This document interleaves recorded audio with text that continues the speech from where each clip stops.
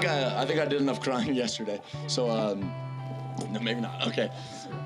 There are so many people here that share the same love of this ball and net, right? It's come a long way. And to have seen it advance the way it has over the last decade, it's something special to me. And the fact that you guys see that same value in this sport that we are growing, that each and every one of you are part of, is absolutely special.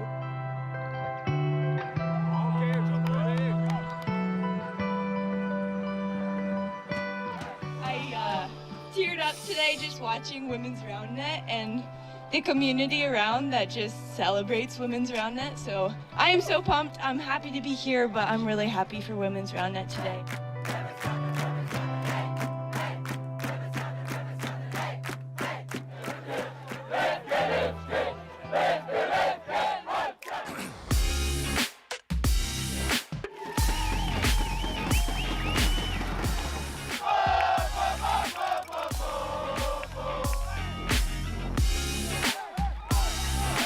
Like the rest of these guys, we get to practice with the best, we get to compete with the best, prepare each other for moments like this. I think that's why we're able to do it.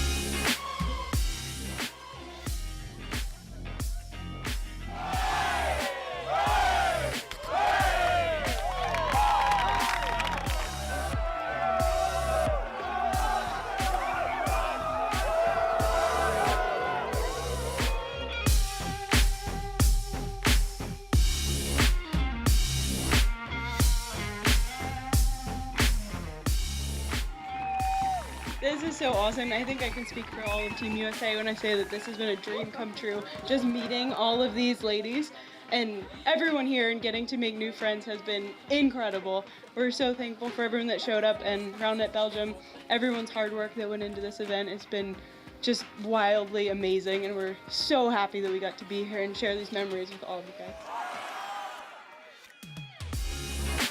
Hello everyone and welcome to the final day here at the Spikeball Roundnet World Championship. We are stoked to be bringing you the action from the men and women's squad finals.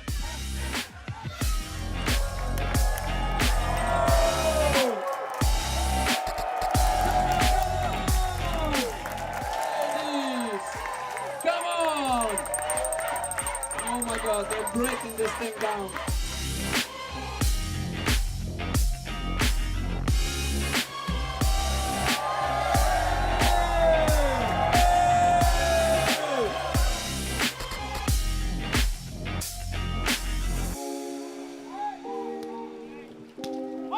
We fought, boys. We did this thing. We're going home champions, and we look forward to the next one. And you guys are going to bring it. We know you are.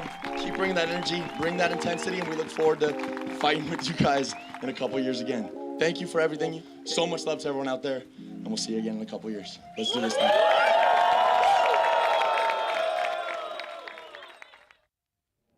Over 600 players from 34 countries have come together this week for the second ever Roundnet World Championship.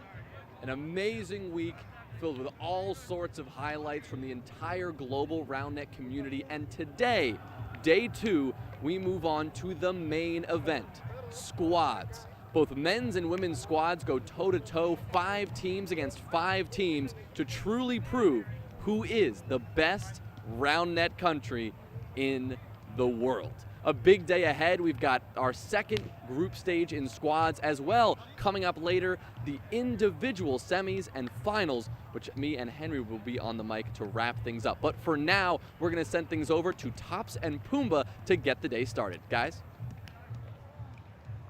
Ladies and gentlemen, welcome. Thank you, Jonah, for your introduction. We have beautiful weather with Amazing beautiful weather. people. And Thank you with very that, much. I mean you, Pumbaa. Thank you so much for being here. My name's Tops Roundnet, and we're gonna have a very, Yeah. we're gonna have a very good game. We are. And the start of today is a little bit late, not gonna lie. It is but a little bit behind schedule, but this is Roundnet. this is Roundnet, and we prepared some treats for you. Yes, We're gonna see them great stuff between games. So we make sure to today everything works out. So be patient with us. Thank you so much for following along and look at this out there. We're gonna have a great game. We're gonna have the #1 seed as first here. Scott Beeks, the man, the legend, the myth, and Mark Elborn, the man, the myth, against and the legend against the Swiss team #1 here, and it's Merlin and his partner Felix Ramon that we saw already in mixed. Played with Laura Kunstmann and also very, very strong player. So we're just preparing here the last steps of today. I'm gonna open up now chat and I'm gonna look at your beautiful faces and your beautiful messages that of course will be positive overall. I'm very sure about it. Yeah, so exciting to have the GB squad here in the first in the first match of the second stage of pool play on the home turf. Now in our Seed 1 game with Scott Beeks and Mark versus the Swiss boys, Scott has already played Felix yesterday, and Felix actually beat him in the quarterfinals for the mixed individual event, and they did win. Was it quarterfinals? Yeah. Yep, in the quarterfinals. So, GB. Yeah, Scott looking to get a bit of revenge, and get his way back at Felix, but let's see how it goes. I like also how like Scott taking the time now, giving Mark a little clinic, a free clinic, you know, free piece of advice, just putting in on game, just telling him, hey, Ramon is playing this and playing that, and now they really focus on trying to provide the best information. I mean, Scott knows Felix, he knows how he played yesterday, and you know, you want to take this information and bring it to points. Yeah, no, definitely, and I think Mark and Mark and Scott, sorry, did end up playing in Switzerland. But yeah, did end up playing in Switzerland earlier this year in ETS Bern. Maybe not doing as well as they'd like, so they'd like to have some more luck today against the Swiss, more luck than they had in Switzerland. And yeah, very, very excited. You know, I've been hanging out with a lot of these boys, doing the media for them, and they're just a great bunch of people, and we've got some good games for you. And some interesting facts about each person, because they have let me know a few things about themselves, and I said, you know, if we're ever on stream, I will say them, so... Yeah, I have a great fun fact about Cedric, because I asked him before, hey, do you have a fun fact before the stream? And he said yes. Do you know that all camels are not dromedaries, but dromedaries, like all dromedaries are camels? And I said, like, I listened to him, and then I looked at him, and he said, oh, you wanted to have a fun fact about me? And I was like, obviously. I'm preparing the stream here, get everything together, and you talk about dromedaries? Yeah, I don't even know what that, like, yeah. It's also very possible that it's a German word, and I'm just, you know, confusing I'm not exactly sure what a dromedaries is. Yeah, so very soon we will be starting off with Court 1, featuring the #1 seeds from both the Great British team and the Swiss team. To be honest, is it great, though? Britain? To be fair, I think... You know, we've got a lot of answering to do. No, it's a lot. It's average Britain. Average Britain. I'm going to go with GB for the rest of the... They are right here preparing everything. Ramon is looking strong. They are checking for balls. And I will be... Here we go. Live, ladies and gentlemen. Look at those beautiful people out there. We have the men's squad. And that is just lovely. Yeah. Scott Beeks, you know him. Maybe afterwards you get some signatures from him. I mean, no, Scott definitely an influential individual in the Roundnet community, mainly through his coaching. Delivered a coaching clinic on Wednesday before World started. Wow, that was huge. That was huge. Very big clinic, the biggest he's ever done, and let's see how much of that he implements in his own game. Oh, beautiful set. I think there were about 120 people actually. 120, yeah. Yeah, that's massive, and also good to see that his work is really, you know, taking off. People recognize him, people seek him for information, and I think he's a great teacher out there, great coach. Yeah, no, definitely. He's very good at sort of instilling it down to more pure principles, focusing his coaching around that. taking pretty complex round net concepts and then really making sure that he gets them across in a really clear, concise way, and really helping a lot of players all over the world. And I think a lot of pro players now, do say that, you know, if they had someone like Scott when they first started playing, they'd probably have got to the position they're in right now much quicker. So now it's enough praising for Scott, because I'm close friends with him, and so I say I hope he loses. Yeah. No, I wish him all the best, but we're gonna see the German team. The Swiss team is very strong. Ramon Felix, extreme strong player. Merlin is also okay. Talked to him yesterday. He feels good. And he's like, Merlin is one of the greatest guys out there, because he's super fun. He's a super chill dude. Yeah. And if you have the chance to chill with him on a tournament, you should definitely do. He has some great stories. A very, very fun character. But now it's all about Roundnet. And now on our first stream of the day, we kick things off with Team GB versus Switzerland. And here we go in the men's division. Switzerland opting to serve first. By the way, we have here the scoreboard for all of the squads, and we have individual scoreboards, so it's going to go later on. And we have very, very entertaining games, and we start off here with the first bank. First point for Mark Elburn here. Yeah, great. Quick pep talk. And let's continue here. Yeah, a nice quick set, and then Mark using his right hand across the body to flick it away. Absolutely, and it goes to 1-0. Beautiful. Who is going to win this match? No bias at all, but Great Britain will take this. Average Britain now, but Great Britain maybe after the game. Britain will take it. Fun fact about the team currently playing, Scott actually currently resides in the US, studying, I think it is, marketing and entrepreneurship. Yeah, entrepreneurship, and is just about to finish his final year there, playing football out there on a scholarship. And Mark, originally from Australia, has then been in the UK for quite some time now as a teacher in London. He also ditched Australia for this World Championships. Yes, he did. This is, I believe, our first look at Mark on stream in the blue, compared to the green and yellow 2 years ago in Belgium when he represented Australia. Yeah, but obviously he lives in London, plays a lot with London people.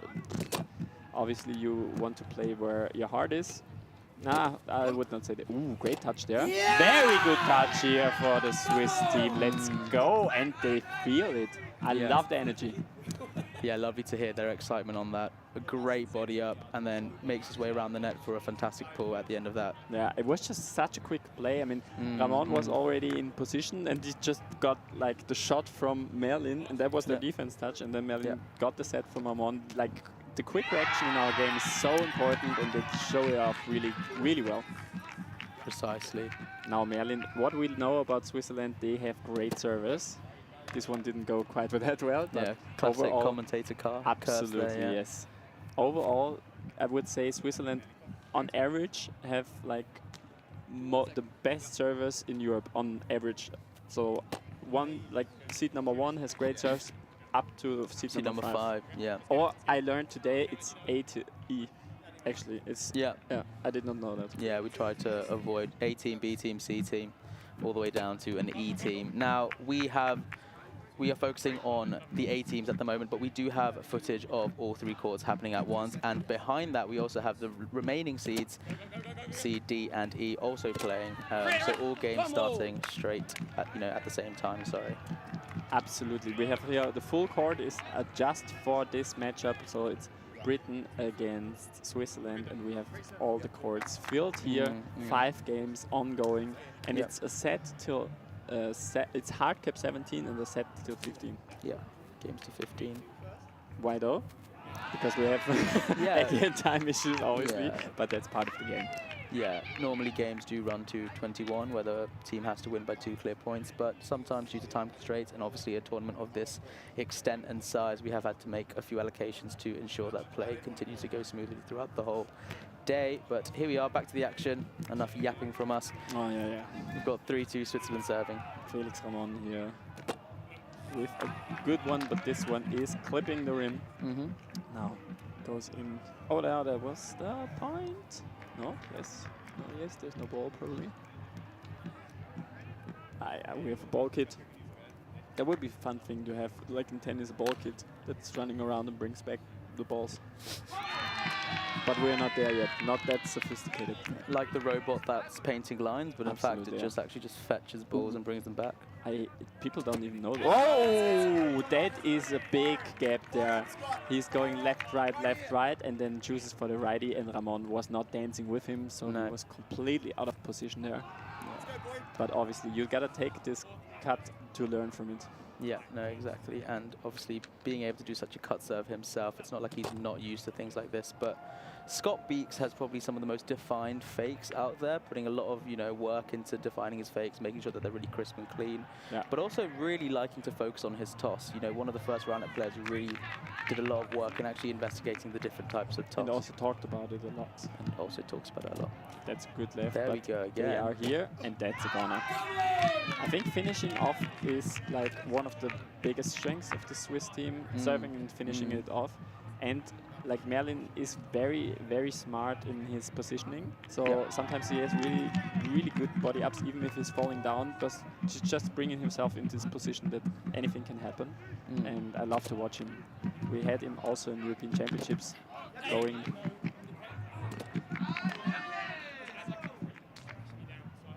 There is a hinder call.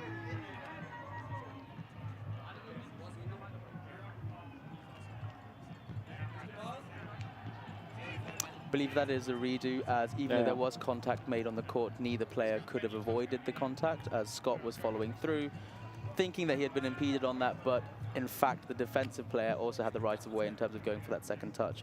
So the play will happen again, they will redo it. 4-4 here. I love also Merlin never takes something seriously, and then when he, like, in such a situation, he probably does a little bit, you know, he tries to pepper it up, but everything with a big smile on his face. Absolutely, absolutely lovely player. Now second save. Ooh, we hear the Swiss crowd in the back. That's beautiful finish. Yeah, and a great serve receive there with the left arm. Serve at the awkward zone, sort of around shoulder height, and Scott's done really well there. Absolutely. A good set from Mark too. Let's see, like last time I played Mark, it was righty cut and jam, but I'm not sure what he's bringing to the table now. Well, he's got those two serves, but really it's his flanger that often gets people, stepping out to the right. Yeah, it cuts gets a little lot bit. Of spin on it, gets a really good angle. May not be the quickest, but if you don't move your feet, you'll be sat on the floor. Yes, yes, yes. Now, he does have a baby reverse now, so it moves a little bit, but it's more of a jam. Yes, but yes. You didn't hear that from me, Mark. But the Fuengo surf is really, I ate it once or twice. Yeah. But yeah, that's a nasty one, because you underestimate how far it goes on the other side. Because normally Fuengo surf are not, depends. Yeah, they don't spin that much. Yeah, if you don't account for it, I think you'll often get burned by it quite a few times and then realize that you just need to move your feet a little faster. Yeah. But that's easy advice, just move a little bit faster. Yeah, just be better. That's just advice that I've failed to take. Don't be average Britain, be Great Britain. This is true. Now, here we have Great Britain up 5-4. Now, we've had a bit of defensive... and there we have it, 5-5. 5-5, and I spoke a little bit too soon. Some great defensive play. Serves are, you know, we've seen a few bangers from each team, and one right there. Oh no, it's now 6-5, I guess. It was 5-5, now we're going in 6-5. It's a little bit, the score is a little bit lacking behind. There is 6-5, yeah. Now Ramon Felix. Ooh, that's a banger, but good serve receive. Settings on point. And that's a beautiful pull by Scotty Beeks out here. Maybe he's teaching those. Yeah, I mean, you could probably already watch a YouTube video on it, actually. Oh, yes. Now, beautiful, beautiful play here. Easy 1-3. Serve receive was on point, high enough that Mark could step in and has enough time for a decent set. And then they look where to set it and put the ball away. Yeah, and Scott setting up now with an RP stance. 6-6 now. The Beeks is on the serve. Ooh, that's a very good serve. But the serve receive was even better. It was cake it and fake it. Yeah, and just as we have got started with this court 1, we are now going to switch over to court 3, where we have our 2-3 seeds playing. Now, on this court, when we'll switch over in due time, there we see also the third seeded match here, and this is Matthias Bermejo and Cedric Vidin. As we go back to the court 1 here. A little score update for you, staying nice and close on court 3. Cedric and Matthias playing against Trevor Cook and Joe Kerridge. Joe Kerridge is a very good friend of mine. What is your? Who would you say is gonna win this game? I would say unbiased, probably GB again. What am I thinking, huh? I think if you look at sort of history and all of that, then yeah. But now as we go back to court 1 and pick up the action again with the 1 seeds. We just now see in a few seconds Mark is already preparing his serve stance. There was a lot of force, but the Swiss guys are not having it. They're just taking it. At the moment it looks like a very even matchup and no pressure too much. We saw, I think, 1 ace by Scott. We saw 1 ace by Ramon. We will see. That's a very even matchup. But obviously it's also this time of the set where anything can change, you know. After 10 points more, normally you find this shift if it's not, you know, too. Yeah, you start to find teams pulling away a little bit. Games are often quite close earlier on, but interestingly, obviously with our games only being to 15, we eliminate sort of that time for teams to warm up a little bit more, get into their rhythm. So really, yeah, anything can happen when it comes to this sort of format. Absolutely. And now we see the second serve here for Ramon. It's a good reverse. They're gonna take this, and that's a beautiful hit. Yeah, and Scott with an absolute whip of a right arm there, falling onto his hip as he hits that. But yes, while Switzerland get a good touch on it, they are unsuccessful in bringing it back to the net. And here we are, 8-8. Scott Beeks back on the serve, and we have a fantastic angle here. Let's see what he brings to the table. We see a lefty cut, righty cut, reverse on the right side, reverse on the left side. I'm not sure about it yet, if he uses it really in tournament settings. But the left can hit different sometimes. A lot of movement, and there we see the left. And that is an incredible serve receive, but Switzerland hits it into the rim, and that's a break for Team GB. Yeah, I think Merlin, you can see also he's indicating he's not super happy with that set. He did not move that far, and I see like they have a lot of capabilities there to just slow the game down. And Merlin was a little bit hectic there. Maybe could have taken a little bit more time, step back, and then set it right in front. But obviously, if the serve hits that far, it's not easy to recover from that. And we see the second one. We see also when Scott is going through with his hit, how much spin he gives the ball with his left hand. I feel like the left hand is his go-to serve at the moment because the lefty cut is striking different. Yes, it's quite spinny indeed. And the score is 9-8. Yep, as it is correctly been updated now. And this is second serve for Scott Beeks. It's a very close game here. See the Beeks and the second serve. Double faults, lot of dancing, but can't bring the ball.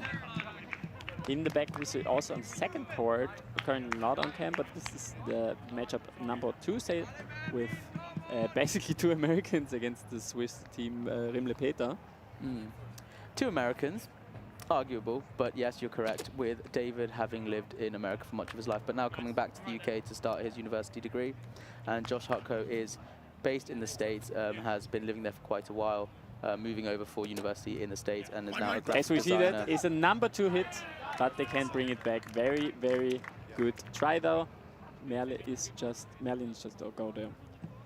And now we're gonna go into the, as we talked about right now, number 2 court. Yes, just in a as moment we see here. probably Mark for the last serve. Yeah, Mark in his stance, goes a lot of force in it. And this, beautiful touch by the team. Yeah, Merlin with a very nice positioning. Love to see that. And then he hits it onto And he hits the rim again, and maybe we are time edging closer to, as we cross the 10 mark. And now we go on to our Group C2 match featuring Josh Hutko and David Rowlands, as we were talking about them earlier. And I believe, is this the correct score? It looks very interesting. 6-12 over there. Number 2 court. Oh, it's 8-12. Okay, 4 points difference. Rimle-Peter with a start strong, but now he was in probably for the first ace. Good serve though. Oh, and that looks very clean. That looks very clean here. Good stuff there. A great reverse from David, coming low onto the left hand of the receiving Swiss player, but he managed to get it back on the net and get the point, and here we are now. Now Emanuel Rimle. Don't kill me if it's incorrect, but I think that's Emanuel. It's on the serve, step out to the left. A little bit dancing. And hits on the 2. There was the touch. Maybe the call talk about hinder. Yeah, they talk about hinder. Yeah, and they really do now. And we are going to briefly touch on court 3, where we currently have Trevor Cook and Joseph Kerridge playing. Trevor Cook, originally from Canada, but having moved to the UK a little over a year ago, and working now in London. Boom. And all right, we have here court 3, and we also see Matthias Bermejo and his partner Cedric Vidin, who played a lot with Laura Kunstmann in mixed as Ice-T or Aloha. They take this, not. Yeah, and Joe Kerridge only started playing Roundnet 2 years ago, so it's an incredible achievement for him to be on the squad now. He has been president of the Roundnet club in his university in Sheffield, and is now continuing on with education in Sheffield in sports psychology. But here we are. Matthias has also not only lived in Germany or Spain, but in Switzerland now. But I think he is originally from Valencia. Yes, and we are now going back to court 2, as we will just see, I think, the last point Switzerland here. probably taking it in our 2-seed matchup. Now, yeah, it was quite one-sided here on the court 2. And is the hard? Yeah, and it seems like they've taken it. It's 15-8, and the Swiss have won their, the seed 2 matchup. So now we still have seed 3 and seed 1 and 4 and 5 still playing, but on stream we still have seed 1 and seed 3. We have still the beauty of this game, the squad competition. Everybody goes here and watches the other game, and that's something that is really, really nice, because you have a lot of atmosphere here. And so we could probably go onto the court number 1, and then you see here Merlin, and in his second serve over here. A lot of people are on the field, looking very, very cool to see so many people spectating the games here. And yeah, the action has finished on C2, and we are going back to court 1 now to catch the end of our seed 1 matchup. Now we go Merlin with the step up to the left here. This one Here goes high, goes to observers, high.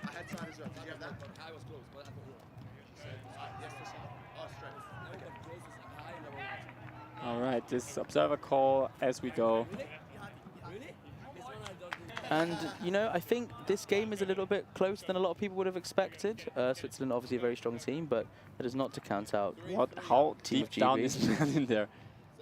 It's a very low serve receive. Oh, no! Okay. A lot of force here by Mark's step in shot. Let's see, second serve. They have 1 point difference here.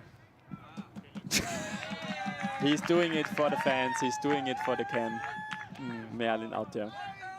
I think it's now 14-13 probably, because Mark was serving from the left, I guess. Yeah, 14-13, we are back on track here. Now, you do have to win by 2 clear points, so if Switzerland win this point, then they come away with the overall victory. But if it goes into 14-14, you will have to win by 2 points until 17, which is our hard cap today. Where are the British fans? We are in their home turf. The British fans, I'm not sure where they are. They are probably following online the action from home, working maybe, or they are probably supporting the women's teams. All right, 14-14.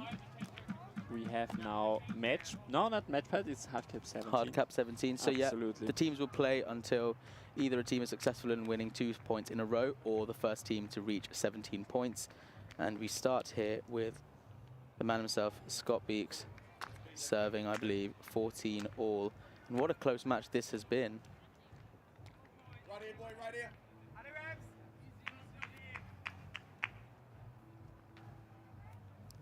Scotty is now preparing everything. He has his rituals before the serve. So kind of a tennis player, but he's like super locked now. Yeah. Dancing. I believe that was a pocket where the ball changed direction due to its proximity, or a rim. I think a rim, yeah.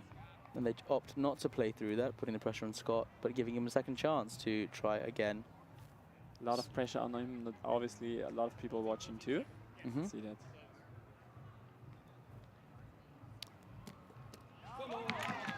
Now they have the chance. Merlin is on the serve. This is the game point for them here.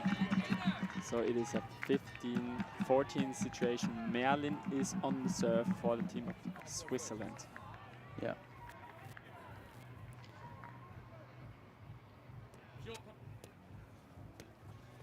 Sorry. That's a good follow through here, and we are even again. 5-5 in the highs. Yeah, 15-0. And now with, either team unable to, get 2 points ahead unless they are at 17. Is that a timeout call? No, they're just talking here on the field. Yeah. Very vocal team to Scott and Mark. I had my troubles with playing against Mark because he was so vocal that I was unfocused. But you get used to it. Yeah. Oh, 5-5. And there's the flango. He steps and... When he took it, at the tape you took it. The tape where you took it's there. It's clean. When you make contact. What? And now some discussion about the legality of the serve. Did it go over the shoulder? Was it high? Now, I believe the rule states that if the ball goes above the shoulder at any point, It's not high, just when you actually. receive it, it's high. But the observers are discussing, and they will see. What? So it is. So because it was falling down, but it was it's high, clean? it came down. And I thought when once it's high, then it's high. But then it's... I have to trust the observer in that case. That is the official. Okay, yeah, I believe I trust you. I was just... So the official rule is after. Okay, chat, educate us, because I have very different information there. Now, we do need to realize that there are different observing rules. There is the IRF set, and there is sort of the USAR set, and I think there's different, or Euro, or different organizational. Yeah, but this should be IRF. But this is 16-15 serving for the match here, and they're going to play this, and here we go. That's beautiful one. It was bullseye set. I had to try and do something. And here we are. This will be the final point of the match, regardless of who wins it. Now we have 16-all. The pressure is on. If he double faults, Great Britain take the one. If he aces, then they win this matchup right here. I'm on the serve, and it's a beautiful serve. It's called onto rim. Okay, easy. He does hit the rim. And here we go. Now Great Britain just need a hold. And statistically, it would be wise to swing again, but some players opt to play defense instead of swinging for a second. It's a tough serve, and that's a very good it's serve. an incredible reverse. Oh, beautiful position in here by Merlin. Tracked down. And they take it. Oh, Scott is doing everything, but still can't make it happen. And that's the Swiss team here. We see emotions on the court. I love to see that. They take it very close. And that was a beautiful game. Yeah. Very beautiful game up there. And what a finish now. And a rally to end it. Amazing. And Scott almost getting one of his famous foot touches. He had a clip that went viral 2 years ago. But here we are now. Against Israel, actually. Against Israel, yes. And here we are now moving on to our final point again of the game 3. That would be crazy if he would again a final touch and then go viral with it. And Great Britain are serving, and the pressure's on them. Choosing to play defense here. And I guess that was also the last point for the Swiss here, taking it 17-16. That is crazy. And now everything breaks. Let it hear. Let it hear them. Yeah. And you can hear how much that means to the Swiss players. And what a close couple of matches, with both the first and third seed matches going to 17-16. And look at that. And perhaps a little bit closer than maybe the Swiss teams were expecting. But Team GB put up an incredible fight. And we cannot wait to see what is coming soon. That was absolutely beautiful. We had 2 games going to hard cap. We had the #1 seed here on the court, and it was a beautiful matchup. And also we saw the last of the fantastic. seed really here. good. But overall, Swiss team looking very strong. I think they have a high value of strong players all over the field. So from seed number 1 to seed number 5, they have very strong average play. And I think that's something that they might use to go very far in this tournament. Yeah. No. I would be inclined to agree with that. But with how it's going, this is actually just the second round of pool play. Now the teams that win the second round, so the best teams that finish, then will end up being able to place in higher seeds during the bracket stage. So different to the individual championship yesterday, where we saw that the second round of pool play really mattered in sort of determining whether you could even fight for that first seed or not. But today, and with this squad tournament, everyone will join the bracket at the end of the day, sort of on Saturday and Sunday. However, depending on which tier of pool you're in, gold, silver or bronze, will determine how high of a seed you can obtain going into that massive open bracket at the end. Absolutely, and this is only the start of this day, and it's very interesting to see. It is very strong to see, like, already Great Britain against Switzerland, and I think they are both like having their qualities. But Switzerland, I say they could be a very favorable pick here, and it sounds very strong. And we have prepared also something, and we're gonna talk directly with our man, the legend, Jonah, interviewing our number 1 seed out there. Here with Ramon and Merlin, who just took down Beeks Elburn, a pretty fantastic team, in a very hotly contested matchup between the two A teams. How you guys feeling? Initial reactions after the win? I feel great. It was a nice match. We had a lot of fun. A lot of receives, I think. We had a lot of serves in the net. And it was very fun to play against them. Very fair players, yes. Saw a lot of crazy touches. You guys diving for stuff. Saw a couple of foot touches you guys tried. Feel good overall how you played?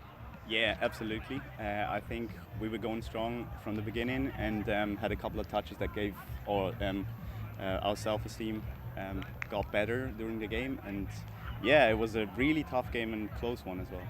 Well, a great win for Switzerland overall. You guys now in the gold groups have a good win under your belt.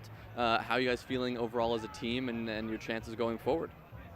I think we feel good. I think we are a little bit the black horse of a lot of nations because not a lot of nations name us in the men's squad.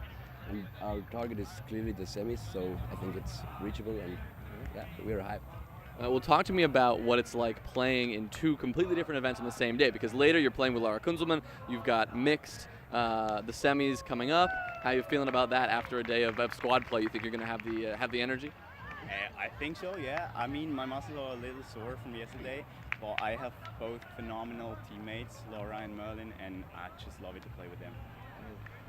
Now I don't know if do you guys watch any Scott Beeks like coaching content or do any of that? Is it interesting playing against somebody that you like seeing online and is so like out there with all this content? Does that change the way you approach it, knowing more about his play style or anything like that, or do you just take it like any other opponent? I'm not watching that much of Finland, but I had 1 or 2 clinics from Scotty, was also in Switzerland, and yeah, it taught me a lot of technical stuff that I'm using, and you can see that he does it too, but in the end I think I learned most of the things during play against them, and I didn't play that much against Scotty till now, so it's like a normal opponent. What about you? Kind of the same. I really adore how he analyzes the game. It's so crazy how he splits up all the different parts, and he's a really good teacher, especially to guys who started playing, I think. But also for pro players. I think he can really, when it comes to like serving styles and tossing styles, I didn't really realize it before, and that's really phenomenal. Yeah. Awesome. Well, looking forward at the rest of the pool and the rest of the day. Anyone you're looking forward to playing against? Anyone you're hoping to go up against? In the end, I love to play against big opponents to learn to adapt to watch how much you can reach against them. But I'm looking forward to any opponent. Yeah, same for me. I'm really looking forward to Canada. Awesome, guys. Well, thank you so much. Congratulations again on the win. And yeah, good luck out there. Amazing. We're going to send things to a quick break, and when we come back, we will continue to get the squad play underway. Don't go anywhere. Welcome everybody, my name is IRF Roundnet and we have some pre-recorded clips for you here. I'm with this beautiful Danish man and we watch here the group stage for the men's squad. And what do you think about your squad so far? How did you go? I think we've performed pretty well so far. We faced off against our best rivalries of Sweden, and they did pretty well. They won 3-2 after 5 very close games, and now we're playing Finland. Also some pretty strong rivalry. Yeah. What do you see now at the game? Is this like a deciding game? No, but this is a pretty good rally. Let's go! Yeah! Let's go! You see the emotions are cooking here. Yeah, we're in front 4-0, but this is a very close game, 5th seed. And Søren and Jakob are just doing great right now. Amazing rally, love it. And what you see is perfectly normal because everybody stops their games. If they won or lost, they go directly to the other teammates and just chant for them. And that's the beauty of the squad competition. And now we're gonna see, it's a very intense matchup here. With the first serve, we're gonna see the second one. How do you think Søren will do it? I think he'll use his left cut with some jam as well. Let's see. Yes, he does. Søren, yes, he's so fast and so big. And that's a beautiful touch there. But the Finns can't close it down. Yeah. Right. So 5-0 against Finland. That's nice. We're happy about that. 5-0. Let's go. Yeah. But they're great players all around. Oh, we are live in there, guys. Yeah. And there we see the beauty of the squad competition. Every match is very specific, and the emotions are real there, and we are directly in there. It's amazing. I love the squad competition. It's a different way of playing because you have so many spectators all the time, and it's so nice to play in front of your friends, and just this team spirit is above and beyond. Yeah. You always have visitors, you always have people chanting, and we have also a lot of families coming up here. So it's a very crowded place. We go through the fields a little bit more, and we will be right back.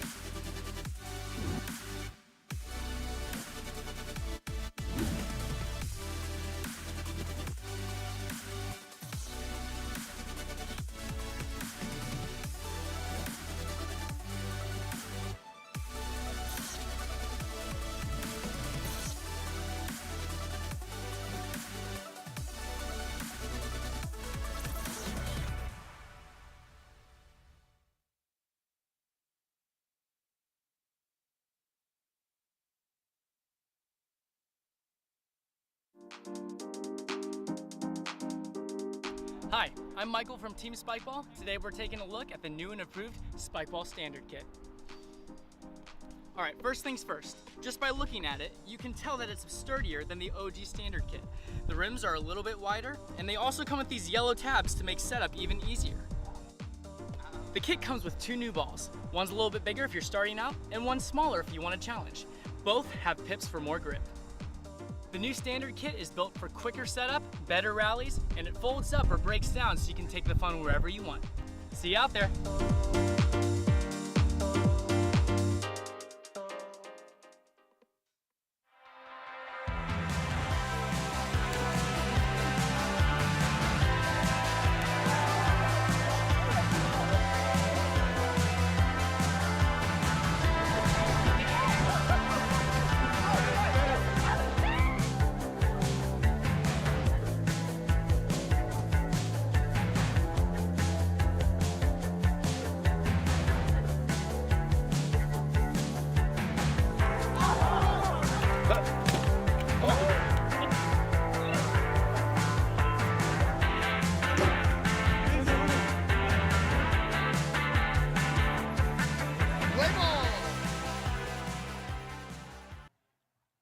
Hello and welcome back to the Roundnet World Championships here in the UK.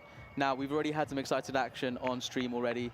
First, starting off with the second round of the group stages, where we saw GB play Switzerland. And so I got to commentate about Great Britain, which was fantastic, being British myself. But now we see Austria on the stream, and Tops here himself, he is Austrian. And so, yeah, what are you excited about? I'm very excited that the girls play out there, and I'm very confident about them. They got the 3rd place in the last squad championships in the women's, and now we're gonna see our #1 team out there, and you know them, you love them. It is Tiramisu from Vienna, and it's Megan Laybourne and Dani Cutlets playing against the Taiwanese team that we now know, because they have a lot of strong players out there too, a lot of serve-heavy games I've saw yet, and we have Chang and Chao. If I butcher those names, I'm very sorry. It's nothing personal, but I have no clue how to pronounce them correctly. We're gonna go into this game. We see a lefty swing here by Chang, and she is now up for the 2nd serve. She's here with Bandana, and on the left, her partner, Chao. I do think she is one of like the most stylish looking Absolutely, I Roundnet love players. it. She looks like a samurai warrior. The sunglasses in combination with this is beautiful.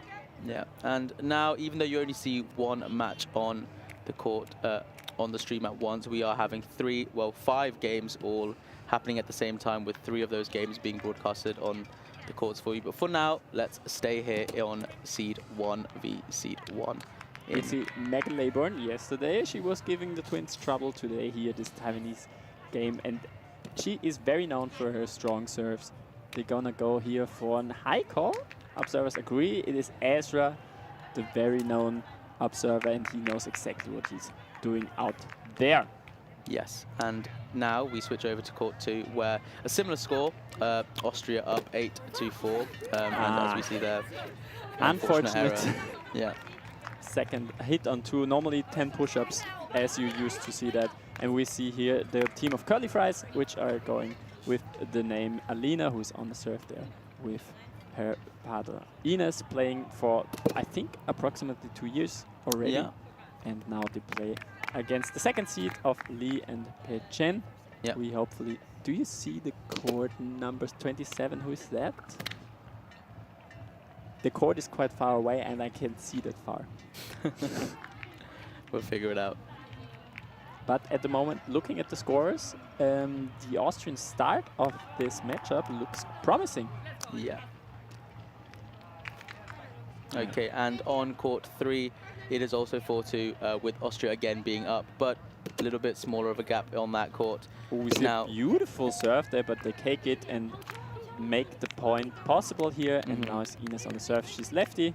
That brings a lot of advantages. Yeah, lots of pressure. I think people are not as used to receiving a lefty unless you obviously live near one.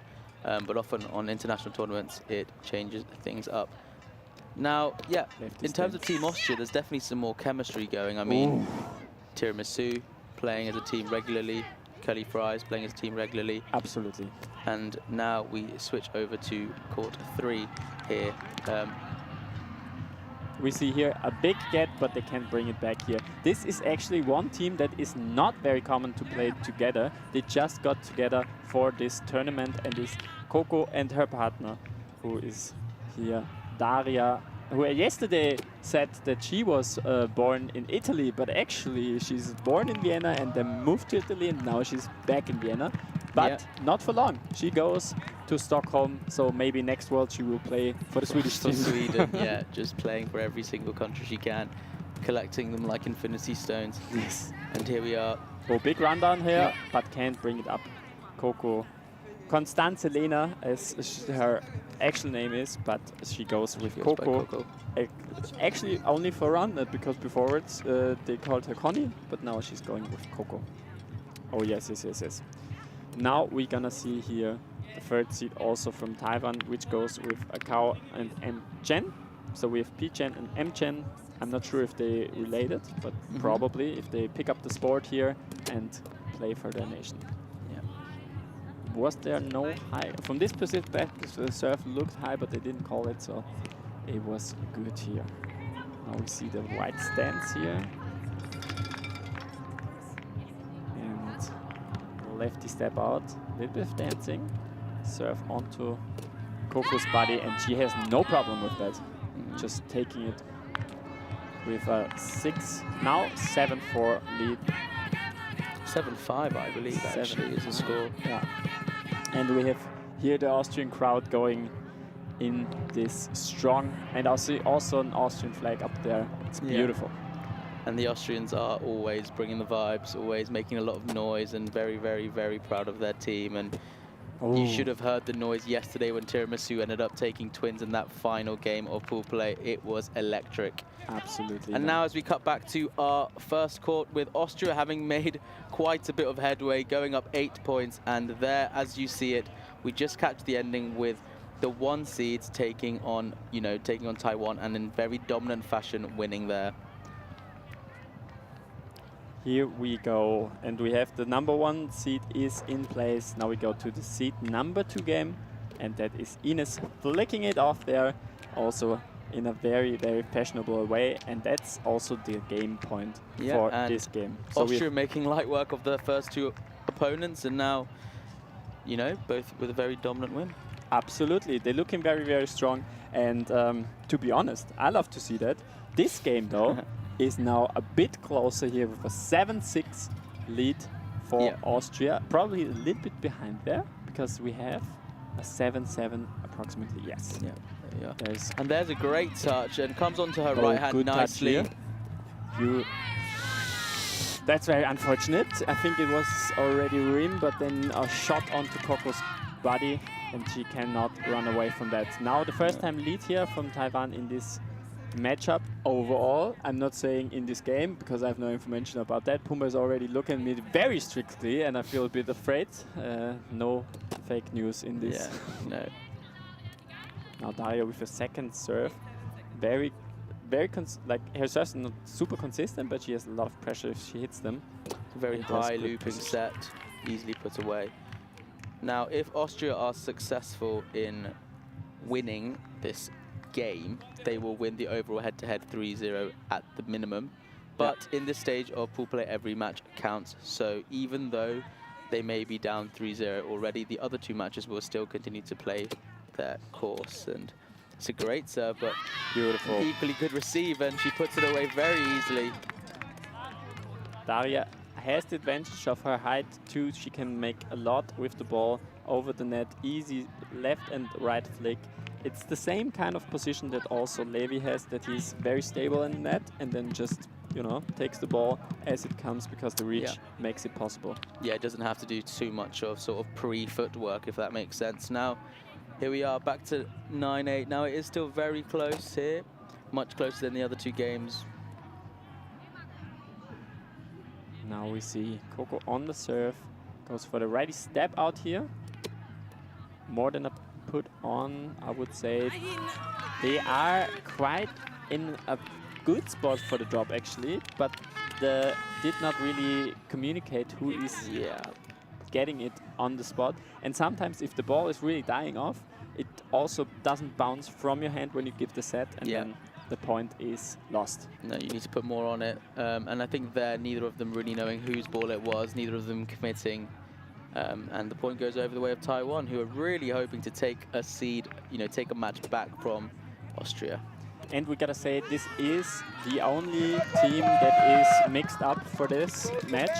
So number 1 seed in Austria is a fixed team. Number 2 seed for Austria is a fixed team. And now we have 3, 4, and 5, and those are teams that got together for Worlds. For the Worlds. And so perhaps team chemistry being the reason that we're seeing some errors and some mistakes here, or just unfortunate setting errors that happen to everyone. But here we see Taiwan taking the lead as we enter our final 5 points. No, it was actually a no-hit zone call on Taiwan, so Austria gets a point. Oh, never mind, reversing the call. Where there was an error, it was preceded by a no-hit zone Coco error. was also not happy about her hit, but then she realized, okay, they got a no-hit zone call before that. Now second serve for Daria, she gets to get a put on serve. Sometimes she's a little bit stressed with her serves. If they don't hit the first time, she gets a bit frustrated with them. But I told her, hey, 70% serves and then go from there. Yeah, sometimes it just takes you getting a few clean serves that just hit the net, and then you can start working your way up, back up to the 100%. But yeah, here we are, 10-11 now. And you need to trust yourself, especially serves are just so much in your head. It's if you have a bad mindset and you're like distracted, the serves won't work. So you need to get back, hey, I hit as good as possible and then work it up from there. No, yeah, definitely. Just focusing on sort of individual parts of your game before putting it all together can be very, very helpful as well. Now, obviously, with Roundnet, it's a lot of sort of finer movements, and it's true. I think if your mental state, if you're feeling a bit angry, a bit frustrated, it can very quickly sort of snowball into an overall worse performance. But brief pause in the gameplay here. They talked about a high call there, and I feel like that is something that is quite reasonable sometimes for Coco. She is receiving it quite far from her body and goes down, and then sometimes it's not fully over your shoulder, and that is unpity there. That's a pity because the observers here is calling it. It's calling it clean, so point for Taiwan, and I think it's 11-11 now. There is the serve receive, setting is on point, and it's beautiful 1-3 here for the team of Austria. And we, the supporters, we love to hear that. Amazing. It's a GEMMA. Yeah. And, I think this is, in my opinion, why I think squad Roundnet is the best form of Roundnet, because the amount of energy you hear in the crowd, the atmosphere that sort of is created by everyone coming to support their seeds is really amazing. Adds a lot. They make this rim call here. Yes, directly take it, beautiful. Taiwan making the best effort to bring it back, but it clips onto the rim, and now it's a good spot for the Austrian team. We have here a 13-11 lead and only 2 points more to achieve for the Austrian team on seed number 3. There is a lefty swing, good set, big swing, and Taiwan still has the chance in here. It's getting close, 12-13 here. They take the time walking back, talking about the game, just getting a little bit of information, just keeping them in the game. Now Taiwan is on the serve. There's the stance. Let's see what she brings to the table. Step out. Ooh, there was pressure on. Set is good. And as we said... Oh, but there's a no-hit zone call. No! Which That's means the point goes the way of Taiwan. Unfortunate. I just wanted to say that it proves my point about Daria with her strength of like the length. Yeah, with her reach, with really her reach that she can bring to the net, and then they jinxed me over there. Yeah, and the score is currently incorrect. It is actually 13 all, but I'm sure that will be corrected in due course. Now the first serve. Another good serve. That's a beautiful push shot. Yeah. They're gonna take it. Now Daria can close this game. Yeah. Let's see what you're doing. And so it is not over just yet. It is now 14-13. Apologies for the incorrect score currently being displayed. Now second serve here for Daria. What do you do here? You swing with all your might, or you No, just put it on? Safe put on. Oh no. They call nothing, and that's the game. 15-13. They get the point. They win this matchup. Austria is looking strong today. Looking strong, and yeah, Tiramisu perhaps injecting some of their energy they got from beating Twins and then doing really well yesterday in the individual tournament, hoping to spread that energy to the rest of their squad. Now, we will get to see our Seed 1 team, in action again today, later on in the afternoon as they play in the semi-final. Yeah. I cannot remember who they are playing against. Who do you mean now? Tiramisu. Are they playing against? I'm not sure actually. Washburn and Alan, I think. Yeah, that's true. Yes. So Tiramisu will be back later on if you liked what you saw, and they will be playing against the US, which should be an absolutely electric game. Absolutely. And yesterday, Alan and Washburn won against the Twins, Yeah. but Tiramisu also won against the Twins. So, so it's going to be a very interesting matchup. The Twin Slayers meeting in the semi-final. All right. Let's Yeah. see the American fans out there making some noise. Yeah, in the chat. This is Pumba. You're going to get his Instagram. I will send it in the chat You're later. going to put it in the chat? No, well. And yeah, what do you think of the performance there from Austria? Now, this isn't the last of Austria we'll see today. They will be back for 2 more games. They will be playing soon. Next, in fact, in the men's division, we will see Austria versus Germany. So that will be very exciting. So, to me, personally, the women's are my secret favorite out of this tournament, obviously. Yeah. And they got to be 3rd place last Worlds. And I have a lot of hopes. I have very high hopes. And I love the team chemistry and how they act with each other. Yeah. It's just such a good vibe, and I wish that this will also achieve a lot of, let's see where it goes, but I wish it achieves also a medal, if not a very shiny one. Yeah. This is very nice. So next on we have a little interview prepared for you, and afterwards we'll be right back with live content, and thank you so much for watching. More games, yep.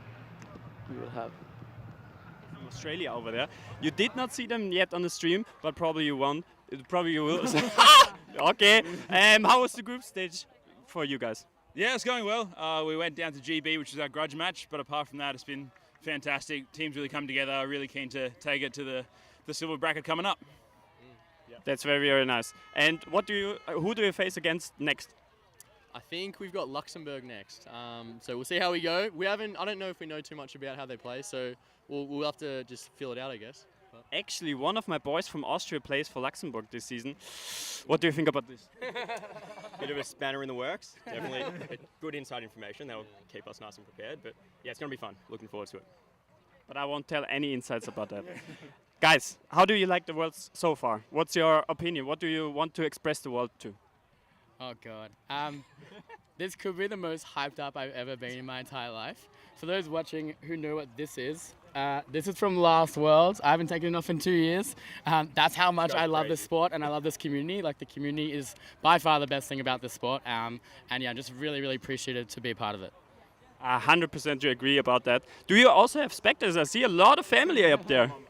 I don't have any family here, but a bunch of these guys do. Parents, cousins, friends, siblings. Yeah. So thanks for coming out, guys. It's awesome. Yeah, big cheer out also to the parents and the friends. We have a lot of spectators here. And guys, what are your goals for the day? Goals for the day, we would love Australia to make quarterfinals. 2 years ago we came tied 9th. We'd love to crack into that top 8. It's going to be close. Yesterday we were one of only 8 countries to have 2 men's in the top 32. And so we're definitely there in terms of the skill level. The GB loss has set us a bit behind, but with some really good play in the further matches, we've got a good shot at taking it to one of the top countries. Very nice. And now I want to have one last thing for you guys. Normally everybody has their chant. What is the Australian way to cheer up the guys? This is our man right here. Okay. We have the right man here. All right, let us hear it. Okay, so what happens is that we get really low. And we get, yeah, exactly. Yeah. I got ACL surgery, so I can't go low, but... That's okay. We've had 4 ACL surgeries between us too. Let's go! Okay, so we go, Australia, tra-la-la-la-la-la, Australia, Tra la la la la la la. Australia. Tra la la la la la la. Australia. Tra la la la la la la. Australia. Tra la la la la la la. Rest in peace, headphone users, but.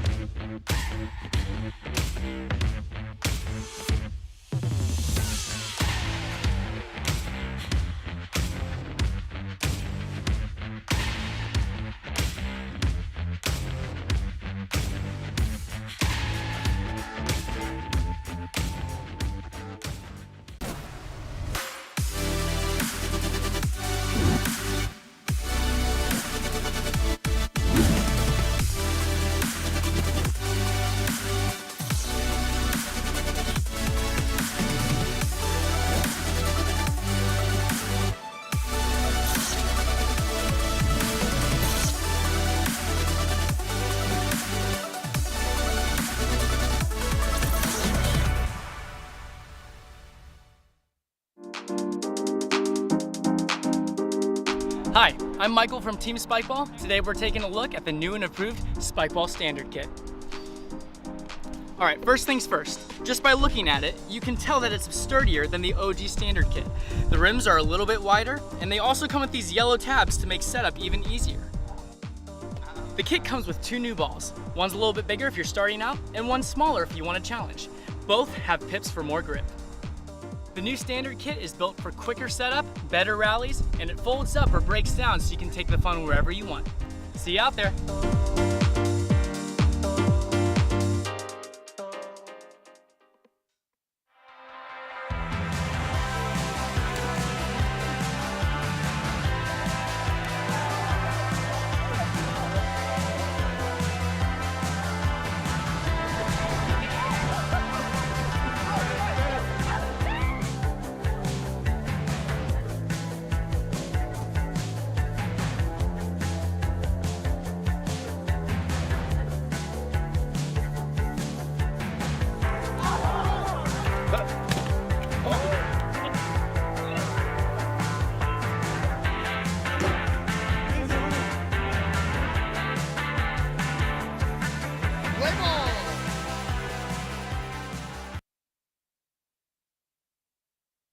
From streamer to be fan reporter really quick. I have a beautiful crowd over here. And for which team are you chanting? Team GB. And yeah, obviously.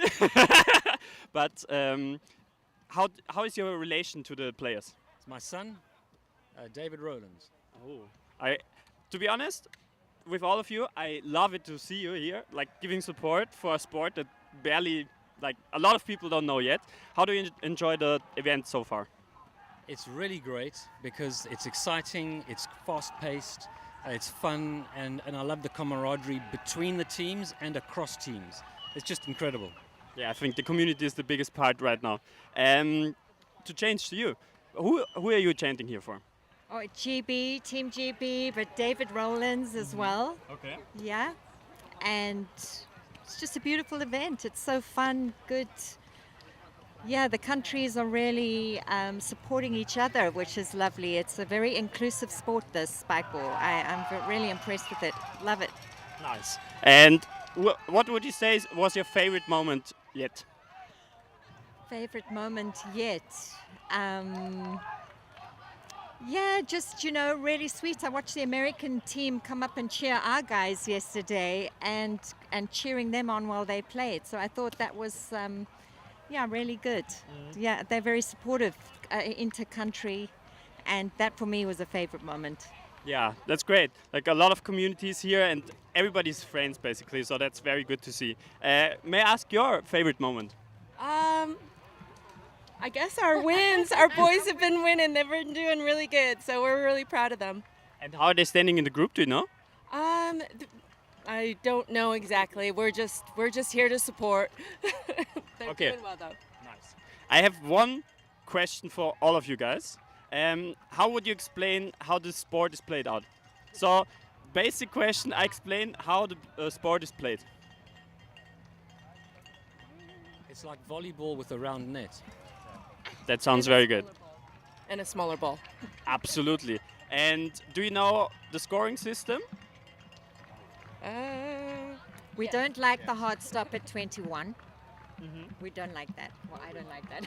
No, I'm playing. We do know the scoring system. Yes. That's a perfect answer there. I think we can. Yeah. All right. Thank you so much for being here. Thank you so much for supporting the sport overall. And I find it great that you're here for the boys and girls. And I say thank you to you. And I say back to the stream. Ladies and gentlemen, welcome back to this live coverage of the Roundnet World Championships here in the UK. Today, I'm Pumba and I'm joined by Tops Roundnet, and we are about to head into the action of the men's squads division, between Austria and Germany. Yeah, it's a classic matchup, and I'm very happy. It's happened to be that this back-to-back Austria. I don't know how that happened. I am Austrian, but that has nothing to do with anything here. But obviously, of the timing, we had some back and forth. And we give you the Germans out there. I know that there are a lot of Germans here, and they love to see that. And what do we see here in the field? That's a classic combination of the last few years, not this year particularly, but that's Eisenträger Sima against RCG Powerline. Starting off, Nelson here with the serve and Benny with the kill. And we love those boys. We love them. And this is a match of the ages. This is perhaps one of the sort of biggest European rivalries in terms of history-wise. Now, Eisenträger Sima have taken the edge now over RCG Powerline, but back in the day, I think Euros 2 years ago. Was it Euros 2 years ago? Yeah, there was this case where they... Austria won. Benny and Nelson beat Eisenträger Sima in the semi-final, correct? Yeah, I'm not sure. I got corrected by Benny. I can't really remember. It could be also the Purcombia, when Eisenträger Sima played against Purcombia and Lucas got injured in that game, and then Purcombia played against RCG Powerline, so they get 1, 2, 3, something like that. It might have been, but yes, there's definitely certainly a lot of history between these teams, and they are very, very used to playing each other. You know, probably playing about twice a month during the season, you know, or more if that. And just to explain again, we do have, you know, this is the squads event where we have 5 teams going head to head from, you know, seed A down to E. Now, on the court, at the moment, we are seeing Seed A versus Seed A, so the 2 strongest combinations from both Germany and Austria. And what a tournament it's been for the combination of Eisenträger Sima already. If you didn't see anything from yesterday, go watch Rogue against Eisenträger Sima. It was amazing, and a big stand-up for the European Roundnet. Yeah. And I was, completely in there. It was just one hell of a match, and I think a lot of people saw. It was amazing, yeah. And there's a strong narrative of sort of USA and North America versus the rest of the world. And for the beautiful Europeans, finish here, as we see that one. Sorry for interrupting, but this is just it was a beautiful finish indeed. And a good serve receive here. Nelson a little bit struggling with his feet, but he takes it. And on the other court, we see some also very known players. It's Willy Wonka against the Nerds in Disguise. So Willy Wonka, the German team that everybody speaks about. And the guy who we're speaking about is on the serve, or was on the serve. Yeah. It is Rasmus playing with his partner Emil. And now the guy from us that everybody talks about is Stefan. He's crazy with his serves. Yeah. As we see that. There you go. Goes with a lefty ace. And you never want to receive Stefan if he's in a good mood. It sucks. Yeah. He has the potential to just, I mean, a lot of people do, but he specifically, when his serves are on, it just feels suffocating. There is nothing you can do against it. And I'm one of the few, you know, I've never had to receive, I'm not one of the few, I'm one of the many who have never had to receive a serves. Yeah. But, you know, if I did, I'm sure I'd probably retire the next day. So, here we are, 1-1 now. It is also very, there's another one. No, probably rim. But what I wanted to say to Stefan serve, he can completely go around the ball and spins it really in the perfect corkscrew spin. And if you have a slow motion of him, you see how much contact he makes with the ball and really goes through all of it. Yeah, really, really. Oh, but there's left and right aces. This one here from Emil goes with this beautiful stance and takes it with his left. Yeah, and if you haven't heard of the combination that we're seeing currently, who normally play as Emil and Rasmus, who normally play as Willy Wonka, you should definitely look up their Instagram, where you will see they do magic with the ball. The amount of spin they apply, all of the above, it just looks absolutely unbelievable. And the content on the Instagram page is fire. It's their best thing. Yeah, it's the best of the best. They are meme boys and also very, very entertaining players. It's just very good. It's like if Pear is my #1 content creator, player-wise, and then it's Willy Wonka. Yeah, I mean, the magic Pear makes with his edits is just so funny. Now, this one is hiding, not gonna take it. Could have thought about it because it was easy to receive. Oh, sorry, it was the second serve. Now we have this 2-2, 3-2 probably now. Dave Hindra on the serve. Did you see what they did there? They were getting ready because they had the touch, but they were not moving that fast. So they thought they're not gonna play it. But Dave and Stefan know that this could be tactic too, because they do it all the time. They have very sloppy receive, you know, they're walking up and then hit it on 2 or just play it through. They pretend they're not going to play it. They don't make a call. They are perfectly in the rules. And that's just beautiful. That's a very, very interesting start here for serve-wise from Rasmus. Goes for the second here. Goes for his stance. Lot of knee movement. He gets really low because the ball is also jumping not that high from him, and he's such a casual stance, but you know, he fulfills the service in a great manner. Now a little bit of dancing from Stefan. First goes to rim. You hear also a lot of chanting from David. David is, I think, the best partner for Stefan at the moment, because he very high energy player. Exactly. And he brings his mindset through. And it's very important for Stefan. Sometimes he goes down the rabbit hole and doesn't get out of it. And gets in his own head a little bit. Exactly. And that's the only thing that could break him. You know? Definitely. Really good stuff. Now, you know, as we sort of move on to court 3, as this is 2 countries playing against each other who have lots and lots of depth. Again, very, very strong teams on all 3 courts. In fact, off camera, we have Jonathan Harder, one of the best servers in the game ever, or at the moment definitely, playing on the 4th seed matchup. So just absolutely stacked rosters. But here we join the seed 3 matchup with an incredible hit there from the Austrian team. We see here on the field is Tom Enard and his partner Gabriel Stoisser. Gabriel, I think, one of the most upcoming players that we have in Austria at this point. Tom is currently, again, playing for the national team for Austria. He played already for the French team, but he joined us and said, hey, I'm going to be playing for Austria. And we love him, and he's a fixed part of the team. They're playing against Rainbow Warriors, which is Barbie Baus or Fabi Klaus, and playing with Joscha Lauterbach. They are also a fixed team, and I feel like they played way more tournaments this season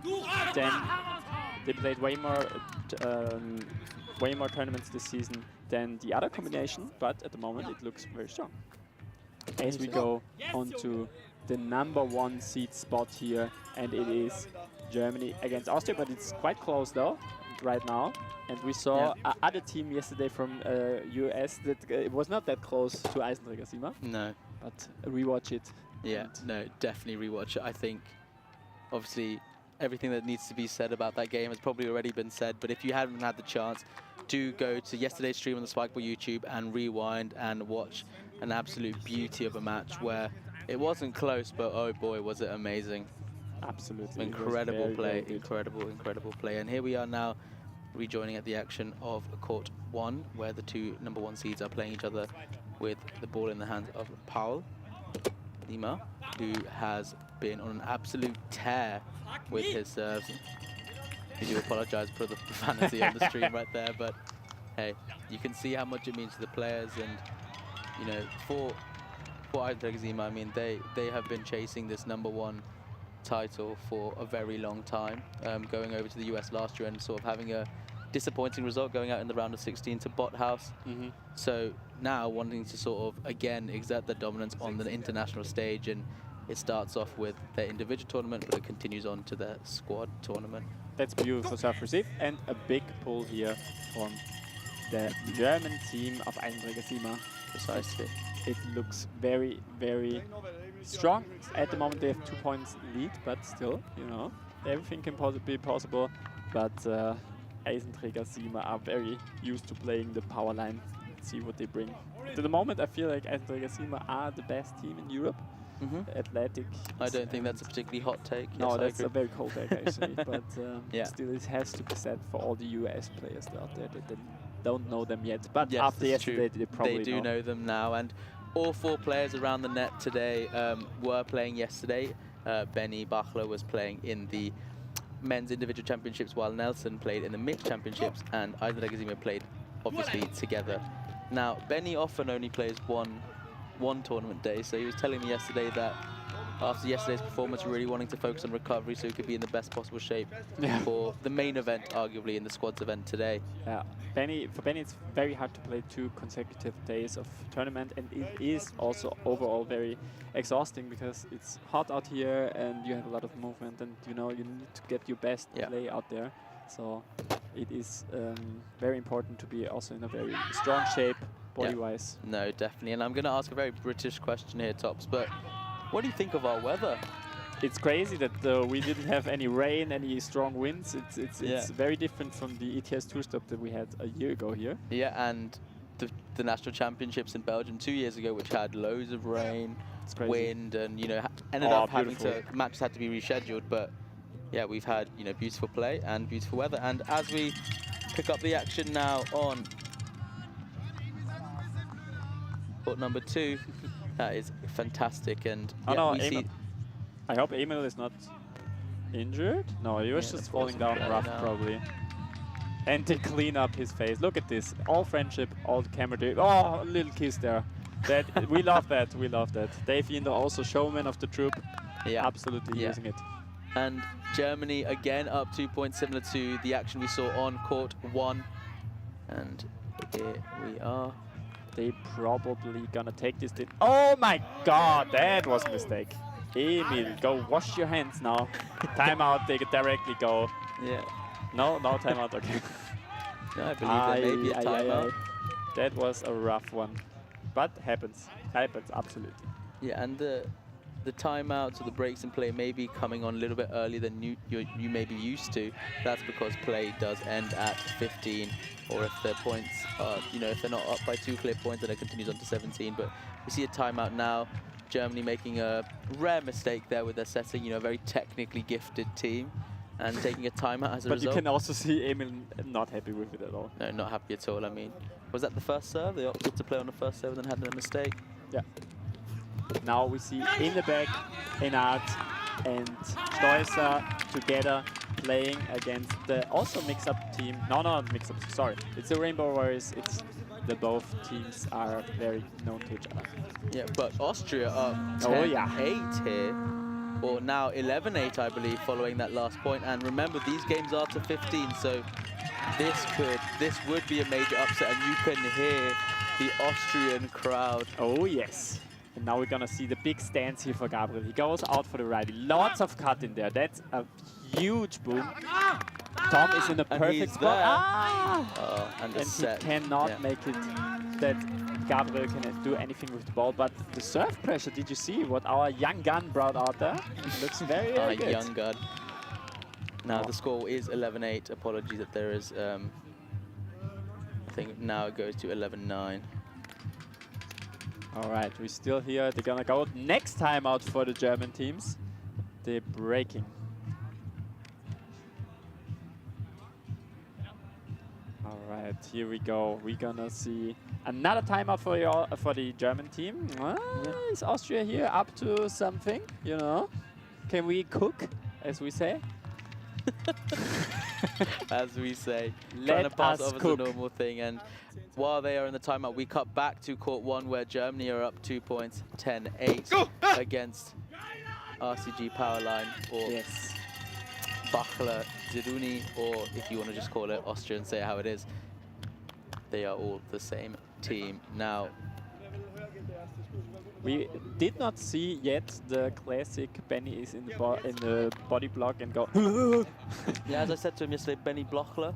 Oh. No one's ever heard of that. Apparently, I thought it was just there for the taking, but another good one. Yeah, just another Air Bear. It's another popular name for Benny, isn't it? Absolutely. Now we're gonna go into this second serve here. We're gonna wait here for the perfect ball.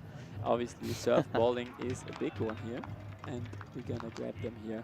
Another nice one, and see what they bring to the table. And it's again Lukas Eisenträger, formerly known as the strongest individual German player. I would say now it's Paul Siemer, but they're both adding up to no good, as we would say. Yeah. Now let's see, he's dancing. Double faults, he's not happy with himself. You could hear it in German. Still, they have 2 points here. It's nice having someone like you on the stream who can translate all the German and Austrian profanities. I'm the snitch here. That's a beautiful hit. 1, 2, 3. Yeah, and he opens up his left wrist very nicely and pushes it a little bit so it goes past Nelson's right arm there. Excellent shot from Germany there. All right, let's see. And there we have now the best player probably from Europe at the moment, Paul Siemer. Yeah, and casually up. And the way his reverse was looking yesterday, and I don't think the stream does it justice as to how fast it comes off the net. There is often people when they develop a reverse cut to begin with, it's a little bit slower. It's a lot slower than their cut. So as they get used to the motion required from your hand, but as with all excellent players, but particularly Paul's serve yesterday was looking particularly dangerous, coming off the net at incredibly high speeds, and proving to be a massive issue for the team of Rogue, Marino and Hamilton, who are known to be the strongest servers in the world themselves. So it was an incredible turn of events. And now we see the badge taking over the point here. Back to the action. 10, 12, and then we go here into this serve. Goes for the dance. Oh, a new stance. Not used to that. And they take and cake it. But we saw the go, go, go. Yeah, the go, go. That is the trademark, isn't it? Now, we should make t-shirts about the go, go, go. Love that. But Benny is absolutely a high player.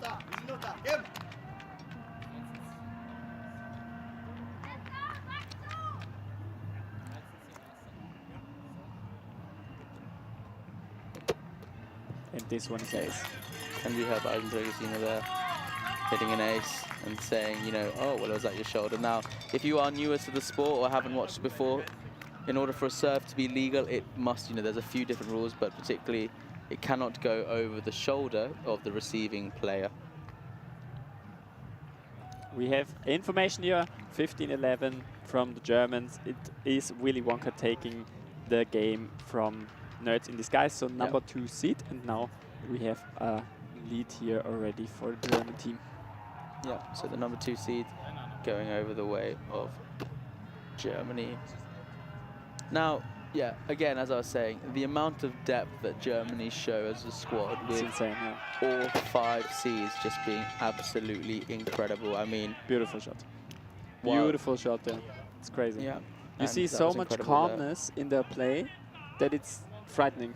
They're just easy, easy, easy, boom. Yeah, ball is they away. are just so chilled out, aren't they? And I think even if you meet them, they are just the most chilled dudes ever. Absolutely, yeah. And now we cut back to the opposite scoreline, 14-11, with Austria potentially taking the 3rd seed matchup here with Gabriel about to serve. And if he gets an ace here, that is it. And he doesn't. I believe it hits the side pocket, and that was probably double fault, or is he getting that position? But that looks very promising. Fabi is now playing against Gabriel here in the serve receive. And we're gonna go here through. I'm gonna go for commentary, but not here. Bumba, I'm gonna give it to you. And while Tops goes away for a little bit to prepare for an interview, we will keep up with the action here with Fabi serving for the game here. And now the pressure is on with a fault on his first serve. Now remember, these games are ending at 15 due to time and scheduling. And so if Fabian misses this serve, then the 3 seed matchup goes over the way of Austria, and he goes for a backhand, and it is good. But there we have it, Austria taking the 3rd seed matchup, and as this is in the 2nd stage of the group stages still, then that means a lot in terms of point differential, in terms of determining their bracket overall. No, that was excellent, excellent stuff. And I believe also in court 1 we have Eisendrager beating Bachler Zeruni. So far on stream, it seems like Germany have, showed their dominance so far, taking 2 out of the 3 seeds that were broadcasted on the show. I'm not aware of what has been done in the other matches, but we are good to switch over to one of our favorite players, Benny Bachler, who is with Tops Roundnet on the field at the moment. We are here with a fan favorite, obviously. I would say the European fan favorite. It is Benny Bachler. Benny, how are you feeling? I'm feeling exhausted. It's the 2nd day, of course. I mean, I feel exhausted on the 1st day as well, but yeah. It's very nice. It's great to be here. It's very overwhelming. Like all the people, new people, old people that you see again. It's just very overwhelming, but so great at the same time. It's crazy, but yeah, I really love it. Benny, thank you. Let's start off things. How was your match against Eisendrager? It was quick. 1 set to 15 is not that long. I think we started off quite well with some receives and some good sets. But yeah, as the match went on, yeah, it was a lot of good serves from them, and it's quick, and they are such a good team, and they also have the things that we are doing good, they are doing good as well, but they also serve very, very well. So it's a hard thing for us, and we really have to get the momentum, and we didn't catch it here, and so they deserve to win, and yeah. So Benny, you're one of the OGs out here in Europe, I would say. You were already winner of the 2019 European Championships, and then the 2nd one, which was delayed. And you have a lot of knowledge, you have a lot of experience out here. How would you describe like this event compared to the past? Like, what do you think? Like, how is the sport achieving in your eyes? I think the level is rising like crazy. Like so many people from all over the world, especially like now compared to Worlds 2 years ago. Now you have people from all over the world, not Europe and US or Canada, and they are already so good. They are already like played a lot, and you see like the sport is developing all over the world, and it's such a great thing. And I had my first game yesterday, individual, and I lost against 2 guys from Japan. And of course, I didn't like it, but also it's so nice. It's just a great thing that happens like that, and I hope it will continue like that.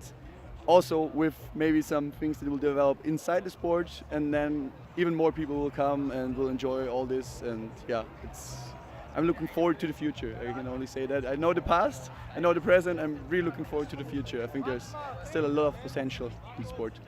If you didn't like this man before, you now do, and that's the reason why we got him here. Absolute fan favorite, really sympathetic guy. I really appreciate you. Thank you so much for the interview. I think we will next have Willy Wonka, also fan favorite. We have fan favorite after fan favorite doing this. Thank you so much, Benny, and good luck for the next stage. Thank you very much, and see you. All right, ladies and gentlemen, we have the legends, Willy Wonka. Very known for their Instagram content, very known for their diss tracks that's coming out soonish, I think, and also for the serves. Rasmus, I take you first. How was the game? The game was pretty close actually. We played them yesterday, and they had a bad game yesterday, so it was not that close. But today, I mean, I didn't hit that many serves at first, and they hit some serves. I mean, Stefan Hanschmann, one of the best servers around. But after a few points, we could like do a few breaks. I hit a few serves, and then the game was without that much pressure, and then it was easier to play. Rasmus, as you say, I hit a few serves. What, like, for me, a few serves, it's probably 2-3 good serves. How many was it for you in that game? I don't know, I think it was like a little bit above average. I think I had a good serve game. I made some double faults, but yeah, I think it was a decent serve game. So like 6 or 7 aces in the game is like a good serve game for me. That's exactly what we expected. Okay, we hear in the background already the people jumped in. We need just 1 more minute, and we're gonna go to Emil. Emil, how was the game for you? Hello, Tops. Nice to meet you. I forgot that. I actually have the game was great. I don't know. There it is. I think it was a really nice game. Actually, we had some touches, a bit too much double faults. I really like Stefan and Dave, which makes me always really happy to play against them. And I always have the smile when I stand on the opposite side of each other, and it's like haha. And then he sticks out his tongue, he's like, and it's always a fun game. I'm really happy about this one rally we won, where I put it off the net, and this one was good, but I had a few setting errors, which was cringe. But that's fine. I will put them in the trash. And yeah, that's for me. Thank you, Austria, for the great game. Thank you so much. There are so many people already here for. I'm not sure what. Yeah, okay. Yeah, thank you so much for watching. We leave the players out there. They're already chanting and waiting for them, and we're gonna switch up to Pumba. Okay, some great words there from some of the players that we've already seen on the courts today, and yeah, German dominance all around, except in the third seed, where Austria were successful, in getting a game back. Now, that's been it from me today, as I will be handing over the mic to Jakob Poplar, and he will continue streaming with Tops. But thank you very much, and what we will now see when we come back after the break is USA versus Germany in the women's squad event, which will prove to be an amazing, amazing game. Don't go anywhere. Thank you very much. But now we're going to head to a short break. See you all later.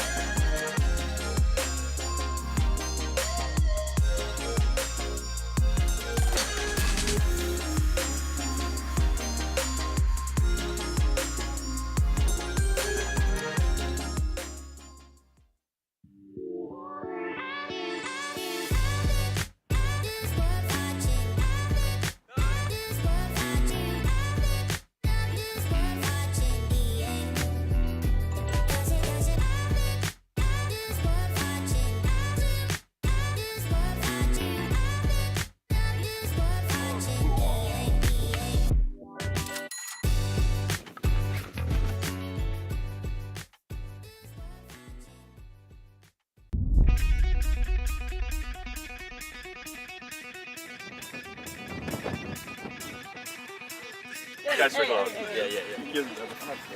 All right. My people. My people. This is where we're going to win right here. C games, B games, let's win. Women's games, let's win. A games, steal us some games. We need those, all right? We are the best school in the nation at Roundnet. Shake off those nerves right now, okay? We're ready for this.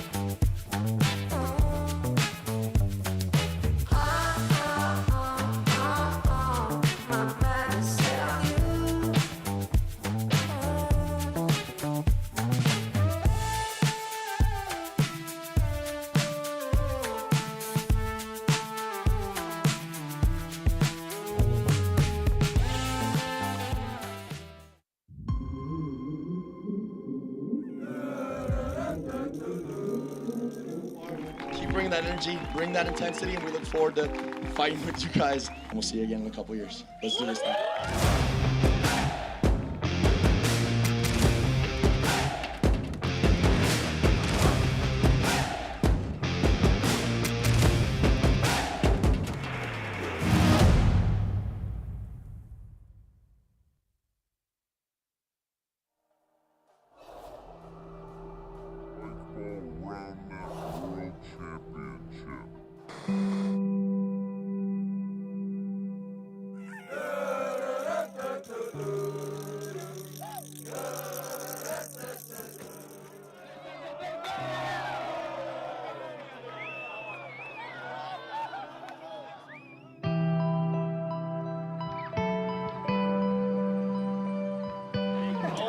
I think I did enough crying yesterday. So, no, maybe not. Okay.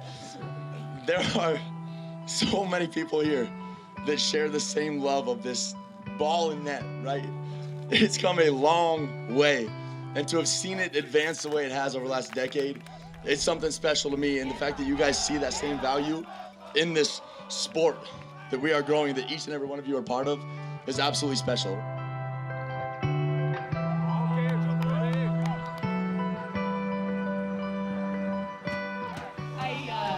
Teared up today just watching women's Roundnet, and the community around that just celebrates Women's Roundnet. So I am so pumped. I'm happy to be here, but I'm really happy for Women's Roundnet today.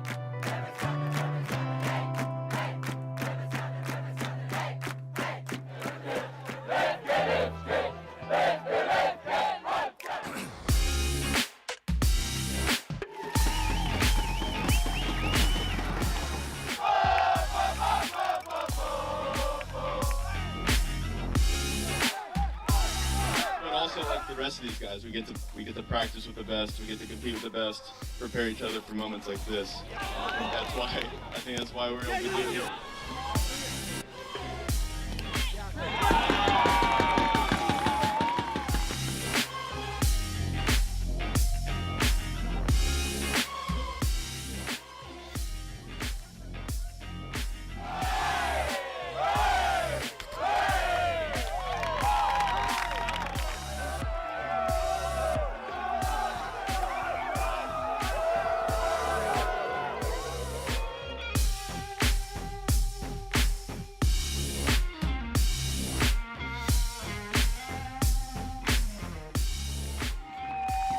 This is so awesome. I think I can speak for all of Team USA when I say that this has been a dream come true. Just meeting all of these ladies and everyone here and getting to make new friends has been incredible.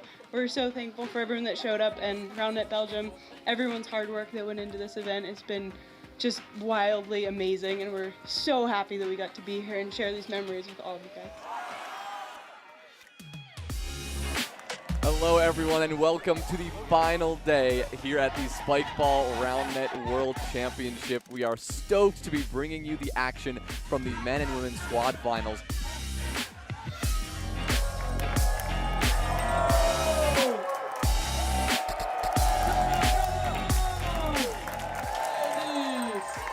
Come on! Oh my God, they're breaking this thing down.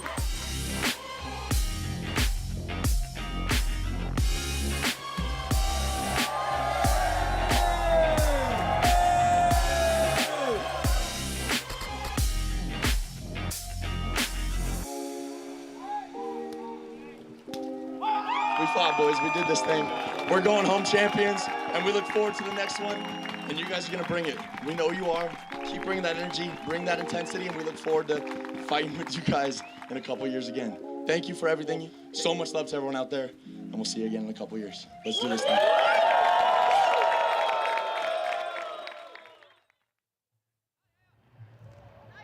Hey there, everyone. Welcome to a little bit of a chill and chat session while I recap the day and what we've got so far.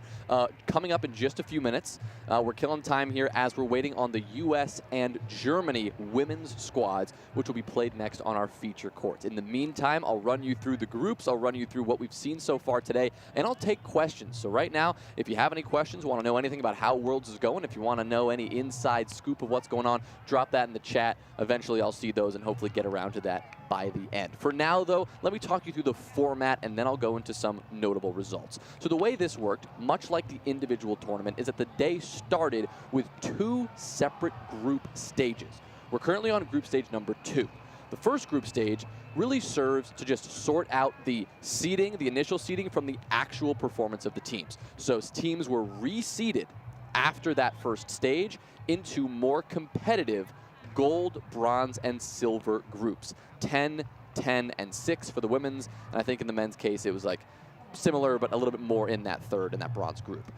We start here in the second round now, in the second phase of groups, where we are finally getting to the seeds that you will have into the bracket. Unlike individual, every single team will make the bracket in both the men's and women's squads. Individual, it was just top 8 to get through that quickly, really get down to the nitty-gritty with who is the best of the best. But in the squads, everyone has a chance to make some sort of Cinderella story happen. However, because they were already parsed into gold, silver, and bronze groups, those gold teams, in this case, in the women's, for example, there are 10 teams in 2 pools in the gold pools. They will be allocated the top 10 seeds in the bracket, and so on and so forth. The silver will get the next 10. The bronze, in the women's case, there are 26 teams. The bronze will get the next 6 seeds. Okay, so that's generally how the format works. When you dive into bracket, it works just like a traditional bracket. Games will be played best of 3s all the way through until the very end. That's the format. As far as results today, we've seen some pretty expected results as far as the top squads are concerned, but we're watching out for some of these dark horse teams, the more Cinderella stories. We've seen some good performances, but maybe not everything we wish to see. And the women's side, it's been the U.S. and Canada, unsurprisingly, dominating Group A. The U.S. came out pretty strong, 3-0 so far. I believe they had a bye in that 4th round. They have 4 rounds of total play, so 3-0 so far. Germany, in their game against Canada, this is one we were hoping to get on stream, but we couldn't quite get that in time. A very closely contested match. Canada eventually took the win 3-2, winning the A and B matchups on the hard cap. We're playing games to 15, hard cap 17. It was 17-16 in the A versus A matchup, 17-16 in the B versus B matchup. They also took the C team matchup 15-13, and eventually it was Germany who took those bottom 2 squads. A little more depth there on that squad apparently, but it was Canada who prevailed, which really throws that Group A into a bit of a twist, because instead of a clear 1-2 with US and Germany or US and Canada, it is now US at the top with both Canada and Germany in that 2nd place position, both 2 and 1 respectively. So that will definitely impact how the seeds come out in the overall bracket. In the Group B side of things, it's been France and Austria, the 2 top performers there, both of them undefeated so far. We're still waiting on the result of the France-Switzerland matchup, which was just happening a moment ago, and that result could potentially keep France in that top spot, or we could see Austria leapfrog them at the top. Austria, of course, was the 3rd place finisher in the women's squads 2 years ago at the last World Championship, Germany taking 2nd place. This is why these teams are teams to watch.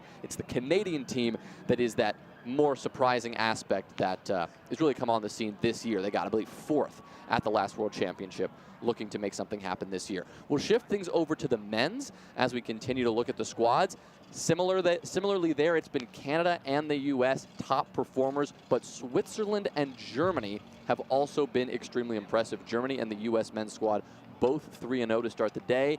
Canada and Switzerland also off to a very hot start. We saw on stream here Switzerland take a very impressive win earlier over Great Britain, but their performance at the rest of these final few rounds, we're still waiting to figure that out. But Canada's been strong, Germany's been strong, and the U.S. have been strong. Canada and the U.S. both being split into different groups is pretty significant, as they are considered by and large the 2 favorite teams. At the last World Championship, they ran into each other only in the finals, barely dropping a single game until that point. They're looking to do the same thing this year, trying to get the 1 and 2 seeds possible if they're able to finish at the top of their group. But Germany is coming for that title, as is Switzerland, so keep an eye on that. We'll continue to bring you these updates throughout the rest of this tournament, of course, and as these next few rounds are progressing. And I'm gonna give that YouTube chat a look to see if you have any questions. I just do need to get this phone unlocked. Tops, can you unlock your phone?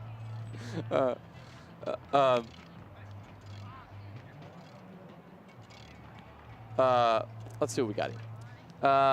When are we expecting individuals? Great question. Individuals will be starting after we are done with squad play here. So this matchup here is potentially going to be our final squad showcase game of the day, at which point we'll go into a brief lunch break and then come back with individuals. We're going to get going with individuals semis and finals. Those will be played concurrently. We're going to have 3 semis and then 3 finals all on stream for you here at the same time, bouncing around and doing our best to bring you all that coverage. Henry and I will be on the mic for that portion of the day. Jonah, can you read a bedtime story audiobook for me? Thank you, Matt Spo. Let's talk. Shoot me a DM on Instagram and we can have a conversation, or just text me. You know, you got my number. Next question. On Fuego, it looks like there are still 2 men's games. Is that true? Will you focus on these games? Right now, we are bringing and coming up in just a few minutes here, we're bringing you the women's USA versus Germany matchup. That's probably going to be better than anything on the men's side right now in terms of competitive nature. The Germany women came out swinging yesterday, and from my conversations with the US women, there's been some very impressive German players to watch out for. Some of them really doing some good work against these U.S. teams. So this will be good. You're going to want to stay tuned for that. On the men's side, we might be able to bring you that 5th round. They are a little bit behind timing-wise, but we will update you here if we're going to bring you that. Toss-up right now, I suspect we're going to have those final few men's games wrap up off-stream while this game is happening. We want to showcase some of the best women's Roundnet in the entire world, and so that's what we're going to bring you here. But we will be updating you with those results as the stream is going on. So don't worry about that. We'll probably pop back in briefly through the lunch break to give you an update as well on those seeds. Let's see. I gave you the answer for that. Do we have a schedule for the feature courts? Like I said, women's USA versus Germany happening now. Did you see that 5-second clip from Brock Roundnet? Yes, I did. I put a heart on it in the Discord. Looked about 5 seconds to me. I reacted very strongly in the back. That's on me. I was invested. I wasn't in commentator mode. I wasn't in observer mode. I was in, I want the US to win in this moment. I'm unbiased, normally, in that mode. So yes, I did see the 5-second clip. Thank you for that, Brock. What is your prediction for men's individuals? Individuals, that is so hard because we've got Bondi, Funaki, the only US team remaining. We've got in system, Etienne and Blake. We've got Emerson playing with Vinny. We've got some scary teams, and of course, Eisensteiger Siemer. Everyone is looking incredibly good right now. After the way ES played yesterday, you've got to think they're going to carry some of that momentum into today. But you don't know. Maybe they'll be playing that hot. Maybe we're going to see Vinny and Emerson continue to dominate. I want to say it's going to be Gabe and Joe because they're the boys. We're friends. I want them to win. But do they have what it takes? I don't know. It feels like this year might be Canada's year. That's all I'll say. Do we know when the semis and finals for individual will be happening? Yes, we do. I just answered that, but in case you weren't there, after this, in a couple hours' time. What do you think of the format until now, Simon? The format, the most important thing about coming in, like, you can imagine the challenge of having to seed teams that have never played against each other before. Seeding US against Canada teams, they play each other every week, easy enough. But seeding, Austria, Germany, you can make that happen. But how do you compare nations? How do you compare teams that have never come across each other, where there's no clear way to parse the skill out between each one?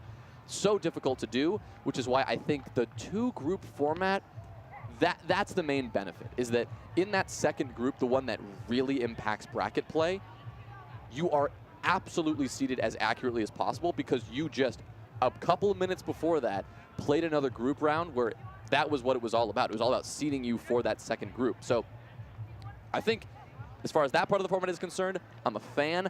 The timing of everything, it's been a bit of a slog. It's been really hard to get everything moving. I would say overall pretty slow, but I would say that is one benefit of the format. Other things to be talked about later. Jonah, are you going to highlight the players? Shout out Katie Pearson. Yes, shout out Katie Pearson. Thank you, Joshua. She's been playing incredible, as have so many of these players, at least like on the US side. I've got a chance to watch a lot of their games. Some of the most electric game I saw was the France-Germany yesterday? Possibly France. It was the women's game at the very end of the day as the sun was going down. We had a Germany-Italy game going on, and maybe it was France-Austria happening at the same time. It was incredible, and the French, man, do they know how to celebrate and hype it up. They had like those smoke flares going out in the red, white, and blue. They were chanting. It was an incredible scene. Things like that. Like, that's what this has been all about. It's been all about the fans and the crowd and just the energy they're able to build, and it's something that you don't get to replicate anywhere else other than here, and it's been so special. Is there a chance to see the Germany vs. USA squad on the stream? If you're talking about the women's matchup, yes, that is about to happen. We're a few minutes away from that. Thank you, Vanya. So we will be seeing, men's squad. You've corrected that moments later.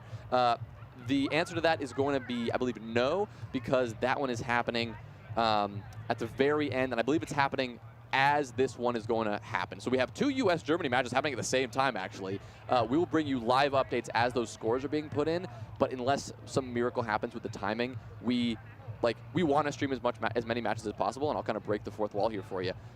The problem is we cannot delay the tournament any longer. Like, if we could ask them to wait a half an hour, believe me, I would be a fan because I would get to watch that game. But with the amount of people getting through the lunch line, with the amount of tournament there is to play, and with the fact that, you know, we have the one field with lights, there's a lot going on. We just simply can't delay that long. So I wish we could see it, but I don't believe we're going to get a chance. But we're going to give you those updates, I'll promise. Discord link, somebody help Vincent out. Shoot him a DM, give him that Discord link. What is your prediction for mixed and women's individuals? That is a great question. Mixed, I mean, I got to remind myself of this bracket here. Let's see if my internet's going to hold out here. No, it is not. I will say this. From what I know, like, obviously Kieran and Katie from the U.S. side, they're looking really strong. Exceptional when they are playing at their best. But we did see them have some serving difficulties. We saw some serving difficulties, and they actually went, they won at the hard cap against the Australian mixed team. Love the Australian mixed team. The names at the top of my head are not there right now. My internet is down, so sorry about that. But they won 21-20 at the cap yesterday. Right, that was an example of them not playing out of their minds. I think if they're playing out of their minds, I think they can win this thing. But I think the favorite to me has got to be Laura Kunzelman, Ramon Felix. They runner-up or third place 2 years ago, and they are some of actually second place, sorry. Yeah, runner-up 2 years ago, and just so electric to watch. They are going to play, and this will be the first, one of the semis that we're bringing you is going to be Laurence Vallée and Maxime Prince, the Canadian mixed team, against the Switzerland mixed team, Ramon Felix and Laura Kunzelman. That'll be one we're bringing you. It's probably going to be the best match we've seen this tournament. Based on what I've seen from both teams in other matches, it's been electric. That's going to be good. And I think the winner of that will probably win. I think if Kieran and Katie are both at their absolute best, it'll be an intense final.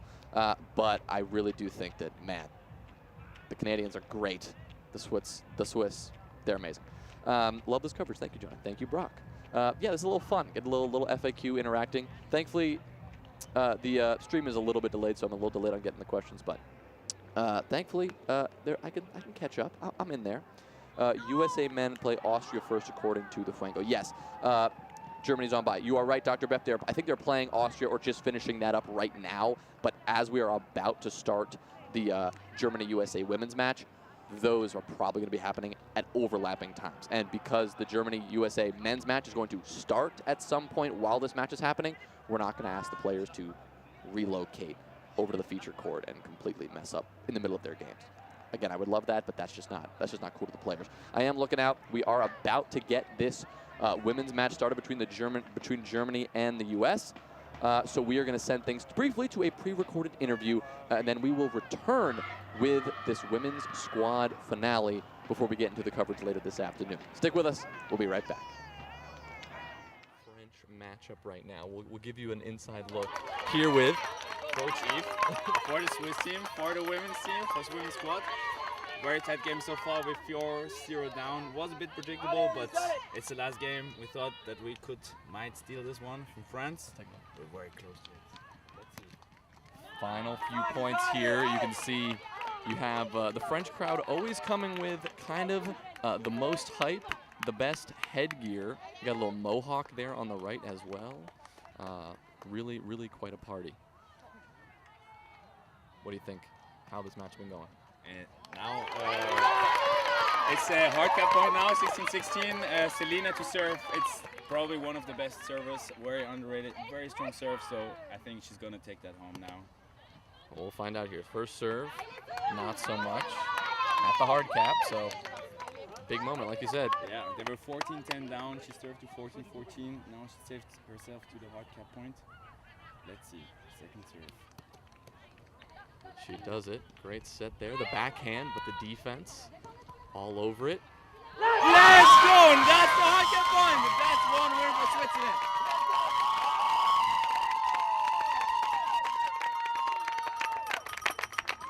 Such great atmosphere out here.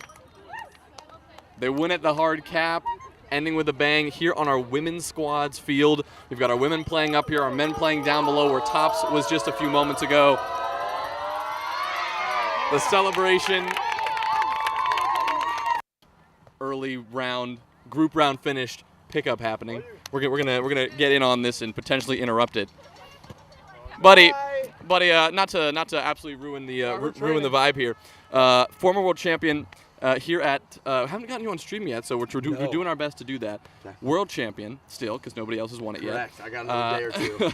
How you feeling about how this world has been going so far? Vibes? It's a ton of fun. I mean, we have 36 countries, I believe.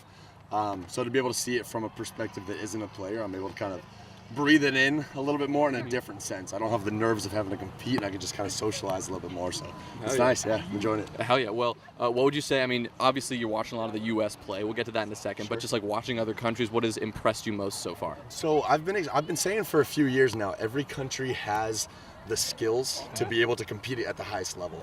The difference maker is not making the mistakes, not making 2 errors to lose 21-19, right? So teams are starting to play cleaner and cleaner more consistently, which is really exciting. It's making it more competitive later into games. So we're seeing the countries kind of catch up and clean up their game and show all their skills while also not making those mistakes. So. What about on the U.S. side? I know you're kind of in that coaching role. Obviously, we don't give away all the secrets here. But I think everyone could say not the ideal day for the U.S. yesterday. I mean, takeaways from individual day one, kind of coming into squads. What's the game plan here? Sure, and we know energy and momentum's huge, right? In anything sport related or life in general. And we had 4 American teams in the quarterfinals, none of them playing each other, so we're primed and ready. We have a chance to get another sweep like we did in 2022, where all 4 teams in the semifinals for men's individual are American teams. It didn't work out that way. We went 1 for 4, but we saw a great team from Germany and ES play out of their minds, taking down a former #1 team. We saw a 3-game series for both Piccone and Connor going against really good Canadians. So it's really cool to see them play hard. And it's really frustrating seeing us come up just short, but it's a testament to how bad Canada wants it. So it was kind of a kick in the butt, for lack of better words, for USA to try to up their game and prove these guys want it really bad. So we're going to have to come out, turn it around, and win the squads, but we still have representation on the USA side for individual, mixed, and for women's. So we're going to put all of our energy into supporting them and then do what we can to come together as a group and make sure that we don't fall short like we did yesterday. Ladies and gentlemen, welcome back to the stream now. Joined with me, Jakub Popula from Future Roundnet. Great to be here, Topsy. Thank you so much. And it's me, the good old commentator of the day. Now we're gonna go through this here, and as the chat already predicted, we have here the big matchup. The German female team against the US female team. And in a few seconds, we're gonna go live onto the field. And this is a matchup that is very interesting already, because this could be in a later stage also for some medals be the case. What do you think about it? Absolutely. We are looking at the rematch from the World Championship 2022, where Team USA won against the German women. As we are already looking at our game here. We at are first point. On seat number 3 here. It is Nora Haas playing together with Tina Golden against the US team that I will give to you. Of course. Kayla Fleming now and Kaylin Morgan playing for Team USA, also known as Tas Parabatai, as we are watching Nora Haas swing and missing her first serve. So we are directly here in this women's matchup, and it's one for the books, because I think we're gonna see here a little bit of prediction for later on too. And we also saw yesterday very cool games here for the women's roundnet. And we on the field on the first I'm butchering it now. I'm sorry. It's okay. We have 3 good seats, and we're gonna focus now on the game. Kaylin going for a big swing and missing. So Kaylin and Kayla had a rather disappointing campaign yesterday at individuals. A great set, and Tina takes it. They cannot bring it back. Tina Golden here looking strong. And obviously the crowd is also here. We have a lot of German supporters, but also a lot of people from Team USA here supporting their women. As we switch now to the German sisters Franziska and Julia Stadler playing against Ali Jenke and Lou Washburn. Sarah Ellen is the loose partner for the individuals, playing later on today in the individuals women's semifinals. My mistake. But for the squad team, the teams were able to switch teams. So we see now her playing with Ali Janki. So here we see Franzi is on the serve yesterday. Very strong game against the Italian team. And they just made it in the individual semifinals too. So we're going to see a lot of them today. That's a hit on two. And there is directly the no-hit zone call. Julia was a little bit confused if she was attending the no-hit zone or someone else, but they got the point, so it's very good for them. For the German sisters, it is a dream come true after a disappointing 2022 when Franzi was unfortunately injured and she couldn't play for Team Germany and couldn't get the silver medal while playing on the court. So this is something the sisters has been dreaming about for over, I would say, 7 years, because the first time I met them and played with them was in 2017. So that's a long time in terms of Roundnet. And it's also very interesting because I talked with Julia. We talked about with Julia and what was like her biggest wish to be able to achieve. As we got Ace from Washburn. And we have the answer. She wants to play with Franzi. And this is very, very cute, I think. Absolutely. The lefty Washburn lining up for a serve. She's going for the dance. Goes for the first here onto rim, now second serve attempt. She's also a little bit injured. I feel like a lot of players at the moment just not on their highest height. Long season, lot of tournaments, and that takes a lot from your body. And especially with this tournament format, they will be playing for 3 or 4 days as the serve is called high, and we go 3-3. Yeah, it's going to be a very, very long day, and today fully in the squad games. Here we see Ronja with her first swing of the day of her in the stream. Now second serve of her. Score is 3-2 for the German #1 seed team, Ronja Lorenz and Teresa Knaup. Now Ronja's second serve yesterday also sadly fall out of the tournament against Püssendives from France. Playing an amazing game. Very entertaining one. Now go back into the serve. Serve reserve. Okay.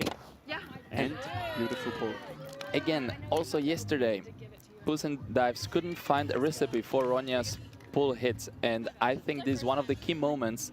If the American woman can take her favorite hit away, the big righty pull wrap is the one that we have just seen.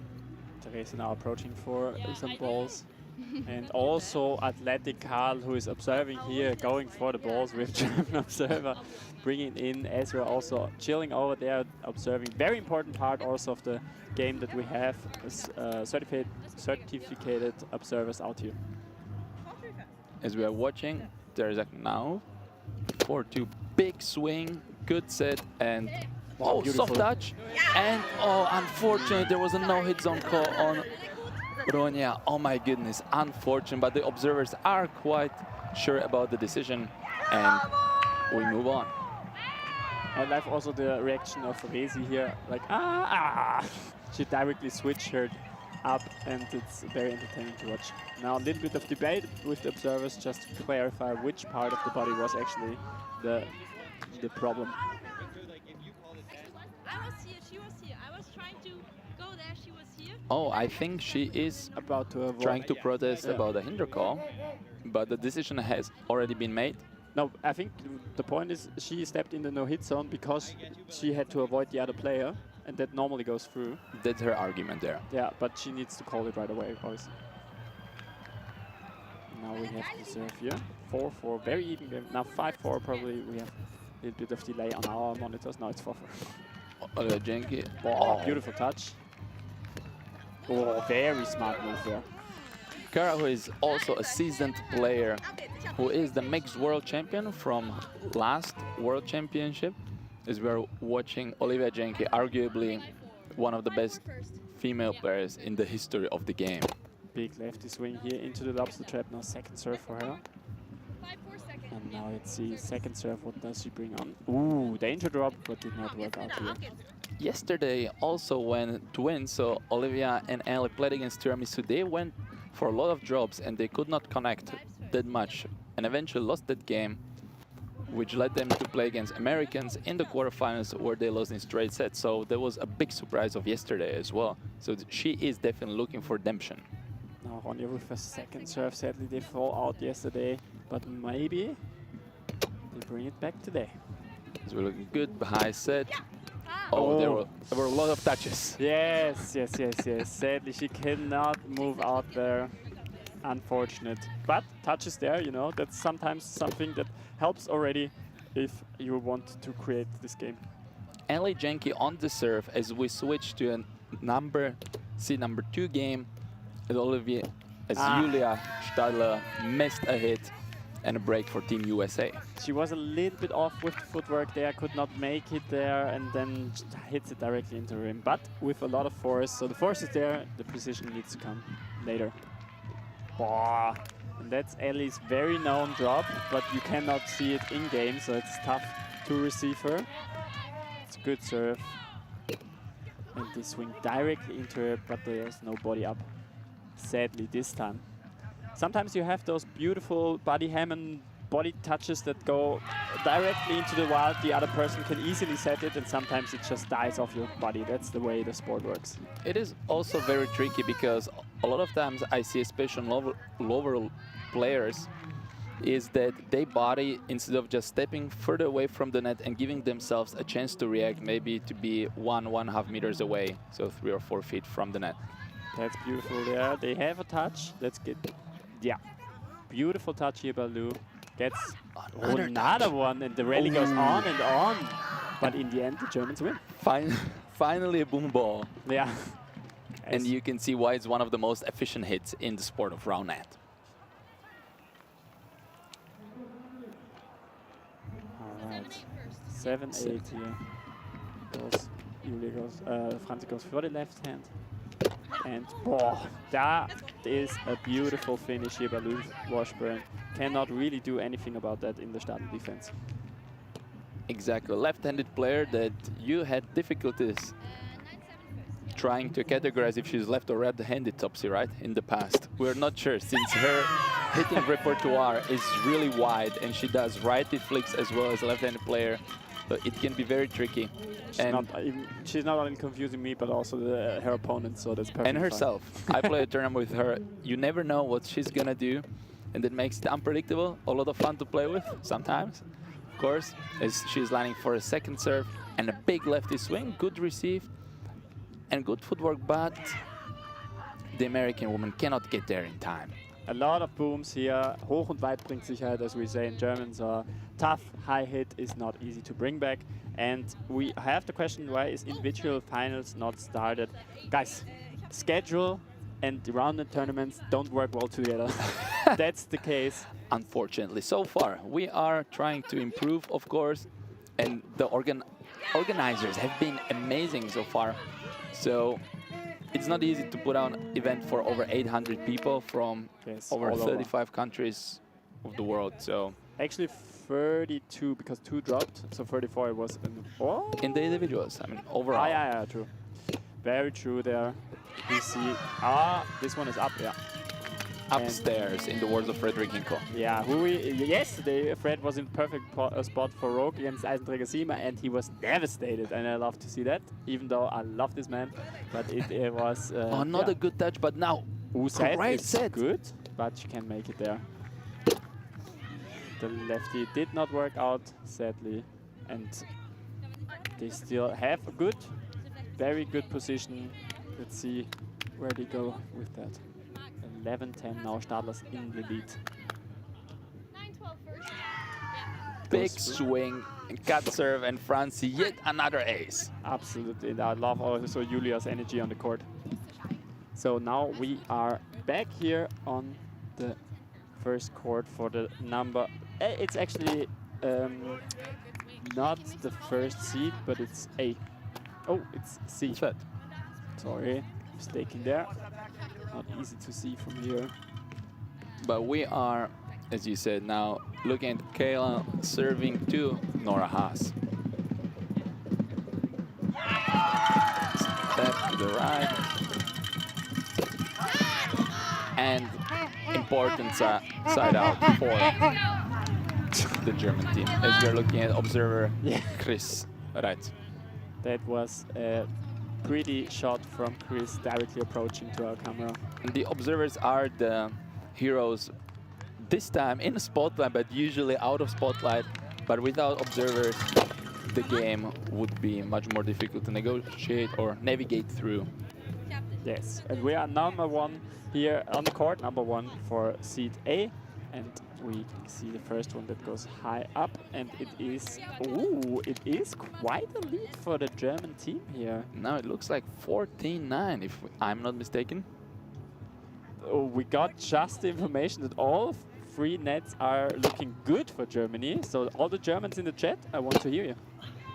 There is a big swing, not gonna take any risks there.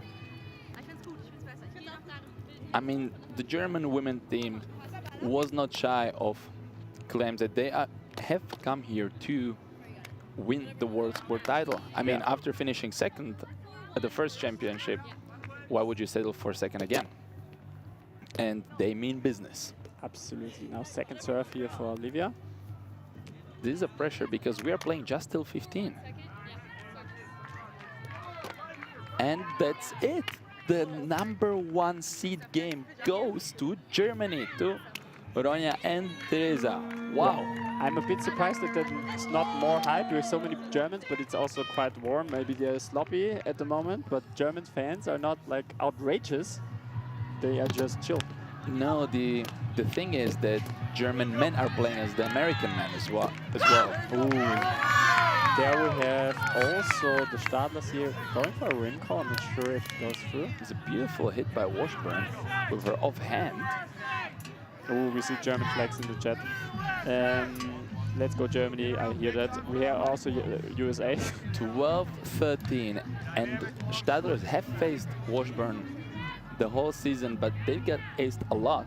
I mean, Washburn is one of the best female servers, as we see it.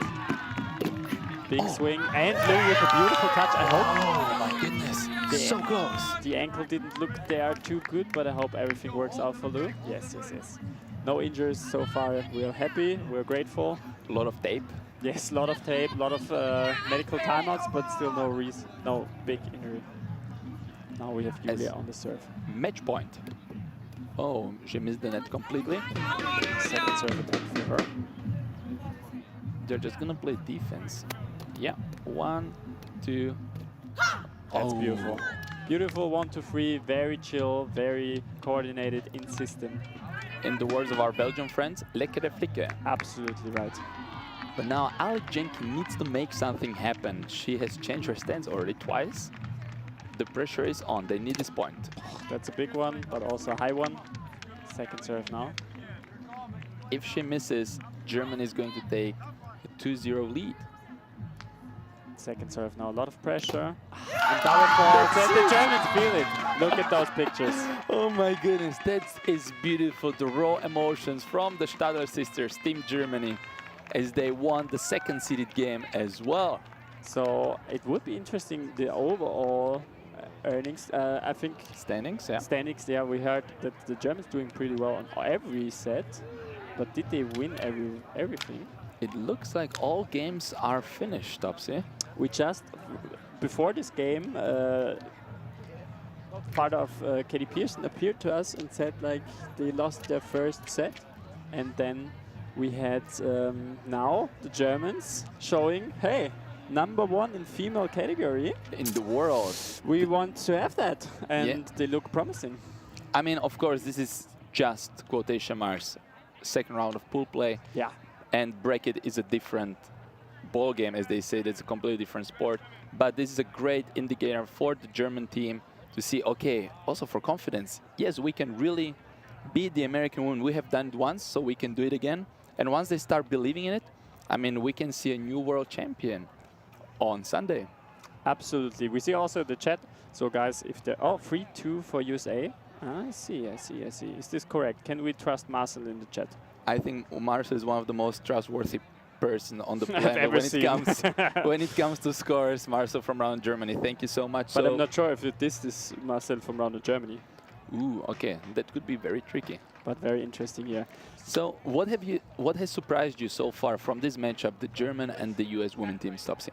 From yesterday, actually not that much, because I saw very strong performances from German teams, especially in the female category. They were really performing well, especially Stadlers. We saw them against Italy yesterday, and I think today we're gonna see in the afternoon. Obviously, there will be the semis and finals, and I think we should be ready for some upsets, and I'm feeling it.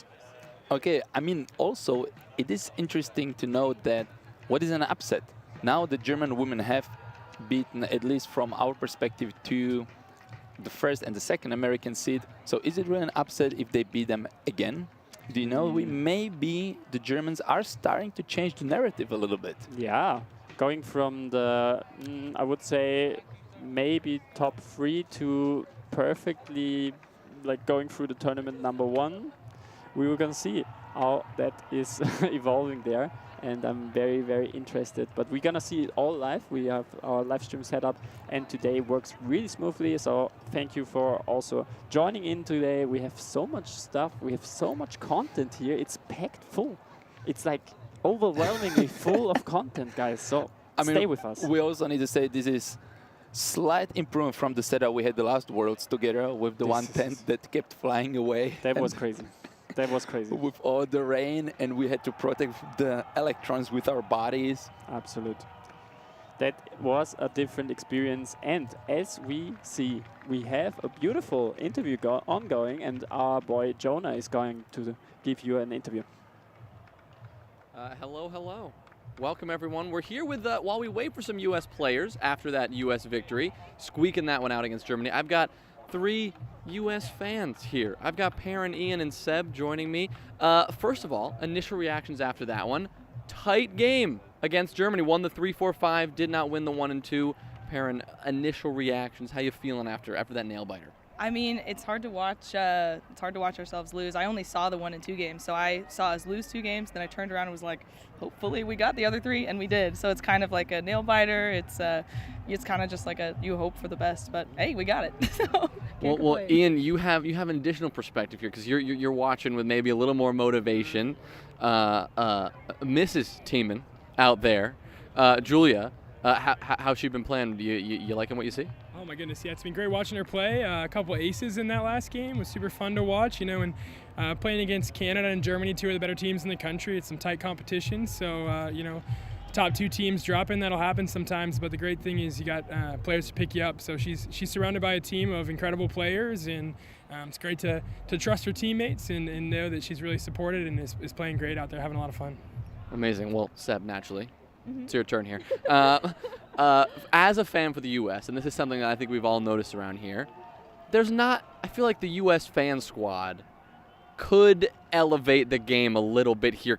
I mean, you got the French, you got the Germans, everyone's popping off. What is it, to talk to me about this U.S. fan squad, and what is it you're hoping to do for the rest of this tournament? How are you going to motivate Team USA and compete really with the rest of these fan squads out there? Yeah, I think in numbers-wise, we don't necessarily have as much going on, but it's nice to know that we build such tight connections in the U.S. We have such good friends, so being able to cheer on everyone collectively and just support everyone in our own way, whether it's smaller or just our chirps that they know that might hype them up in the game. It's nice to know that we can do that even if we are not the biggest or the loudest, but cheering them in the way we know how, what we're comfortable with, and doing that and staying as a tight-knit community in the U.S. Inspirational, really. Community. Big fan. Well, final question before we get you guys out of here, Perrin. Coming up, we've got a nail biter of an evening, because we have the individual finals coming up. Expectations, feelings going into it. How are things looking? Well, I was watching Kara and Ryan play against Katie and Kieran yesterday, so all of my feelings have drained out of me since Kara will no longer be the co-ed champion this year, and that's all I have to say. All right. that works for me. We'll go to Ian. How are you feeling about the future here? Yeah, I'm excited. I think the women for the U.S. have a tough matchup against Tiramisu. Really excited to see how they show out. Big win against Twins yesterday, so excited to see if they can produce what is another win against a top team. You know, Katie and Kieran really proven against Ryan and Kara, the defending champs, that they can win it all as well. And I'm excited for Gabe and Joe. I made a bold prediction in 2021 that they would be the best team in the world if they played together, and here they are playing together for the first time. Wow. We'll see if that holds true. So. All right, Seb, final thoughts. Anything else before we get out of here? I honestly just agree mostly with what Ian said. Like, no one really predicted what happened yesterday, but that does not mean the U.S. doesn't have a chance. I think anything can happen, and with our, even if we had a slow start yesterday, we can build the momentum today, and I think the U.S. can do it. Amazing. Well, thank you guys so much. We are going to bring in some German squad members now for another interview. Thank you, guys. Go USA. Come on in, guys. What's up? How are you? Hey. Great to see you guys. Great matches out there. How are you guys feeling after that one? A nail biter, of course, that, you know, the U.S. ended up squeaking out. But you guys won your match. How did it feel? Really good. Like, we were confident that we can win it, and we know Lou quite good. We played her a few times this season, but I played Ellie once and she didn't. And we were confident, but of course it's a very good team, and yeah, we were happy to play them. Amazing. Well, talk to me a little bit about this whole weekend has been going, how you're feeling about the play overall. Outside of this one match, you guys are fairly dominant. You guys have been doing really well. Overall thoughts on the weekend? Yeah, it was hard to get in. In the beginning we weren't so strong and we weren't really happy with our playing.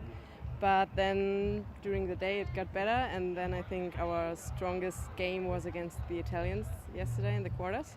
And now we are quite confident that we can play.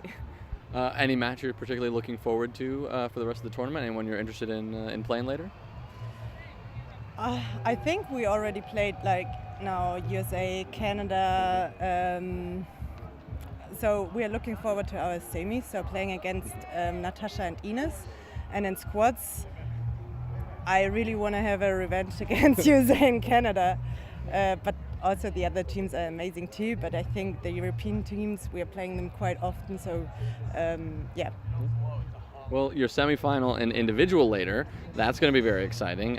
Thoughts going into that, because you guys have played them before, I imagine. So, you know, how you feeling going into that one? What do you think your chances are? I think we should have really good chances, but it's a tough game for sure. But I think we can win it. Awesome. Well, finally, I mean, we've seen a lot of the German squad around here. I've been hearing the drum a little bit. Has there been some drumming still again? I mean, what is it like being here representing your country, like on a stage like this? Like, take us through, like, your mind when you're out there serving and you've got that crowd behind you. It's an amazing feeling. Like, I get hyped so much, and especially yesterday in the semis. We had the whole crowd, because now it's like everybody is splitting up because there's so many games going on. But yesterday for our semis, suddenly the whole German crowd was behind us, and we got hyped so much. And it's like I'm playing like 200% that I normally play. Amazing. Well, thank you guys so much for stopping by, and good luck with the rest of the tournament. Thank you. Amazing. Well, coming in next, we've got another interview with the coach of the women's squad of Team USA. If he's going to look this way over here, Mr. Joel Graham coming in. How are you? Congratulations on that victory. First of all, a nail biter to be sure. How you feeling immediately after? Yeah, feeling good. We knew it was going to be a competitive match. We knew depth was going to matter, and we knew both sides have some depth. So it was anybody's game going in, and as you saw with the result, 3-2. Great matchup between these two countries. Yeah, we'll take that, right? Not exactly the U.S. dominance of maybe 2 years ago, but this is very different stage, very different year. We saw those results yesterday, of course. Talk me through your game plan coming into today, because right, there was a reaction of, all right, maybe this is not the U.S.'s year after all. After yesterday, you're coming in, you still have to compete. What do you say to the team? What do you get them in the right headspace for this? Yeah, great question. Yeah, I think after yesterday, there was a lot of heartbreak and a lot of scratching heads and wondering what happened for many of our U.S. teams. And so I think that the message was really one of unification coming into today, that as a group, we're stronger than any of our teams individually. And so we need to encourage each other, we need to support each other. And that's been the game plan today, and it's panned out perfectly. Amazing. Well, going into the next couple of rounds, and obviously this is it for squads today, but do you expect close games like this the rest of the way? Do you expect there to be a little bit easier road? I mean, where do your kind of expectations sit as a coach, having seen the way things have played out so far? Yeah. I think we feel confident but not comfortable is what I would say. We saw two really great teams in Germany and Canada today, and we won both of those matches, but we still haven't seen Austria and Switzerland and Italy and several of the other teams from the other gold group or gold pool. So lots left to be determined in the next couple of days. Amazing. Well, thanks so much for joining me. Thank I you. will. Good luck in the rest of the tournament. We'll see you later. Thanks, Jonah. Thank you all so much for tuning in. We're going to send things back over to Tops and Jakob on the desk really fast. Guys? Thank you so much, Jonah, for all the insights that we got there. This is not the end of the day, and we're just starting, actually, with... What we have coming for you guys are the semifinals of the mixed women's and men's division. And the big question that we're asking ourselves is, can Team USA defend the 3 gold medals from the last World Championship, now having only one team in each division, which is a big surprise, especially in the men's, right? Absolutely, and I think we're gonna have one hell of experience out here with Roundnet. We're gonna be back soonish, and then we're gonna give you all the insights. We're gonna update you, and we are absolutely ready for another round of Roundnet. But now we have a break. Attacke.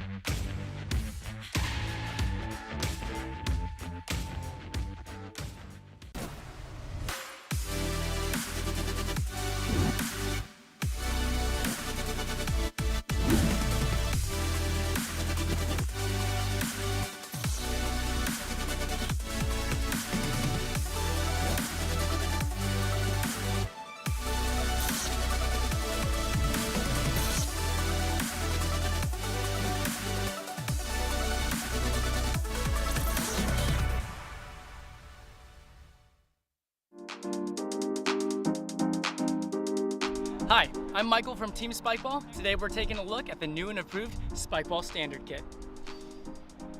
Alright, first things first. Just by looking at it, you can tell that it's sturdier than the OG standard kit.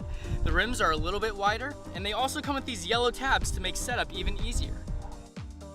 The kit comes with 2 new balls. One's a little bit bigger if you're starting out, and one's smaller if you want a challenge.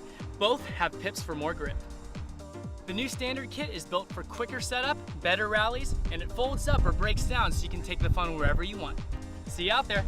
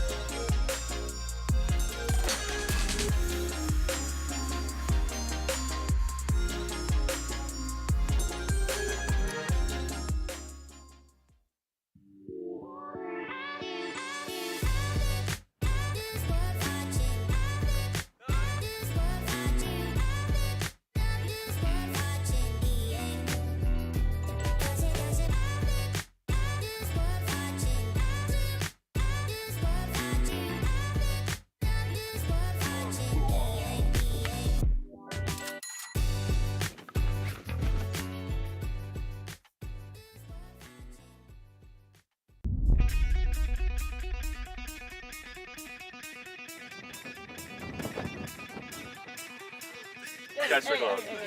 Yeah. All right. My people. Yes. My people.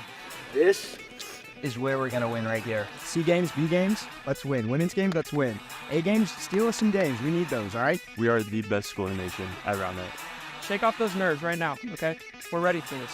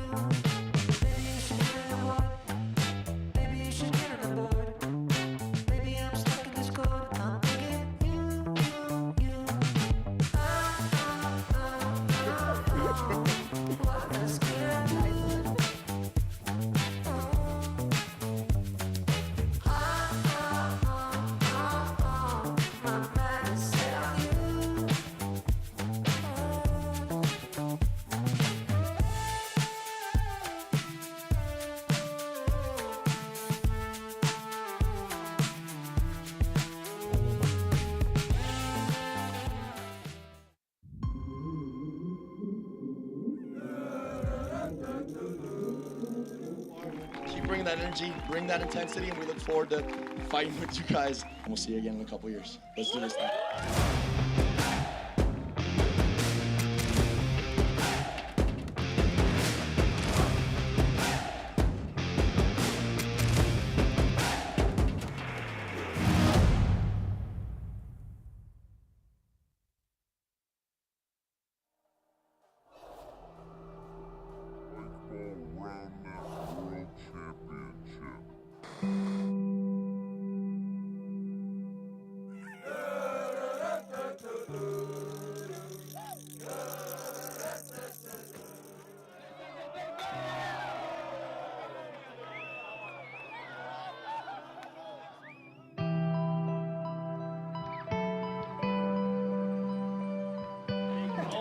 I think I did enough crying yesterday. So, no, maybe not. Okay.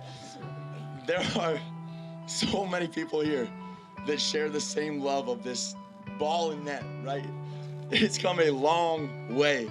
And to have seen it advance the way it has over the last decade, it's something special to me. And the fact that you guys see that same value in this sport that we are growing, that each and every one of you are part of, is absolutely special.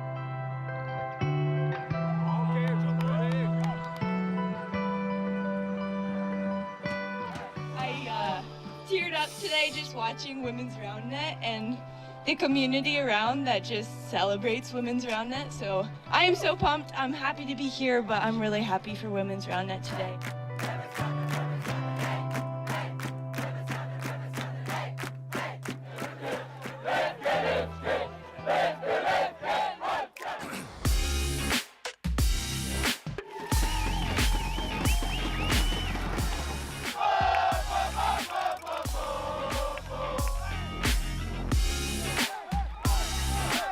Like the rest of these guys, we get to practice with the best, we get to compete with the best, prepare each other for moments like this. I think that's why we're able to do it here.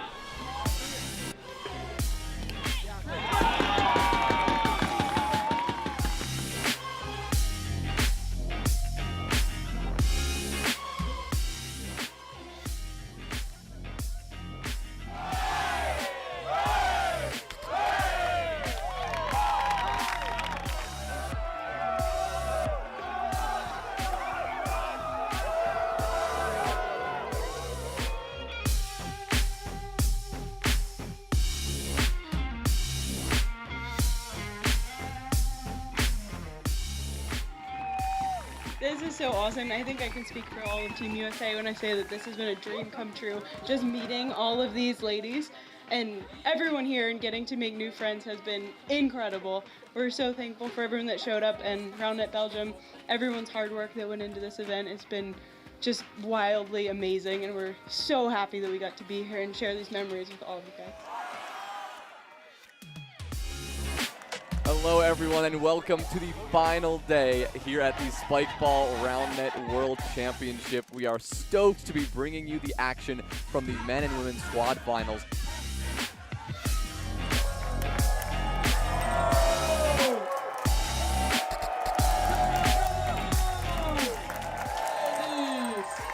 Come on! Oh my God, they're breaking this thing down.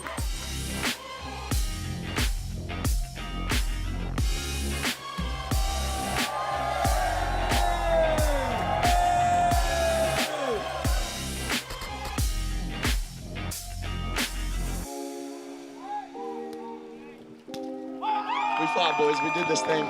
We're going home champions, and we look forward to the next one. And you guys are going to bring it. We know you are. Keep bringing that energy, bring that intensity, and we look forward to fighting with you guys in a couple years again. Thank you for everything. So much love to everyone out there, and we'll see you again in a couple years. Let's do this thing.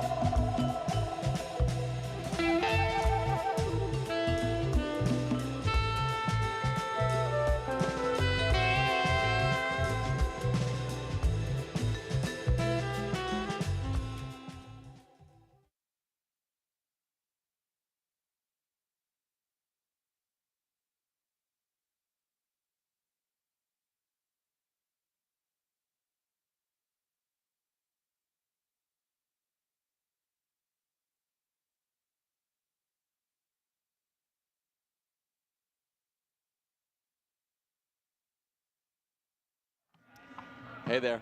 We dive into the semifinals of the individual divisions, all happening right now in this very moment. We are not going to waste any time. We are going to do 3 matches simultaneously to bring you all the action. We're going to jump between them, and we're going to have a lot of fun. Jonas Willinger and Henry Pilliot here with you. Henry, first time on the mic today, feeling good.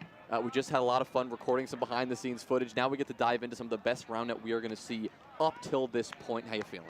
I'm feeling so excited. I've had most of the day, both of us have had most of the day to chillax a little bit. Oh, you've been chillaxing. I've been doing interviews, but that's all right. Oh, I've done some too, Jonah. Let's not split hairs here, okay? But no, I'm super excited. Like you mentioned, this is probably going to be some of the most competitive Roundnet we've seen all week. Maybe the most competitive Roundnet we see all week. Who knows? You know, yesterday we saw the Europeans come out firing. The Germans looked great. Now we got some American, Canadian, North American action on the men's net here, and then some more European action on the women's and mixed net. People representing countries from all over. This is what the World Championship is all about. This is everything we've wanted, and it's starting to happen now. Finally, not everybody is playing all at once. We're taking time to savor these semifinals, so a crowd's starting to build, and by the end of the night, believe me, it is going to be quite a time. For now, though, we'll start taking a look at each of these 3 nets and introduce at least 3 of our 6 semifinals currently ongoing. We'll start things out and walk you through the men's individual semifinal we've got in front of us. That is going to be the USA against one of the 2 Canadian teams still left in this individual bracket. For the USA, it is Joe Bondi and Gabe Funaki against, in system, Blake Bozak and Etienne Cote. Yeah, and talking to Joe and Gabe before this tournament started was really fun. This is their first tournament they've ever played together. I asked them, how many reps have you guys gotten? And they said, we peppered around a little bit on Wednesday, and that's it. So I asked them more in detail. I said, what are you guys looking forward to about playing together? And they said it's going to be a lot of fun, and I can tell you they've been having fun so far this tournament. On the other side, Blake and Etienne, one of the more experienced teams in this tournament in terms of how much they've played together. Obviously, in system, they've played the last 2 SDS seasons together, and they are looking great this week. Serving-wise, defense-wise, they've been doing phenomenal. Right now, you don't see, of course, Blake and Etienne on the net right now, just Joe and Gabe hitting around with Fred and Buddy out there as they're warming up. We'll move on to the second net here, as that is just about to get started. Our women's individual semifinal will be between the French and the Germans. It is the Stadler duo of Julia Stadler and Franzi Stadler against a very strong French team that has been playing out of their mind recently, Natasha Alt and Ines Paisson. And that French team is one of my favorite women's teams to watch at this entire tournament, Jonah. Both of them crazy athletic. They have a gymnastic background, which is very unique for Roundnet, but it allows them to get these defensive touches and get to these balls that most of the teams they're playing against don't expect them to and aren't able to themselves. Well, finally, our mixed division semifinal, which is just about to start. We've got, of course, the Swiss against the Canadians. It is Laura Kunzelman and Ramon Felix against Maxime Prince and Laurence Vallet. And that's a match with a lot of serving prowess. Laura Kunzelman, arguably the best women's server in the world. Max Prince, maybe the best server from Canada, one of the best servers in the entire world. I expect a lot of aces in that game. And overall, it might come down to the wire. It might just be who gets that last ace at the end of the match. Well, you can hear the crowd right now on their feet, already hyping these teams up before these games even start. The French have been bringing the energy all week long, and this week has just gotten started, Henry. I know, Jonah. Honestly, I'm trying to think of some analysis to give for this match, but all I'm thinking right now is how awesome it is to see these countries rallying behind their teams. Got the French flag, you've got the sirens, you've got the drums, you've got the horns. They were bringing out the smoke and popping the explosives earlier. Really, this is such an incredible atmosphere, especially with these fans coming out in full force. So starting things out for you here on net number 3, our mixed division semifinal, now getting underway. You see Laura Kunzelman on the line, getting things started there for Switzerland.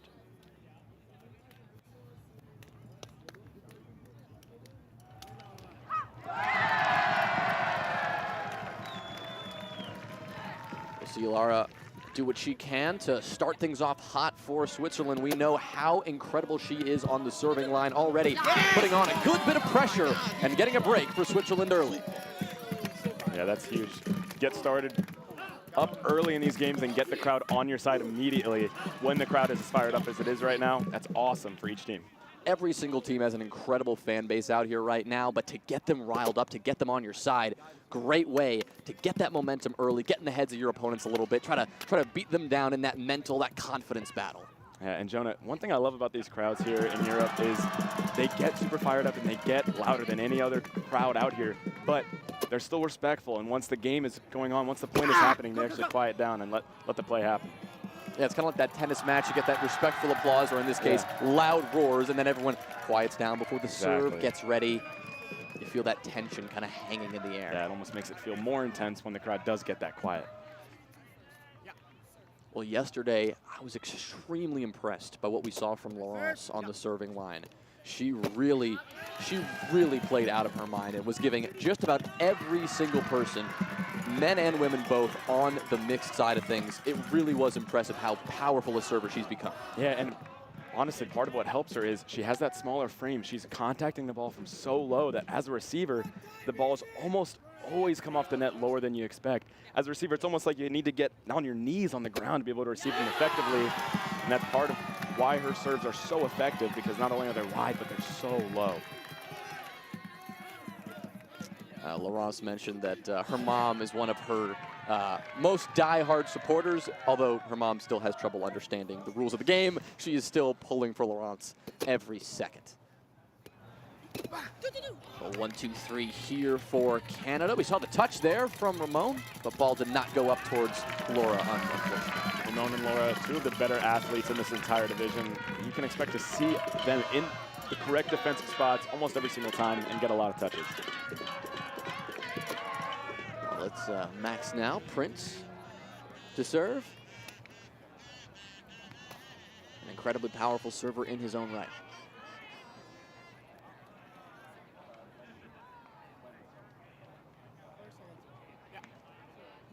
He'll go split stance and step further to the left, forcing Ramon even closer to Laura. But that second serve will lip up, no good.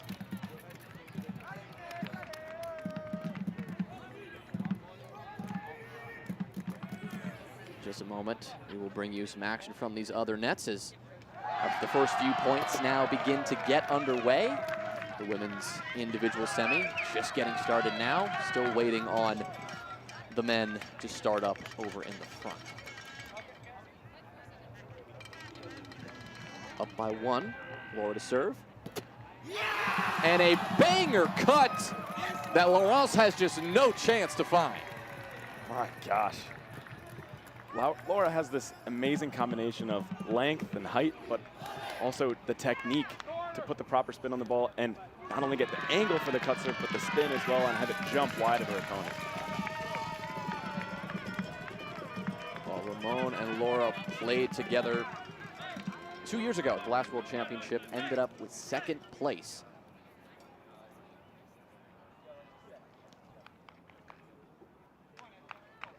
Looking to change that this year and go for the top.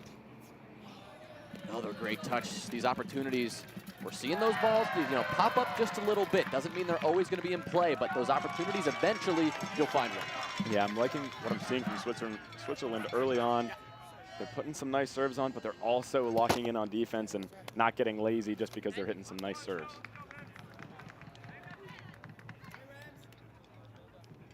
Well, Valet hyped up her serving pressure for a moment. You see it there. An impressive cut, but Ramon handles it. Good set from Laura, and the Swiss get the point. That's awesome. I mean, the Swiss obviously have so much break potential, but if they can hold like that once they get out of system, that could be a tough scene for Canada. Ramon Felix now. An insane reverse to keep things going for Switzerland.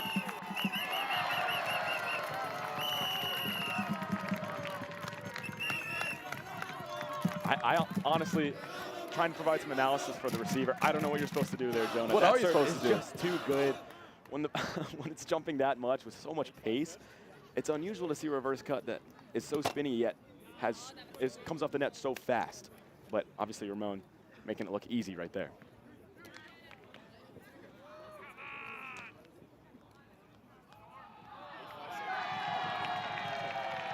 Eight-5. Will drop on and it'll work. A drop ace for Ramon Felix. Ramon going deep in the bag early. If you can hit a drop ace that early in the game, you know he's feeling it big time right now. 9-5 first? Set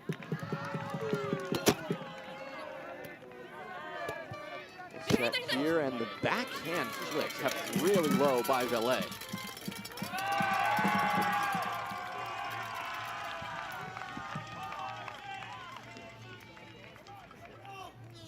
Come on, Gabe. That is sick. I got you set. Yes, first. No. Great tag.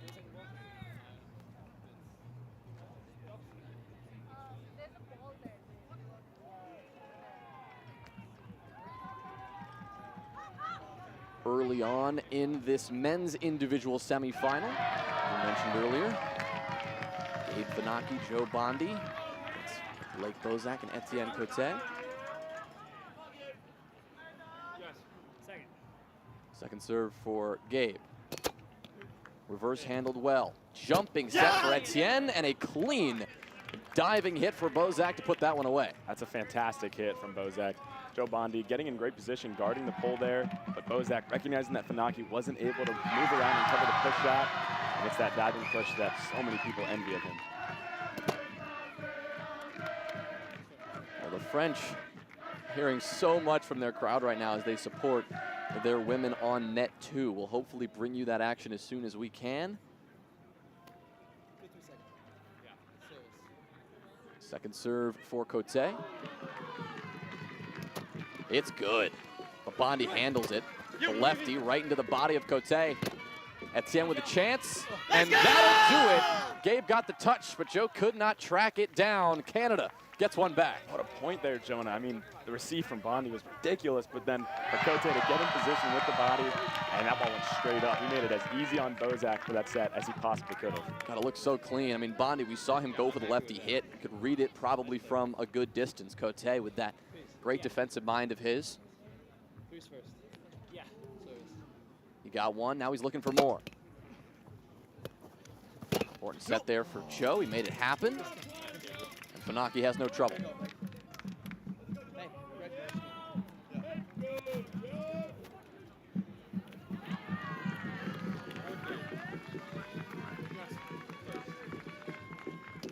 Bondi goes for the lefty. We know he is incredibly capable with both hands, the cut and the reverse.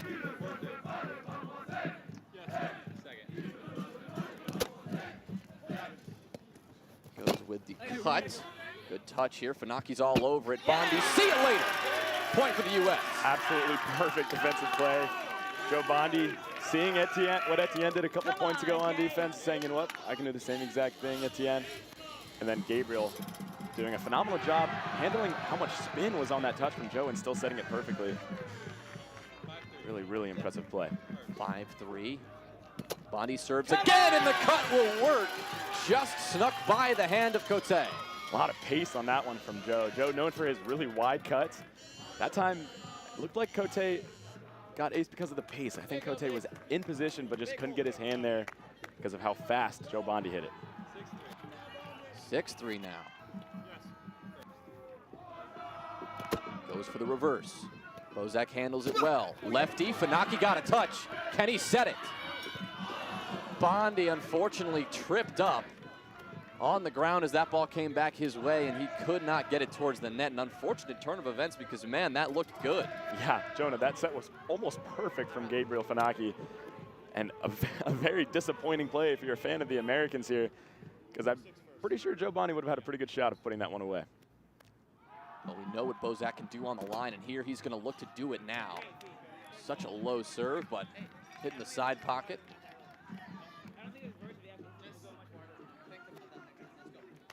One of the most dangerous ambi servers in the game.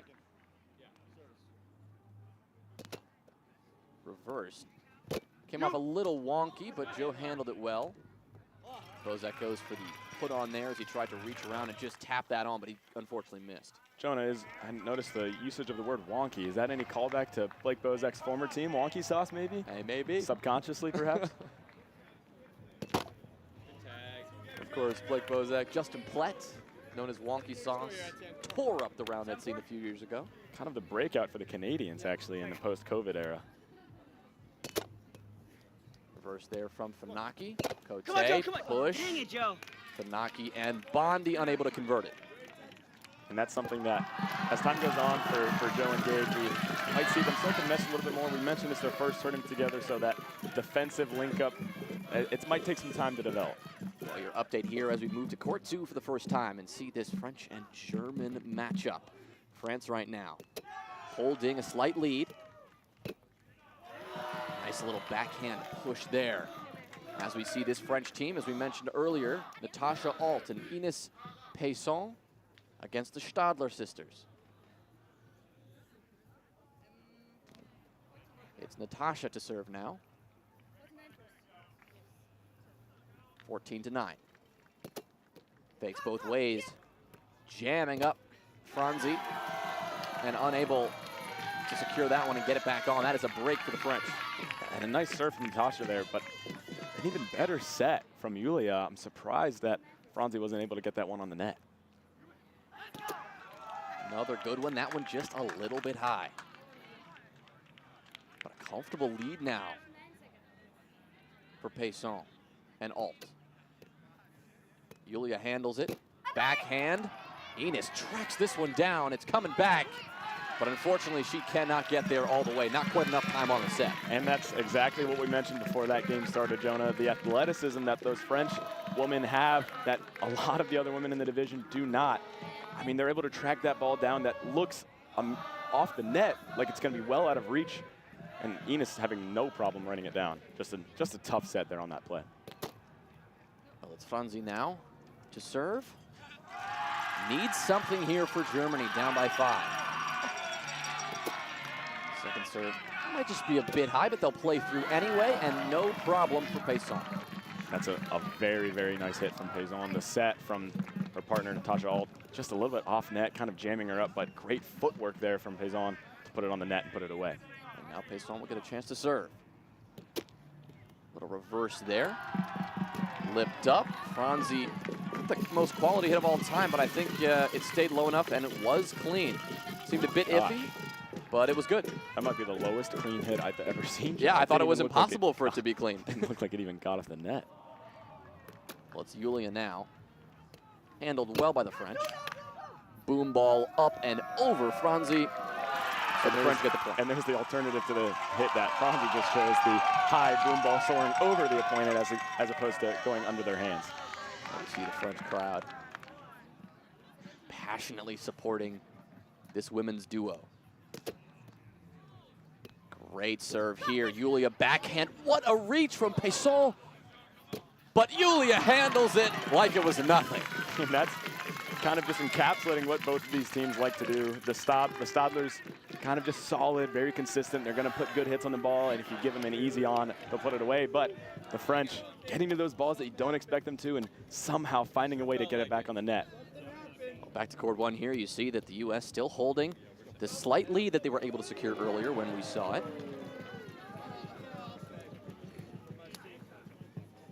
8-10 first. 8-10 at the moment, and Bozak looking to do some damage. He'll do it with the left. That one is gorgeous. What a deadly combination from Bozak there, freezing up Bondi with the immediate righty fake, or rather lefty fake, righty fake, then going with the left. Not sure what you're supposed to do other than just have impeccable footwork and hope you guess correctly. Check in on the Swiss-Canada matchup, and it was that early serving pressure we saw from Felix and Kunzelman that got them out to the early lead, and they have held it ever since. They now hold a 5-point lead right now, as it is Prince and Valet who need to make something happen here if they want to make this comeback work. That's a nasty one. And that's one of Maxime Prince's favorite serve, maybe his favorite serve in the bag. He starts in that split stance, and before he even steps out, quickly reaches behind him and hits a righty cut before the receiver even has a chance to realize what's going on. Well, a massive gasp from the crowd as we just saw an incredible rundown from this Cote and Bozak Canadian pair. I believe a hinder called, and the point will be reviewed, but that one was one of one, almost a disaster with the crowd, but two, almost one of the most athletic plays we've seen. The entire crowd just went quiet, a huge gasp as we see them regroup and try to put this one back together. I didn't have an eye on it, Jonah. I was a little bit mesmerized still by that Maxime Prince righty cut ace on the last net. Yeah, fair enough. Needing a lot, though, on that third net. We see the timeout taken as they look to try to make it happen and make that comeback work. 9-10 first. Yeah, service. Bozak now on the redo. Oh, Joseph. Funaki will choose not to play it. We'll see the second. And actually, it looked like it was Bondi's choice not to play it, and you can hear a little bit of frustration from Funaki after he got a nice receive. He said, oh, Joseph, I want to play that one. Yeah, you see it there. A very difficult second serve to receive, but it's Funaki and Bondi. They are in it to win it, and they handled it no problem. We move now over to net two once again, our women's semifinal, as the French have continued to hold the lead we saw them earn a moment ago, and they are about to close this one out. And this is 6 match points for the French here. Franz is the one who needs to make it happen. That one very close, but a little too high.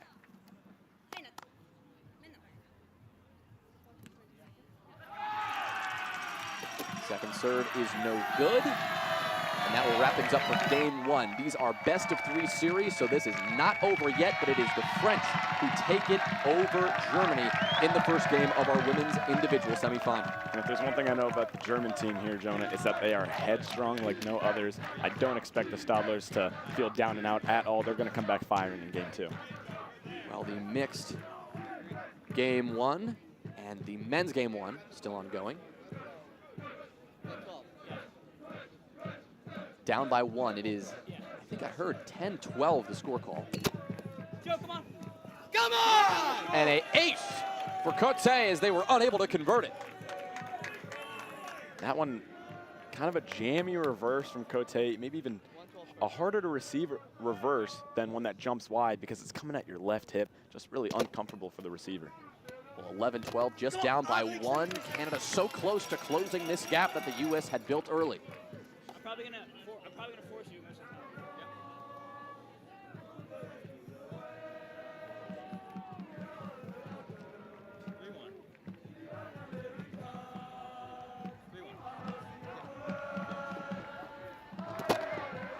Swings, and Canada will choose to see the second serve. You got it, you got it.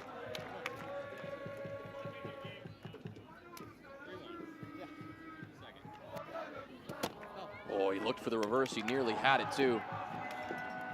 We move over and see the final few points. In fact, the final point of this Swiss-Canadian Game 1. You see the handshakes there. I do believe that signifies 21-15, Switzerland over Canada. A great start for Kunzelman and Felix. They take Game 1 and look to Game 2 to see if they can close that one out right away. So the final game of Game 1 in front of us here is our men's individual semi. And I'm not sure if that hit from Funaki was put on the stream, but that might be the greatest righty pull I've ever seen in my life, Jonah. That ball was set about 4 feet on the other side of the net from Funaki, and he dove farther than I've ever seen him dive, and somehow found a way to get the ball onto the net and put it away. Well, I wasn't looking. I don't think it was caught, so you've really just taunted the entire viewership with what they didn't see. And I feel a little bad, but honestly, if I hadn't mentioned it, I would have felt very remiss. Fair enough. 3-4 first. Yeah. Service. Down by 1, 13-14. Cote, that's a good one. Yeah, I'm there. Lefty from Bondi. They saw it a long way before he actually hit it, but still unable to collapse in time. Hey, you got my set? Jonah, this is something I've talked to Joe Bondi about a few weeks ago at the STS Boston Tour stop. He said he actually likes hitting against Etienne Cote because he plays an unusual style of defense where, as most people on defense will adjust last second and, you know, try to catch the hitter off guard, Etienne Cote stays put in the first spot he ends up in. And Bondi says that makes him feel more comfortable because he knows where the defense is going to be right away. So you come in, okay? It's kind of that chess match we talk about that hitters and defenders are always playing. You think he's going to be one place, but he's going to be the other. So wait a minute, now he's going to adjust it. That reverse psychology back and forth that you love to see. Yep, trying to be 2, 3, maybe 4 steps ahead of the opponent. Hey. Find that release. Well, Bozak and Cote, of course, in system, as they've been known the better part of the last 2 years. A big win yesterday over Spikeball Tour Series rival Kingdom Come as they took down Grant Clapwick and Matt Cole in that quarterfinal. A big win for Team Canada. Funaki and Bondi out for a little revenge. 6-4. Yes, first. Good tag. First serve a little high. 6-4. Second. Second serve the same. It's right there, dude. 2 good tags. We'll see it now from Cote. 15-6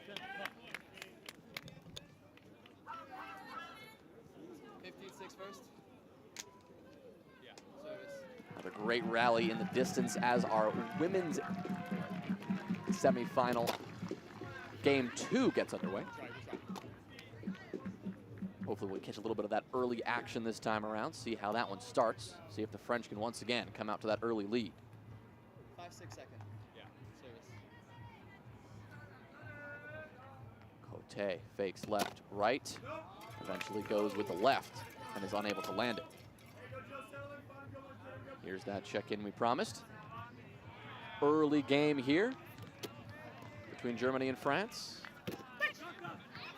Game 2 here. You hear the good communication there between Alt and Paison.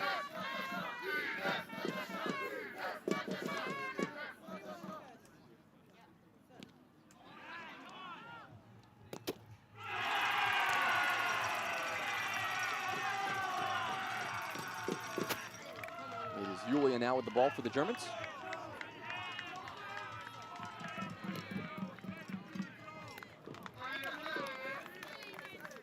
And maybe you'll rotate. 3-2.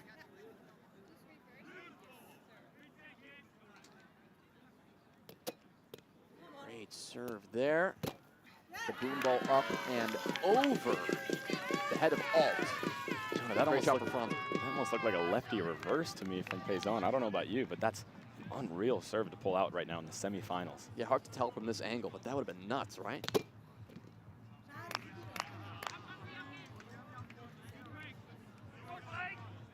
Second serve now for Franzi. Not going to work. Natasha Alt again, who gets a chance here to make something happen for Friends.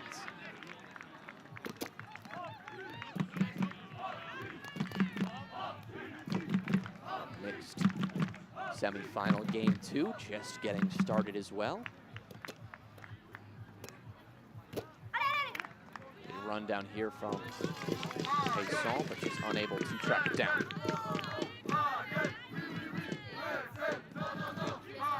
Back on court 1. Big rally here between the U.S. and Canada.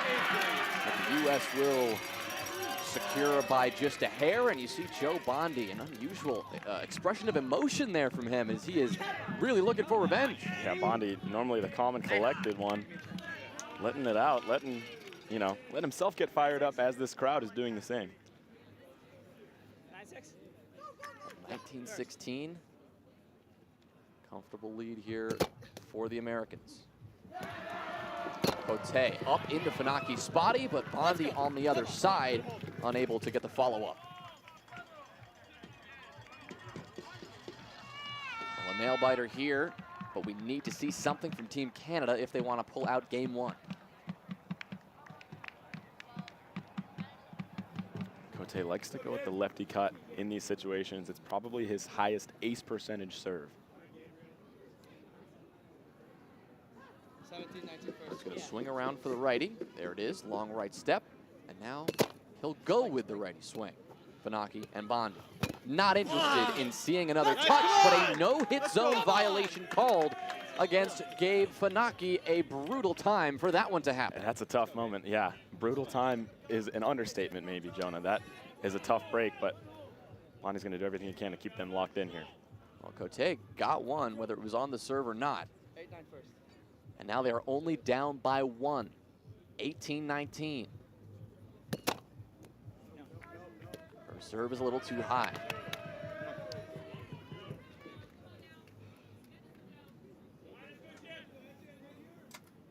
Second. Yeah. Second serve is no good. It is game point now, and Bondi has the ball in his capable hands. And if Bondi's been fired up already this game, I can't imagine what he'll say, what he'll look like if we see an ace here.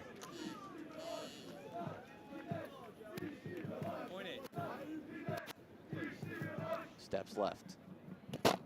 Swings the reverse. A foot fault called, which honestly benefiting the Americans more than anything. Team Canada unable to play through. Yeah. Second serve from Bondi is good. They'll have to play it. Backhand. No defense there for the US of A. That ball's not coming back. Looks like Canada's going to take a timeout before Bozak steps up to serve here. An interesting call, but they are down 19-20. They need one right now. Well, one thing that Roundnet is interesting, that you can just kind of stand there and get a few seconds to serve in that 60-second timeout if the net's not being occupied. A couple of reps, get warm. That's what Bozak is doing right now. We take a look at Germany-France again, this women's individual semi on net number 2. Of course, very important now for the Germans to take this game, considering that it was the French who took that very first one. They do hold a 2-point lead right now and are looking to make that a little bit more. They'll do it there. Another point comes on a bit of a setting error from the French.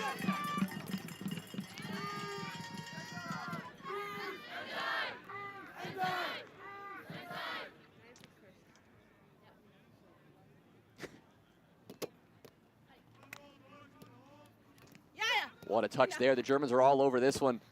Franzi puts that one away, and the energy from this German team is there. I mean, the Germans are rolling right now. I mentioned after game 1, Jonah, don't expect them to feel down and out.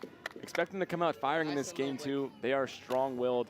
They are not going to let themselves out of it, and they're showing it right now. back here for the potentially final point of this men's semifinal. But a perfect serve from Blake Bozak keeps Team Canada alive. And that's why you want the ball in his hands if you're a fan of Canada. No one more deadly from 7 feet in the entire country.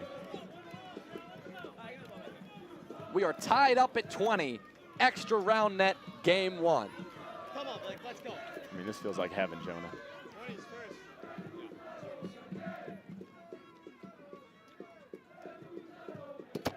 Takes his time there. Pushing that 5 seconds, and baby, does it work. Gets Bondi on skates, and see you later. Team Canada takes the lead. And another banger serve from Bozak. Surprised Fanaki didn't try to make a rundown. He's got the athleticism to make those tough sets, but I guess he thought that one was just too far out of reach. We had a gap there too. Fanaki bit towards the lefty. Bozak swung his right.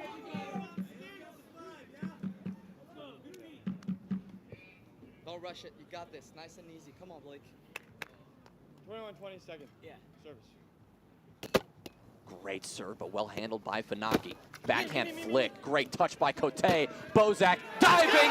That's Canada, who takes game 1.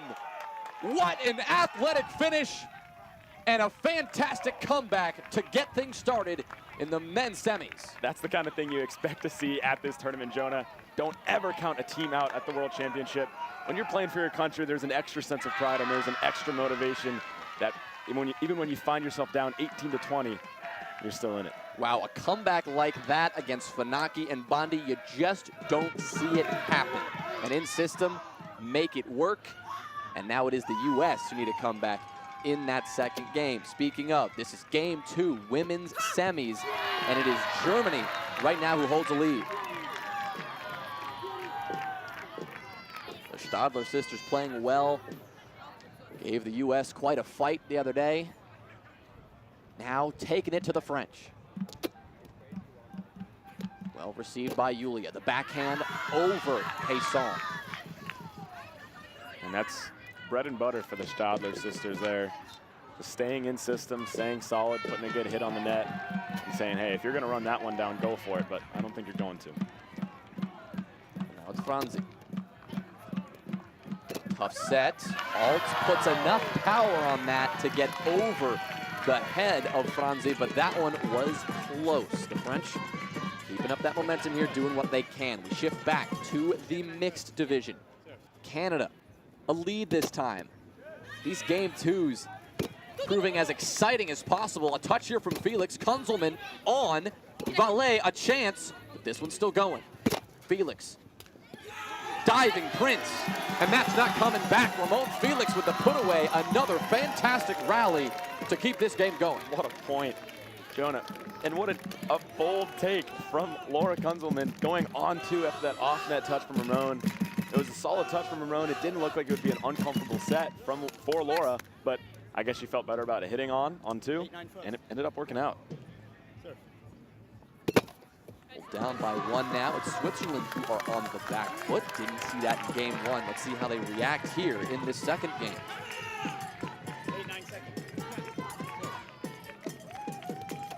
Ramon Felix, we saw his drop ace earlier, and he goes for it again there. But a defensive opportunity comes as a result, and they will capitalize on it. Kunzelman putting her athleticism on full display with that defensive touch. Looked like she expected Felix to go for it, realized he wasn't, accelerated, able to get to that ball. That was impressive stuff. 9-9 first. Yeah. Serve. Can he keep it going for the Swiss?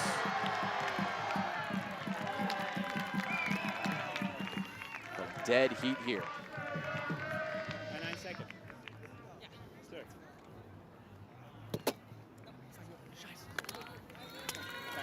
Unsuccessful there. So the ball will go back to Maxime Prince.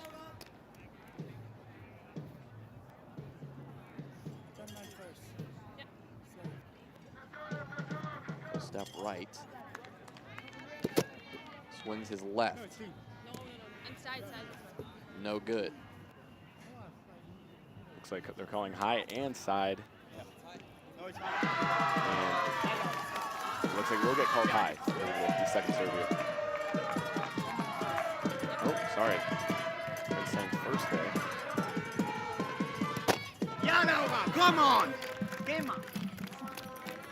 Looks like that must have been the second serve. A little celebration as the ball potentially comes back. Checking in again. Germany, France, women's semis. Germany still holding this nice lead. France has not been able to bridge that gap just yet.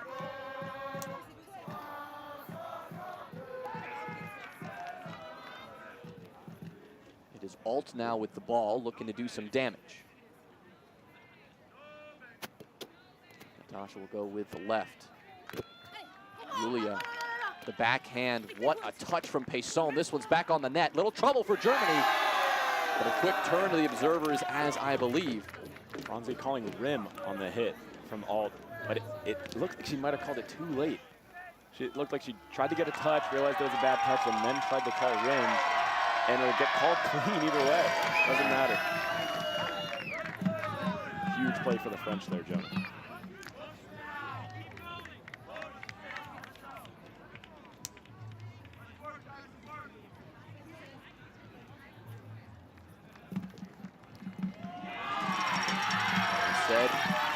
France needed a little something. Can they find it here? Was that enough to kickstart this momentum? It's a good serve there for Alt. And another touch. There's that athleticism again from Payson, but she just comes up short. That would have been an all-universe play if they had gotten that one back to the net. Well, speaking of, another athletic play here from this incredible men's semifinal between Canada and the U.S. Unable to convert it for the Americans, so Canada takes a point.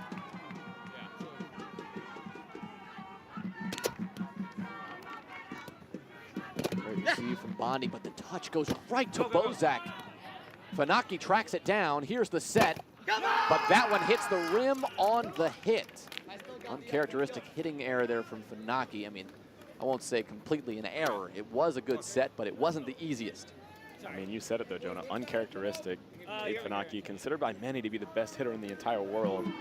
Didn't quite look like it there. Maybe feeling a little bit out of system, maybe a little bit under pressure, being down a game. 2-3 first. Yeah. Service.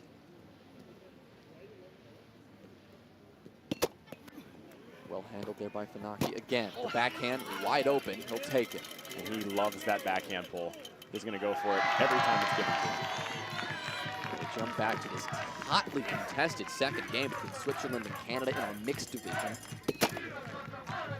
Neither team able to jump out ahead just yet. Still 12-12.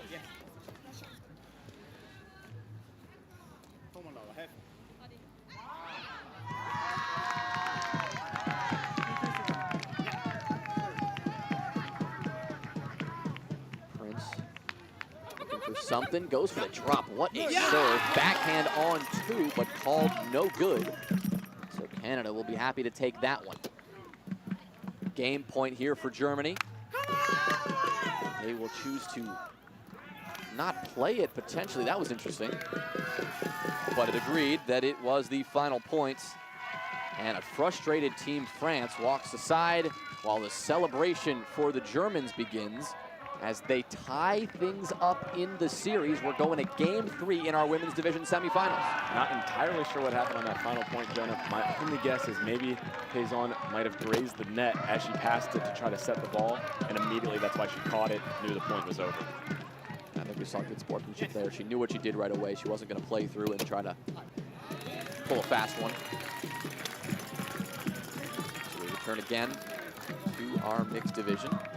Can't be 12-12 anymore. We know that because it was just 12-12 a second ago. So we'll update you on the score when we know it.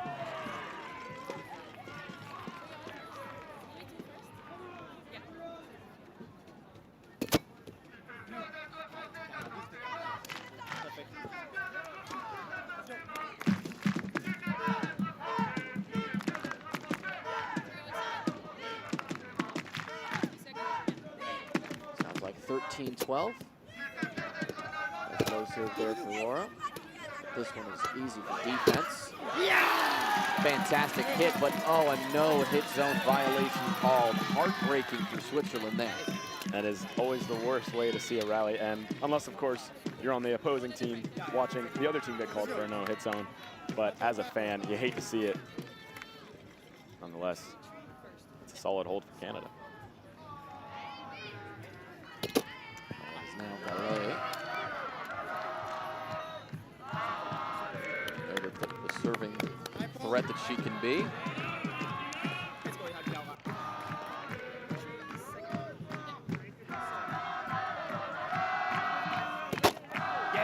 Yes! Laurence and her kind of rise on the scene a couple of years ago was really meteoric, Henry. She's only been playing for 3.5, 4 years at this point, but is one of the top women, if not the top woman in Canada right now. And I believe last year she was Breakout Player of the Year, Jonah. Good set from her there. So Lara will track this one down on the defense. Here's Ramon with the set. And that one is good. No-hit zone violation called there. The Swiss crowd, big fan. That is so good. The athleticism from Laura to run it down, and then just the butter set from Ramon. Perfect. No doubt Laura was going to put that one away. Back here in our men's division. The U.S. still holding that lead that they got at the very first 2 points of this game. But this was not enough in game 1. Don't forget it. Good swing there from Funaki. Again, handled well by Cote, and he'll put that one away, no problem. Funaki, frustrated with himself there, knows that that's his defensive spot to get to. Just didn't rotate quick enough. 6-5? 6-5, yeah? 6-7. 6-7 first. Yeah, service. Love the fakes from Blake, because he not only just has that one motion, but every once in a while he'll throw in an additional level of fake. He'll look like he's about to toss it, and really that's when you get really easy bites from your opponents. Bondi handled that one well though, and that hit good enough, but Cote could not track it down.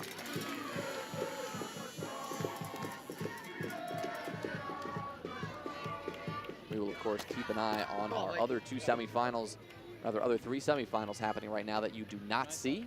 We'll get you those results when we have them.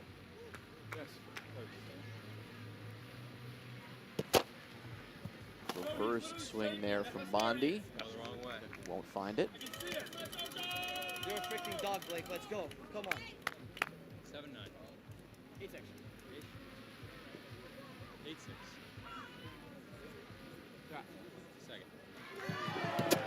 Second serve from Bondi is gorgeous, just under the hand of Bozak. And that's a fun one, Jonah. That, you can tell Bozak just a little off-put by that serve. I believe it was a cut serve that caught the right half of the net while still being center third. Bozak saw it leaning towards the right side of the net, assumed reverse, kind of jumped that way slightly and ended up getting beat by the cut. Speaking of reverse, hello, Joe Bondi, and goodbye. Team Canada there on that point. They take the timeout.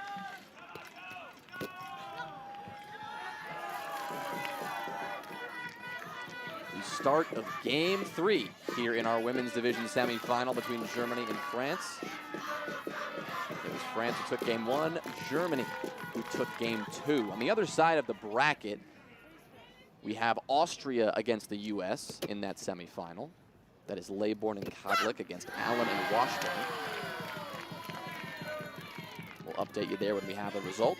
On the other side of the men's individual bracket, it is Canada against Germany. It is Emerson Dean and Vinnie Mathieu against Eisensteiger Siemer, the powerful ES German duo. In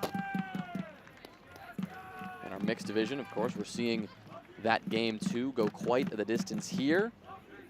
The other game in that bracket is Germany against the US as well. We'll give you an update on that game when we have it.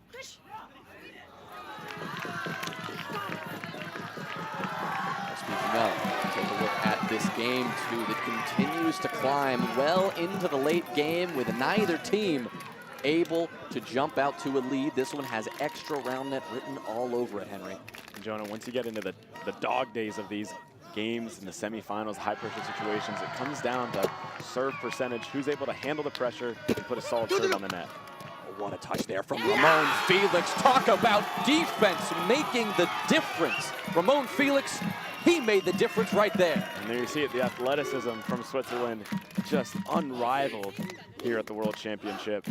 Amazing stuff to see. Well, there's the first 2-point lead I think we've seen the entire time.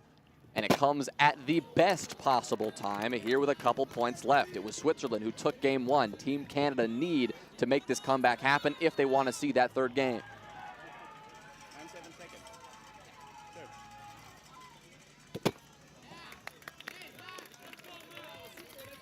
Second serve is no good though. So it is indeed Team Canada and Maxime Prince with the ball in his hands. Who's going to look to make something happen here. Down by 1. And Prince, in this situation where the receiver's partner is to their left, he likes to go lefty cut and make it uncomfortable, make the two partners be right next to each other. Goes righty this time, trying to change up the rhythm. Switzerland, naturally, you choose to play it. What a touch, though. An unfortunate miscommunication, though, from Team Canada, both diving for the set. Otherwise, what could have been a successful defensive conversion. And that's just devastating as a Roundnet fan to see that perfect touch go up and then see both players diving for it. You know immediately there's little to no chance of them getting it back on the net once they both go for the set. Oh, Laura, can she end it here with an ace? Not quite, but can it be defense again that does it? Yes! Switzerland close it out. Another masterclass of how to defend in Roundnet. Gonna have to watch that video right after I watch my Scott Beeks tutorial on YouTube. And that is just some impressive wherewithal from Laura Kunzelman. She hit a very nice serve, put the pressure on. The first touch was way off net. Most people, while they're serving, would end up just kind of watching the other team. She has the wherewithal to stand there, get in the defensive spot, and get a nice touch so she can put it away. You see the celebration there from the Swiss crowd. Absolutely electric as we see our first finalist locked in. Kunzelman and Felix advance to the mixed individual final here at the World Championship. Our other game 3, another big moment here, Germany and France. Also looking to get themselves out to an early lead, so far in a dead heat.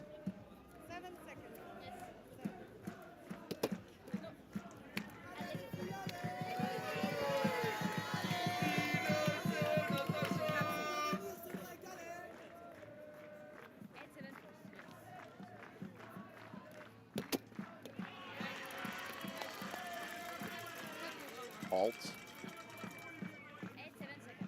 Up by 1, 8-7. That service stays so low, but Franzi, no problem. Makes it look so effortless. And I see that a lot from Alt and Payson, the just softer second serve, trying to get it on and play some defense, but against the Stadlers, it's going to be tough. Their hitting prowess on full display.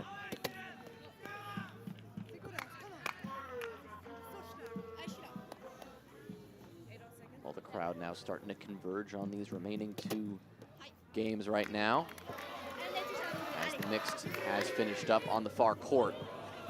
See a big rally here between the U.S. and Canada. Canada unable to convert and get that one back on the men's net. You see the score. The U.S., they need this game 2, and it looks like they know it. A 5-point lead right now. 15-10.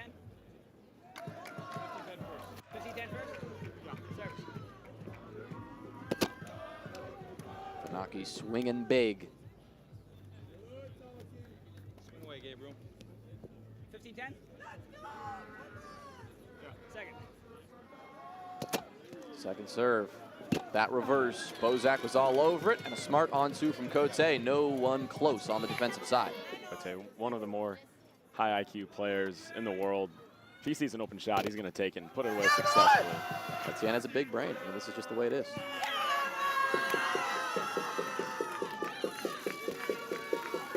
Well, a body on 1, I believe, there for the Germans.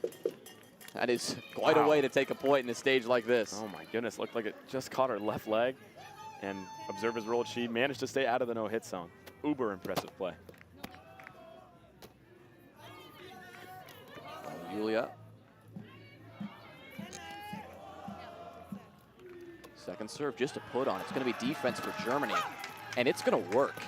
The set there from Franzi's good enough. Oh, but the French can play this game too. Dive from Alt. It's going to work. The Stadler's unable to track that ball down as it was another athletic play from this French team. Oh, what a perfect hit there. I mean, she didn't have many options, and she went for a diving push drop. I mean, to even think of that shot is wild, Jonah.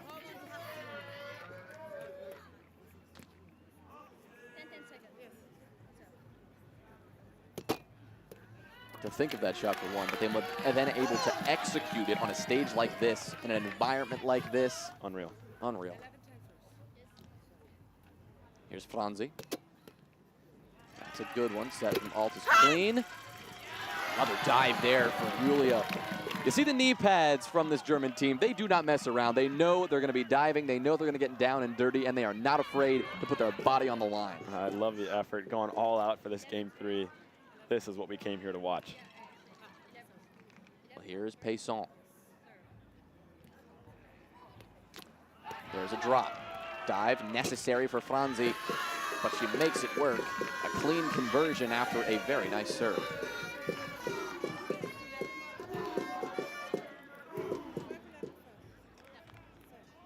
Now it's Julia again.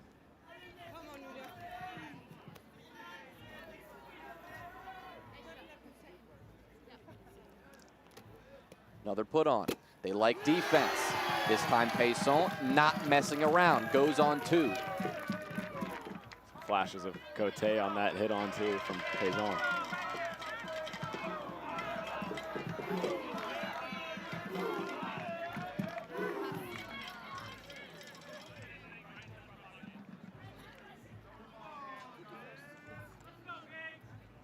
All tied at 12.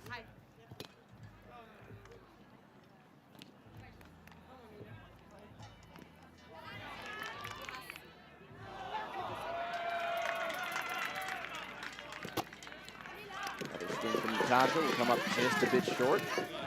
So is Franzi, who gets the ball back. Back to the U.S. and Canada here in our men's game. As we said before, it is the U.S. who need this win in game 2 to push it to game 3. Great serve from Bozak. Fanaki, he's there. Pull from Bondi. Somehow stays low enough, stays sharp enough to get around the defense of Cote. He was right there. Just perfection from Bondi. Obviously an amazing hit, but to receive and just take that lefty cut from Bozak can really mess with a server's head if you're just easily receiving their best serve. High. Just a bit too high on Bondi's first serve, but it was close. Here we go, my guy. 18-14. Second serve is perfect. A smug smile from Joe Bondi as he struts to the other side of the court. What a serve. And that's the Joe Bondi we're used to. No touch ace and just like it never happened. Walks to his next spot, all calm. It's almost even scarier that way as the opponent to get aced. No touch ace and just have the server not even react. Just another day for Joe Bondi. Well, that puts Canada in an additional deficit, deepens the hole they need to climb out of.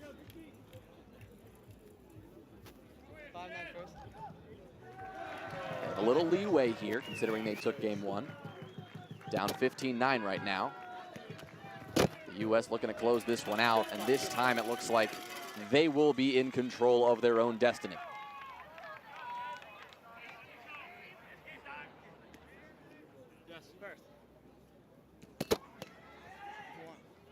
Etienne will go on 2. Bondi thought about tracking that one down, but did not commit to the dive. The crowd was a little close, but shrugging it off said he was not going to make the play. Bozak needing 4 aces here to keep them in this game.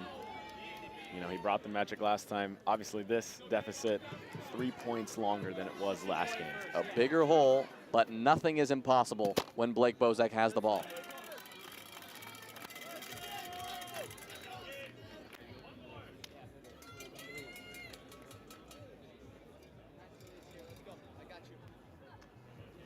ball, Blake.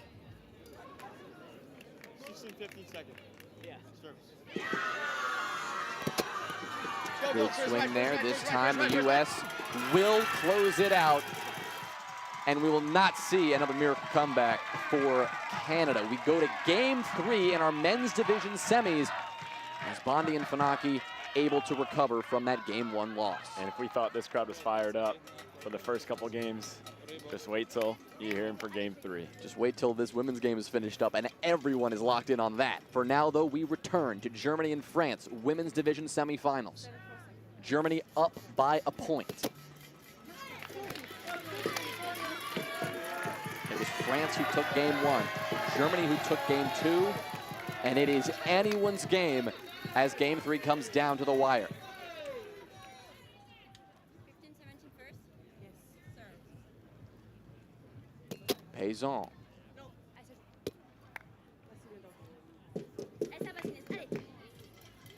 Her serves have looked good. But she needs a little something now. Low reverse. Franzi handles it. Body deflects the wrong way. The hole for France remains. Germany very close to closing this one out. Score correction here. It looks like it is 18-15. So a 3-point lead for Germany right now.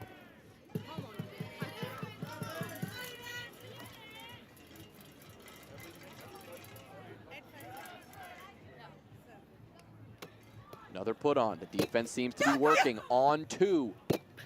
And the defense is there again. The Stadlers continue to put on a clinic and continue to keep France in the hole right now. Germany is very close to securing this one. And you talk about capitalizing and converting under pressure, Jonah. I mean, that just defines it right there. Look it up in the dictionary. You'll see a video of that point. A nice on-2 hit from Payson. Obviously, she's upset with the choice, but normally I'm sure she puts that away under normal circumstances. But the Stadlers, their defense just too strong on that point.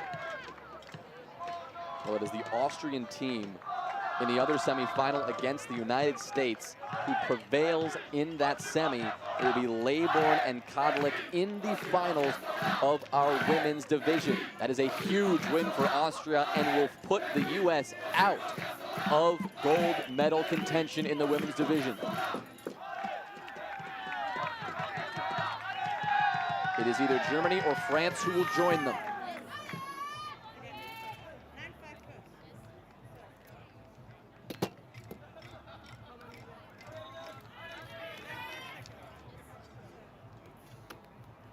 Another put on.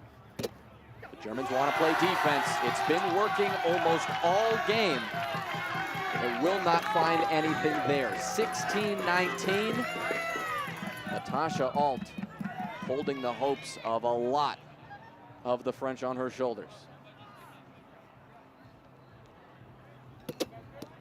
That's a good serve. It's going to give the Germans a little trouble. The defense is there for the French this time, but the dive is not enough. Set from Julia, dive from Franzi. Payson, she's got it! And the French start the comeback they need. This is exactly what I wanted to see. The French crowd has been the loudest crowd all week to put them in a position where they can just let loose. I mean, these women are doing exactly their job. And if you're Natasha Alt, I mean, this is what you spend hours in your basement or your garage or your backyard practicing for, this kind of a moment right here. 17-19, drop. Tricky, but not tricky enough. The hit from Julia is good, but the defense from Payson is better. She works her way back and secures yet another point. 18-19, France just down by 1. And Natasha and Ines relying on what we've been talking about this whole afternoon, Jonah, the athleticism to run down the balls and get them back to the net that most other teams are just unable to. It's the little things that make such a difference at the highest level. Natasha and Ines proving that right now. They're still down 1. It is still Germany who holds a 1-point lead, just 2 points away from closing out this game 3. But man, this is going to be as exciting of a finish as you could ever want.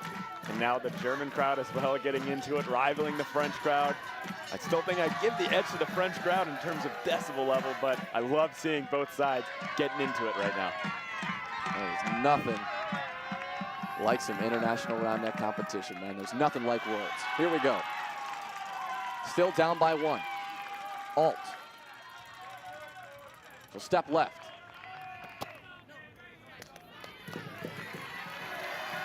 And I expect to see some kind of 50 to 60% swing to just try to get it onto the net, put some pressure on him.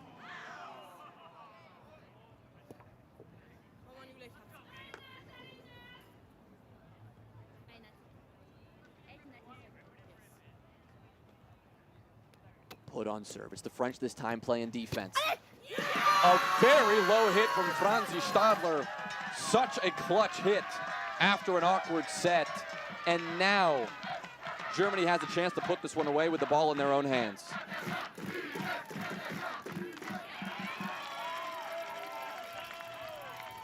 Here we go.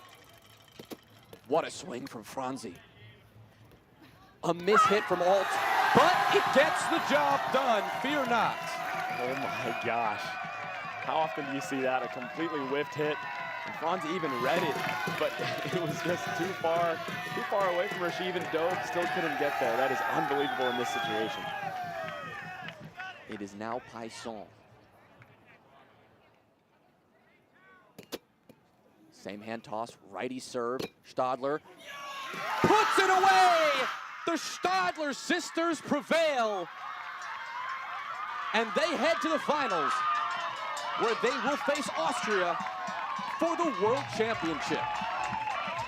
And Germany rejoicing, the entire roster running out onto the field to celebrate. They've got one more series to go before they have the trophy, but for now they feel great, as they should. A phenomenal win against a French team that's been arguably one of the strongest women's teams we've had here at the tournament all week. Well, when we talk about some of the strongest women's players out there, it is hard not to mention Ines Paisson, but now know that we're going to be talking about the Stadler sisters for quite some time. That's 2 of our semifinals down, just 1 remaining here on this court, and it is going to be Canada and the US as they continue to dive in. We are looking at what has been a back-and-forth series, Henry, a back-and-forth game. It is game 3, Cote and Bozak against Funaki and Bondi, and man, you know both of these teams want this one bad. No kidding, Jonah. And I look for Gabe and Joe to keep doing what they've been doing in the first 2 games. It looked like they had game 1 before Blake Bozak just went on a bit of a serving run to end it. Then game 2, they looked in control pretty much the whole way. So if they can keep doing what they're doing, and as long as Blake Bozak doesn't catch too much fire from the serving line, I like the Americans, but with Bozak at 7 feet, you never know what's going to happen. You never know. We'll find out. We'll be back in just 30 seconds.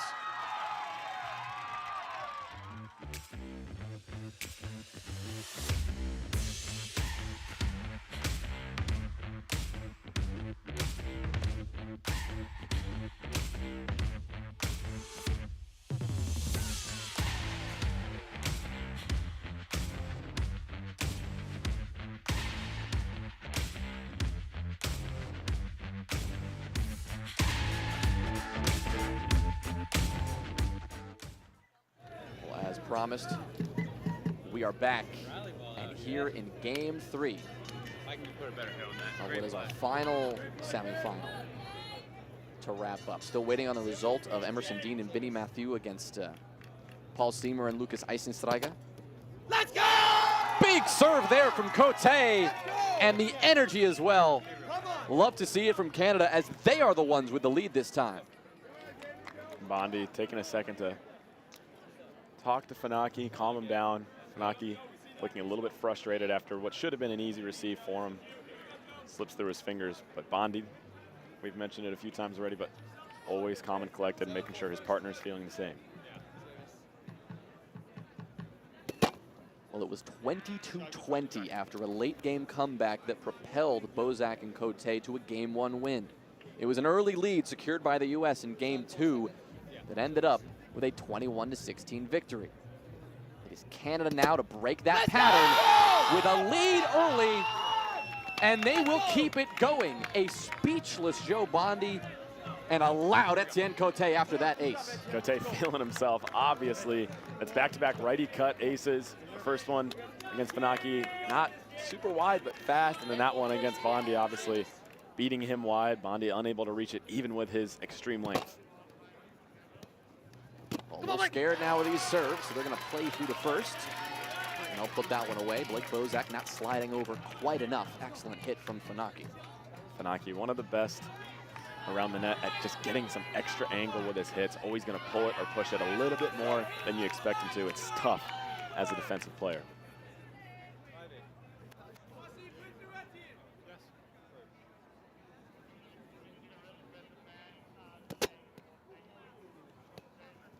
Bozak, a low hit off of Funaki's body into Bozak again, so that's going to be a redo.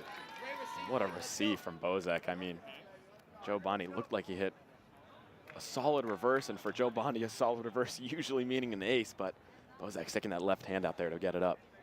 He'll do it again. Made it look easy, and it's the lefty hit this time. That's enough. Yeah, nice change of set from Cote there. Get the ball on the other side of the net, force the Americans to rotate quicker than they have been, and unable to do it there. A nice lefty hit from Bozak. We saw a couple of minutes ago, Kunzelman and Felix, the Switzerland mixed duo, taking the win over Canada, Valet and Prince. They will be joined in the mixed individual final by Kieran Rose and Katie Pearson. They persevered rather quickly, 21-9, 21-14 against their German opponents, Reidelsheimer and Schrupp. Definitely butchered those, but apologies. Sounded good, though. Thank you. Thank you, Henry. Good swing. I got you. So as we await the results of our other men's semifinal, we definitely await the result of this game 3. As we start to shift into the mid-game here.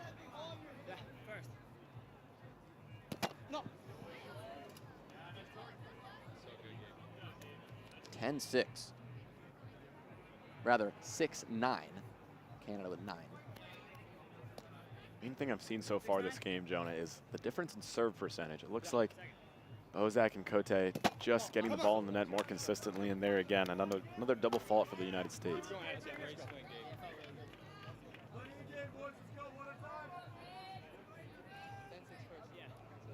Now 10-6. Look at that defense. Look at that defense from Team Canada. A brick wall. You stole the words out of my mouth, Jonah.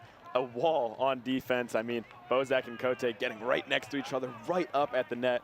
And as a hitter, that is one of the most uncomfortable sights to see. No openings, just hope you can hit it into them and force a bad touch. But that time, a perfect touch from the Canadians. Well, a 5-point lead right now. And they're still going.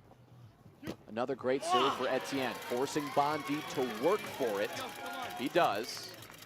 Such a cheeky hit from Bondi there, using the deception. Went to the backhand. Cote saw it, jumped for the pull, but then Bondi last second changing his hand position to push it right through the defense. Really, really good stuff. 7-11. 7-11. Yeah. First. No, I'm there. Good swing, Joe. Well, we've seen Team Canada work their way out of a hole.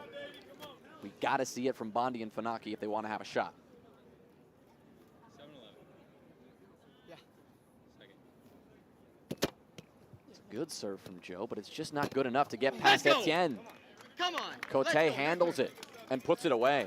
Good spot. This serve receive from Canada is just, it's blowing my mind right now. I mean, Joe Bondi, Gabe Funaki, two of the best servers in the world.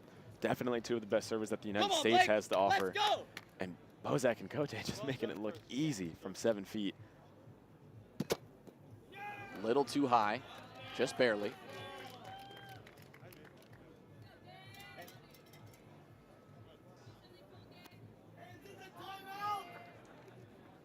Come on, Blake. Only one.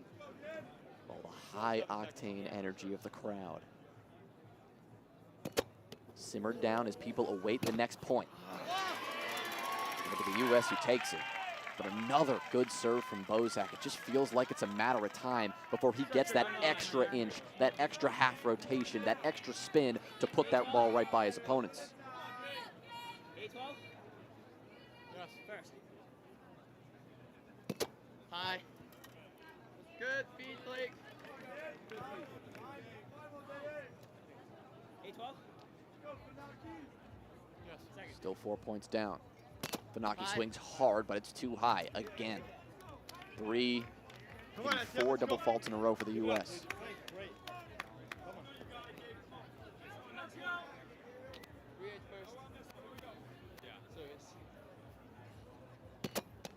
Another good serve from Cote. Backhand, Blake's there. Oh, he's a step away. Very close.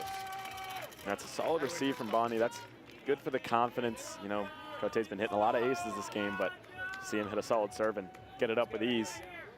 That one's got to feel good for Bondi. I'll correct my earlier statement. I think Bondi's last serving rotation, he did get that second serve on. We got the first serve on this time. Another great hit for Cote. And we're just not seeing these defensive touches that we might normally see Bondi or Funaki get. And I think it's just, the play is too clean from the Canadians. The sets are so good. They have so many options. And the main thing is that they're choosing the right hit. You know, it's one thing to set it well and give the hitter options, but to choose the right one is another battle. Well, the storyline this week so far has been the rise of Team Canada, and it has been, well, the knocking down a peg or two of the United States. Blake Bozak, another gapper. Unbelievable stuff here. Canada just excelling on all fronts in this game 3, and the scoreboard reflecting all of it. 2 years ago, That smells good. the United States had all 4 semifinal slots filled. 59 seconds. This year, it's just 1. Good, great. They took the top 3 spots on the podium, had a chance in the final to win it, and did. But that chance now lies in the hands of Funaki and Bondi, and that chance is slipping away. 10-15. Yeah, first.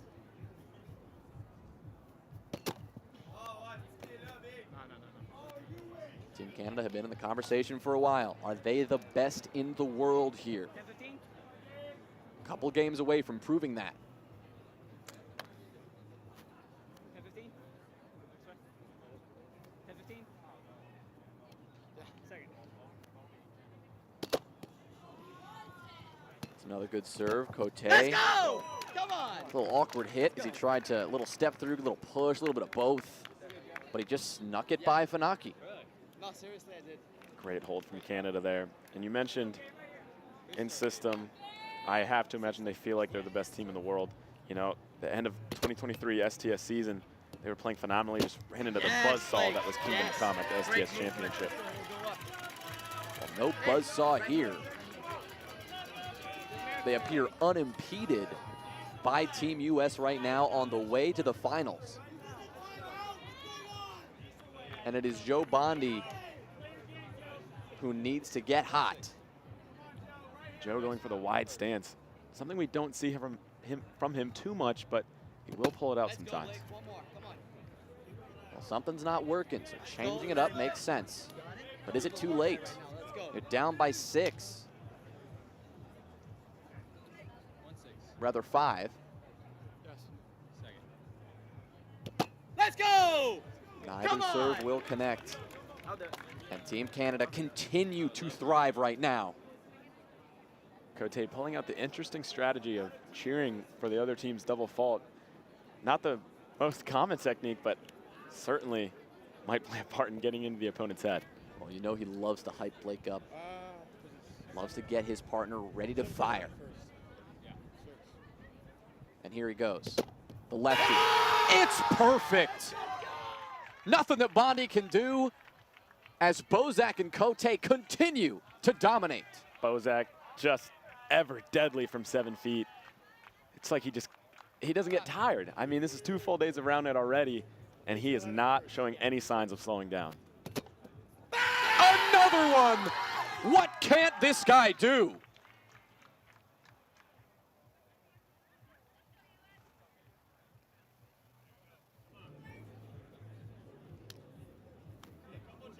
This is one of the more dominating men's performances we've seen all week in any game. Looking like ES yesterday against Rogue. And this one, oh, it's just too easy. It's just too easy for Team Canada. They take yet another point and are 1 point away from closing this one out and ending the gold medal hopes of the United States. This is phenomenal Roundnet. I mean, they are, I've said it already, they're firing on all cylinders. There is not a single part of either Bozak's or Cote's games right now that look out of place. I mean, everything falling into sorts right now.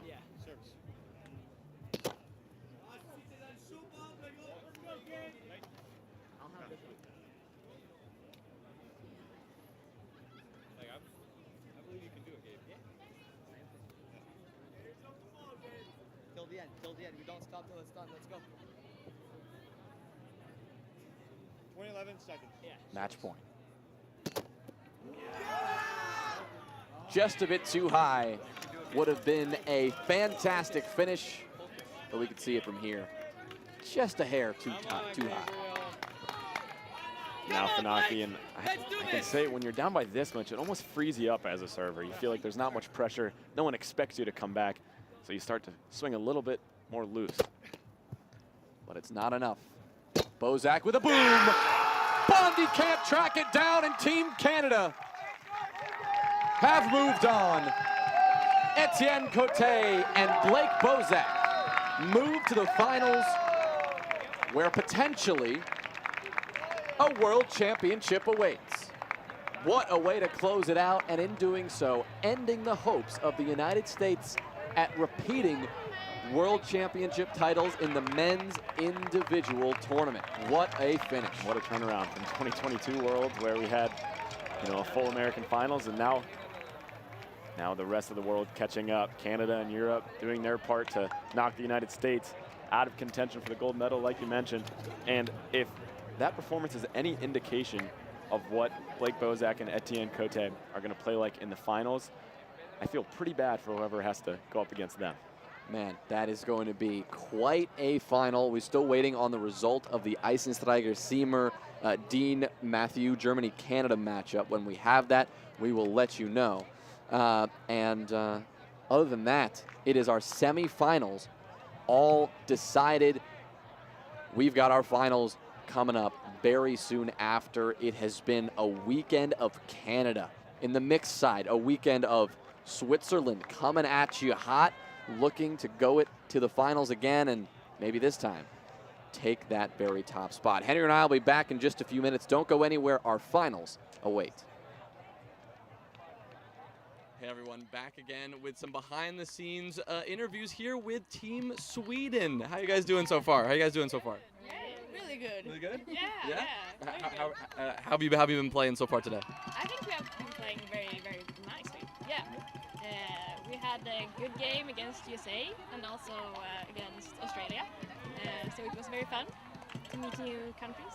Yeah. Who would you say your favorite team to play against so far has been? I would say that the top seed from US, even though we didn't have a chance, but we had some good rallies, so that was my goal for that game. Yeah, it was fun at least. So it was my favorite one. Did you guys win that game or? Yeah. Let's say yes.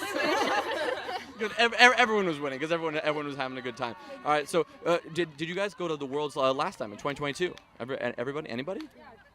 Yeah. How would you say so far this experience compares? I think quite the same, and really fun. It's so much fun to have so much people knowing the sports, and yeah, really nice. Amazing. Yeah. This is a question that Thomas was asking other people earlier. Do you guys have any go-to team cheers or team chants that you guys have been doing to support each other? Where's Eleanor? She's our leader with that. Yes, please. Swedish one with we're svenska fans allihopa. That's our big Swedish. Yeah. Amazing. Do you guys want to do it right now? Let's go.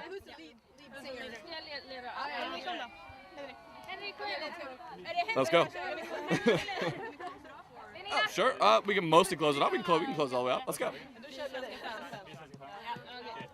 Vi är svenska fans allihopa! Vi är svenska fans allihopa! Vi är svenska fans allihopa! Vi är svenska fans allihopa! Vi är svenska fans allihopa! Vi är svenska fans allihopa! Vi är svenska fans allihopa! Vi är svenska fans allihopa! Vi är svenska fans allihopa! Vi är svenska fans allihopa! Vi är svenska fans allihopa! Vi är svenska fans allihopa! Vi är svenska fans allihopa!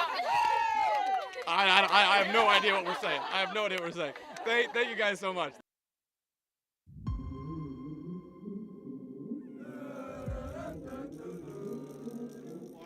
Keep bringing that energy, bring that intensity, and we look forward to fighting with you guys. And we'll see you again in a couple years. Let's do this thing.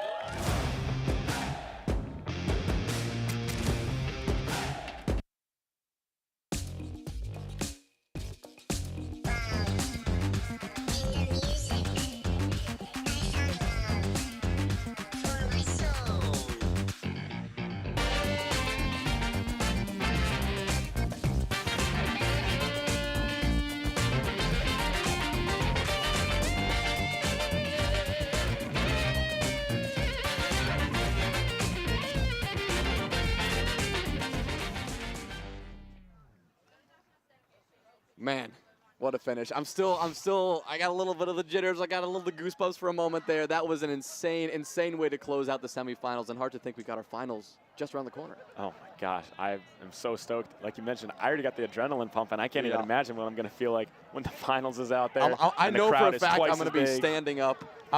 It's going to get rowdy in the booth. It's going to get rowdy. Maybe we get a little behind the scenes booth camera go and hope you get guys that one are on ready Instagram. for that. It's going to be nuts. It's going to be nuts. For now, we're going to throw it to a pre-recorded interview we had earlier. So enjoy that, and we'll be back shortly. I look like a proud duck because I'm between my girls from Austria, and they just won their group. And I would say we start this interview with a Gemma. Gemma. Gemma. Gemma. Gemma. Gemma. Gemma. Gemma. Gemma. Gemma. Gemma. Gemma. Gemma. And now the people on the stream are awake again. All right, ladies, how was your day?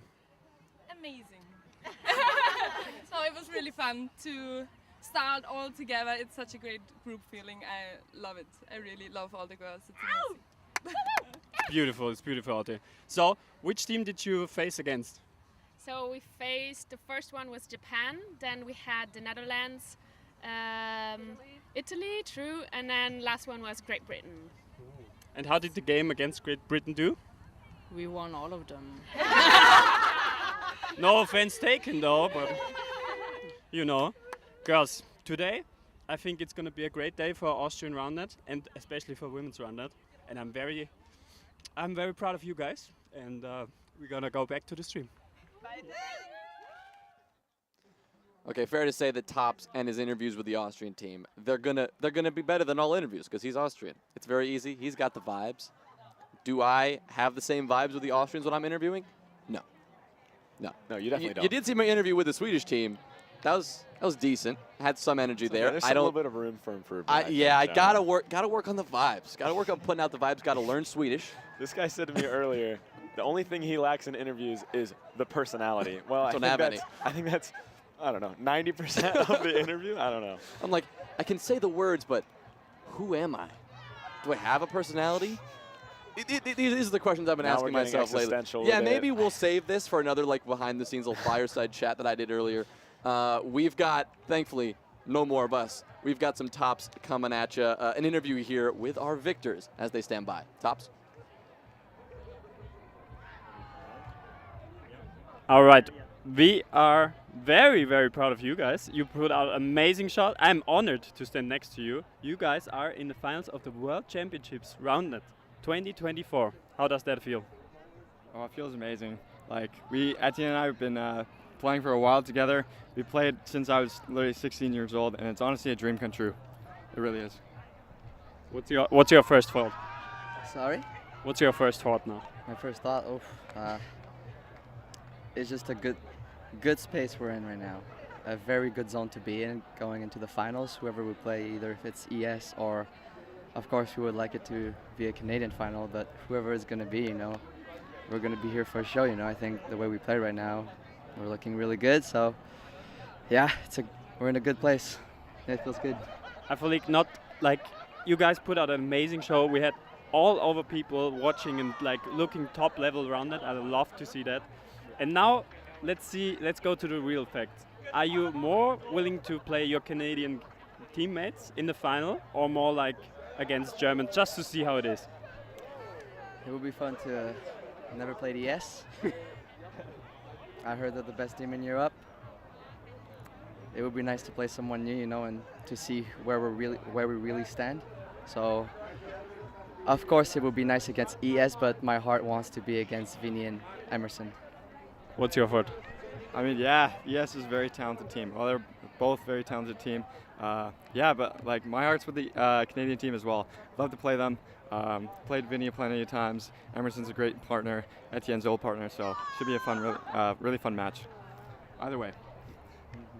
I think actually I thought you were gonna say that, and I love to hear that, obviously. And you guys deserve a break now. I think you played amazingly. I think all the people in the chat saw amazing Roundnet. Thank you for that, and we're gonna see you in the finals really soon.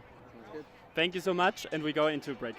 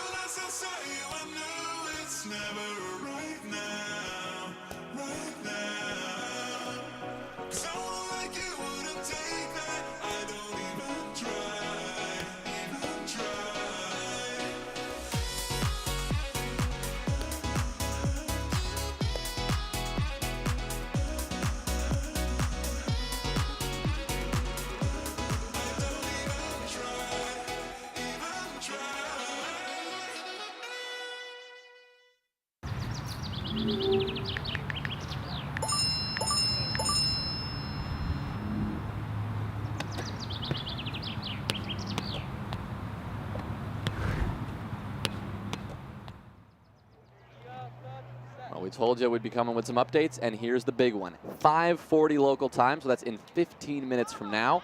Our mixed finals and our women's finals will be getting underway. We are still waiting on the result of the other men's semifinal. The entire crowd that was here is now dispersed, all run to that game. I don't know which field it's on. It's probably down that way. But they're now watching the Game 3 finale of Canada-Germany. Dean Matthew and, of course, Eisensteiger-Siemer. That one was 25-23. Game 1, Eisensteiger-Siemer. 23-21. Another extras game. Canada takes it. So Game 3 is happening right now. They are mid-game elsewhere. Unfortunately, we cannot bring that to you. I know somebody is streaming it, so you can look for that stream link in the Discord, ask somebody for it. But when we return here, 5:40 in 15 minutes, our mixed final and our women's final will be getting underway, and our men's final will be starting shortly thereafter. And Jonah, I'd be lying if I said I didn't have a little bit of FOMO right now not getting to watch this other semifinals match. Yeah. They're going into a fun Game 3. Both games you mentioned going into both of the first two games going into extras. Have to think the third game is going to stay competitive, and with that huge crowd that's following it, probably even more exciting than it sounds. Yeah, we will get the report and bring you the after action report from there and exactly what the vibes are like in that third game. But just know that I know it's electric because everybody's gone. Where are they? That's where they've got to be. So that one is coming our way shortly after. It's probably going to be wrapped up by the time the mixed and the women's finals do get started, but then shortly after that one will start too. And man, We've got a crazy conclusion. Again, we're waiting on the result of our men's individual semis, but that is going to be Bozak and Cote against the winner of Dean Matthew, Canada, or Eisensteiger-Siemer, Germany. Our women's finals and our mixed finals, we know what those are going to be. Our women's final, that is, of course, the Stadler sisters. That's Julia and Franzi against Leybourne and Kodlek, the Austrian team, who has been incredibly strong all weekend long. And our mixed final is Kunzelman and Felix. We just saw them. And, of course, Kieran Rose and Katie Pearson, who breezed through their semi. So they are clearly riding the high. I did say, before we got into our mixed semis, if Katie, and actually you weren't here for this, this is my fireside chat I did earlier one-on-one with the stream. I said that I think that Laura and Ramona are going to win unless Kieran and Katie are playing at the absolute top of their game, which it looks like they were. 21-9, 21-14 in the semifinals of the World Championship is scary. We didn't get to watch it, but I have to imagine that a big part of that is Kieran Rose serving. When he's hot, maybe the best server in the world. A lot of people think that he can go just ridiculously wide with his righty cut, his righty reverse, and his lefty cut. He doesn't even get when you're receiving him, it's like you're underwater. It's like you can't even get a chance to get some oxygen. You have to watch for everything. His fakes are insane. I mean, it's unfair, really. Yeah. Well, we'll find out what he can do against Laura Kunzelman and Ramon Felix, arguably the favorites, and coming in as the #1 seed. So the former still the world champions, but soon to be former world champions Ryan Gross, Kara Hoy did not pass that test of Katie Pearson and Kieran Rose. They had to face each other in the quarterfinals yesterday. So we won't see them. We will crown a new world champion in all 3 of our individual divisions. That is crazy. We'll have that finals action for you coming up in just a bit. Grab a snack, grab a drink, and get ready to strap in because you're not going to want to miss a second of the finals to come. We'll be back in a bit.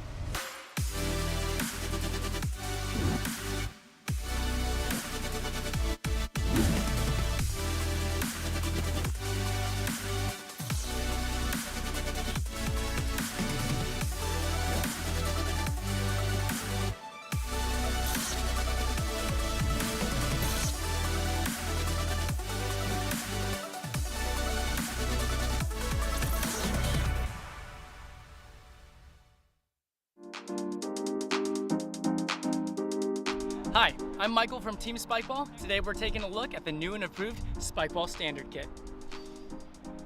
Alright, first things first. Just by looking at it, you can tell that it's sturdier than the OG Standard Kit. The rims are a little bit wider, and they also come with these yellow tabs to make setup even easier. The kit comes with 2 new balls. One's a little bit bigger if you're starting out, and one's smaller if you want a challenge. Both have pips for more grip. The new Standard Kit is built for quicker setup, better rallies, and it folds up or breaks down so you can take the fun wherever you want. See you out there.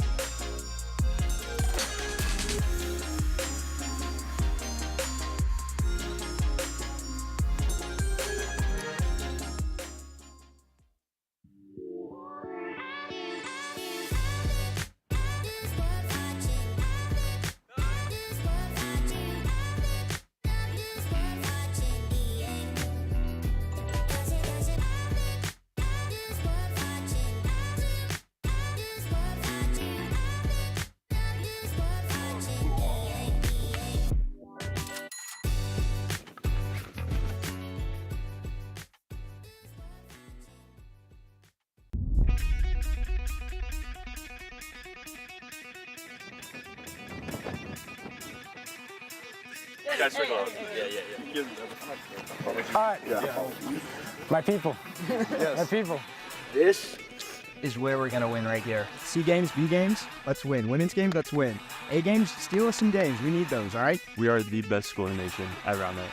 Shake off those nerves right now, okay? We're ready for this.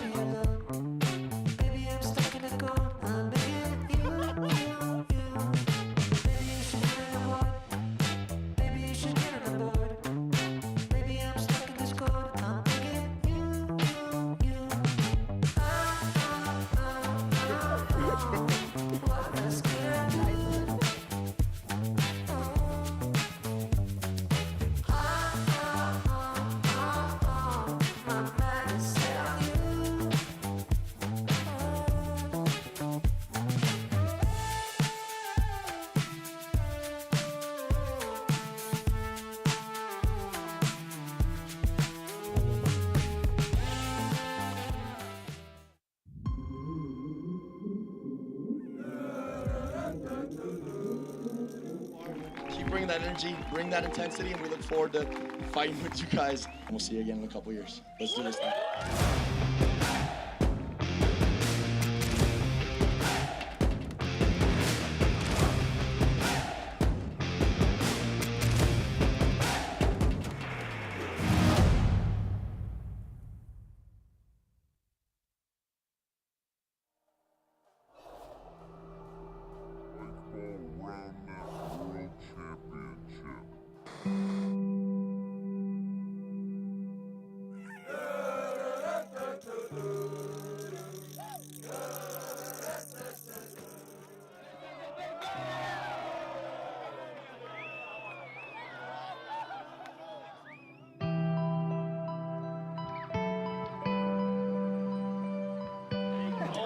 I think I did enough crying yesterday. So, no, maybe not. Okay.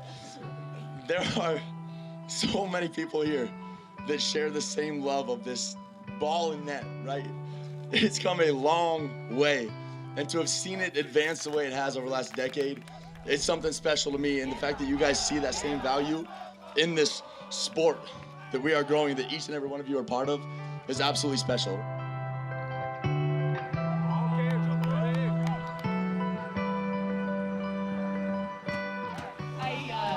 Teared up today just watching Women's Roundnet and the community around that just celebrates Women's Roundnet. So I am so pumped. I'm happy to be here, but I'm really happy for Women's Roundnet today.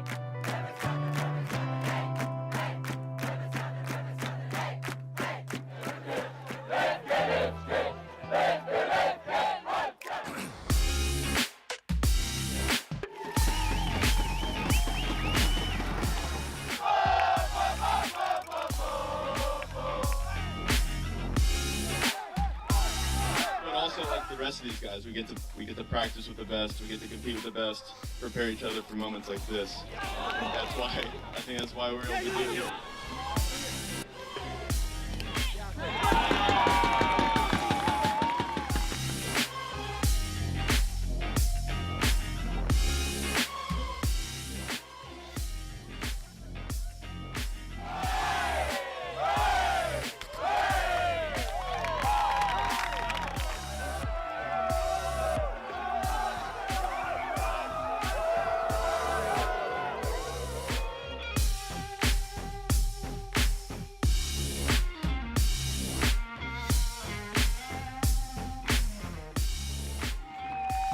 This is so awesome. I think I can speak for all of Team USA when I say that this has been a dream come true. Just meeting all of these ladies and everyone here and getting to make new friends has been incredible. We're so thankful for everyone that showed up, and Roundnet Belgium, everyone's hard work that went into this event. It's been just wildly amazing, and we're so happy that we got to be here and share these memories with all of you guys.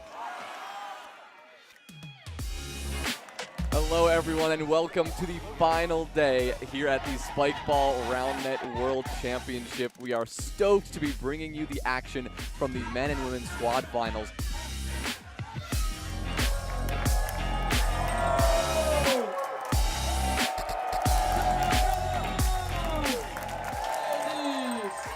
Come on! Oh my God, they're breaking this thing down.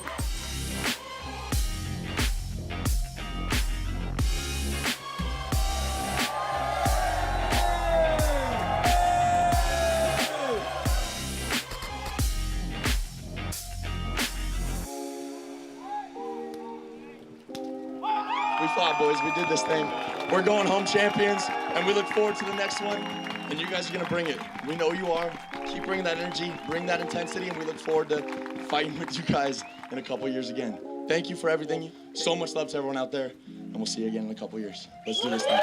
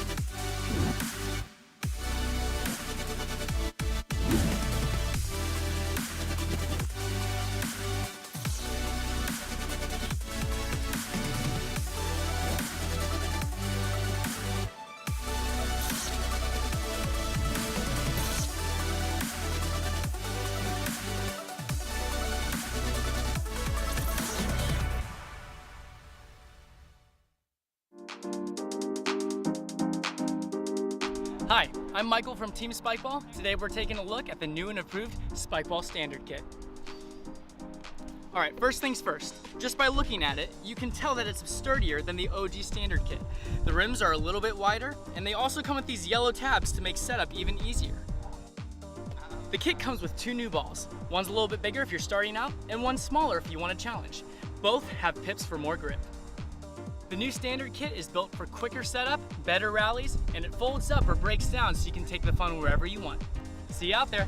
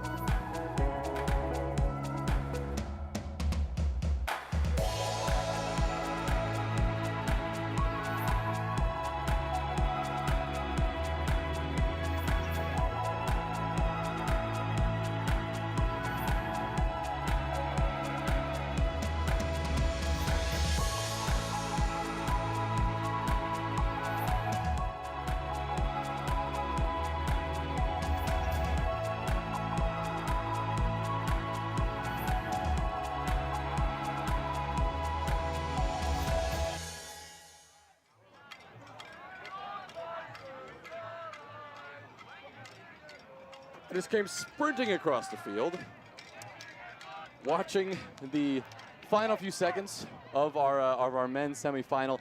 Eisensteiger Seymour just took it over Vinny and Emerson. Why don't you tell us? I obviously am not out of breath. I've been sitting here the whole time. But how'd it go down, Jonah? The last point, it was 2 breaks in a row. It was 2 breaks in a row. They weren't aces. It was just defense. One was an insane defensive touch and put away by Seymour, and the other was a decent serve that just Vinny couldn't convert. Just a setting error there. But it was electric. I was running back to upstairs to grab some snacks, and naturally, as one does, and everyone was doing the wave. There was a huge circle around 2 layers deep. It was just constant wave during the timeout. One of those moments that you just have to be right there for. One of those things that you're just not going to get anywhere else. Keep piling on the Yep, FOMO. yep. Keep Just going. Henry wasn't there. Got to make him feel bad. But this is fun. I mean, a minute ago, there were maybe 10 people on this field in front of us. Everyone sprinted across. And now there are, well, there's probably 150 people now just swarming no. A lot more. You gotta. Maybe I'm bad at Yeah, you're just not good with that. At least, I would say at least 200. We are, that number is rapidly increasing. Another 100 are pouring through the gates right now. I was the head of the sprinting across the field pack. Thankfully, I was not caught in a stampede. I don't know if you know this, but I'm fast. Just kidding, I am not fast. But I was still at the head of the pack and made it here with a stampede of people behind me. Everyone's sprinting to get the best possible seats for back-to-back-to-back simultaneous individual division finals with world championship titles on the line. To recap, individual finals, which will be starting in just a moment. It is Leybourne and Cutlitz against Stadler and Stadler. The Austrians against the Germans.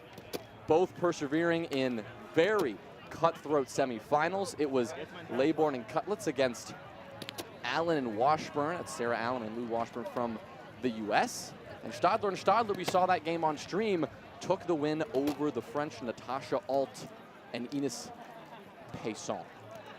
In the mixed individual final, we see Laura Kunzelman and Ramon Felix against Katie Pearson and Kieran Rose. The team on the rise here for the U.S. First time we've seen this combination, whereas the Kunzelman-Felix combo was here 2 years ago and ended up in second place. Looking for the gold medal and the world championship title under their belt. And of course, man, you see this crowd just pouring in. Everyone excited for these three finals. So many people coming in, it's actually kind of impacting the women's abilities to warm up right now. They They're can't. trying to ask players to get out of their way.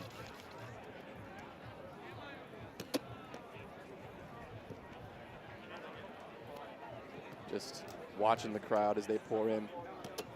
Watching the crowd as they pour in. Everyone, like I said, clamoring for the best seats. Volunteers doing what they can to keep them back from encroaching upon the games. Classic problem. But the sun is currently up, and it is going to start to set. The lights bound to come on here in a few. And we may end up finishing a couple of these finals, game 3, under the lights, Henry. I mean, this is really a dream scenario. I don't know if I've ever been this stoked to be sitting on a turf field with a headset on, Jonah. This is just epic. It's so really many a people special coming moment. in. Oh my gosh.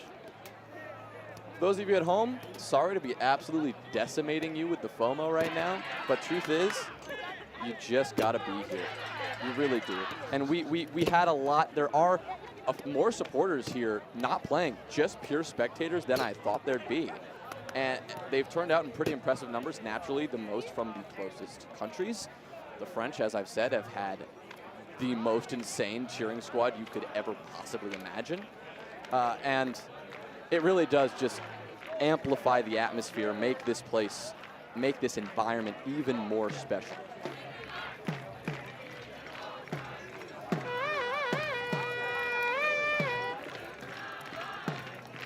Now we're having to do a bit of our own crowd control as people are trying to sit in front of us, and we would not be able to see anymore. And Henry, that is an important aspect of our jobs. I'd say the talking is part of it, but the vision is another.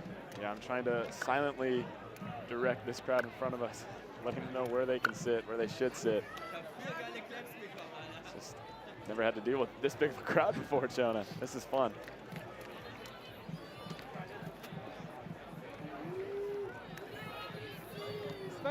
We'll let you take it all in, just as us.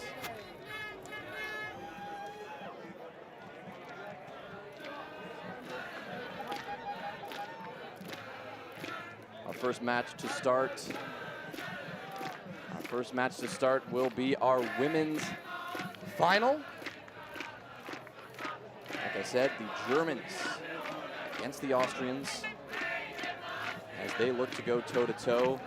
Both of them, either of them, will be world champions for the first time if they can pull this one off. I can't imagine. I have to imagine both teams are amped up. And I mean, I can't speak for them, but I know if I was in their shoes, I would be feeling pretty nervous.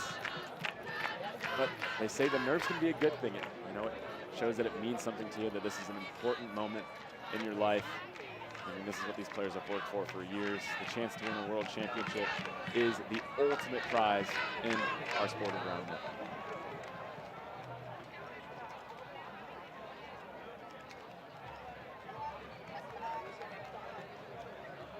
Well, Henry, the stage is set. The players ready. And it will be Germany and Austria, the first individual final to get underway.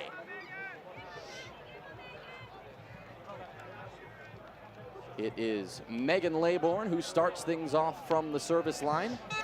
Her partner, Donnie Cutlets, looking to get things started too.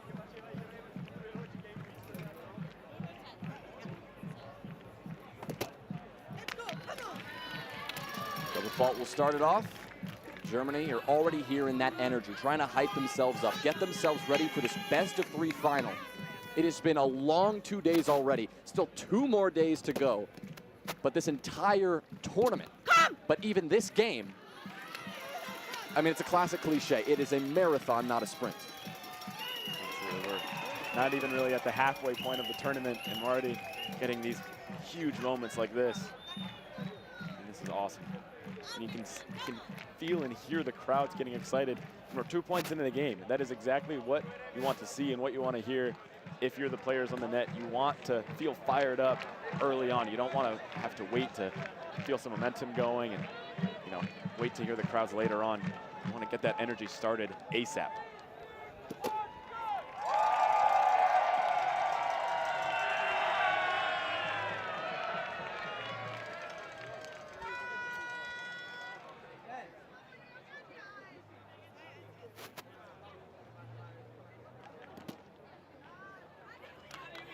These early back and forth here as, again, the crowd control continues around them. Our players on our mixed net getting set up as well to get things started.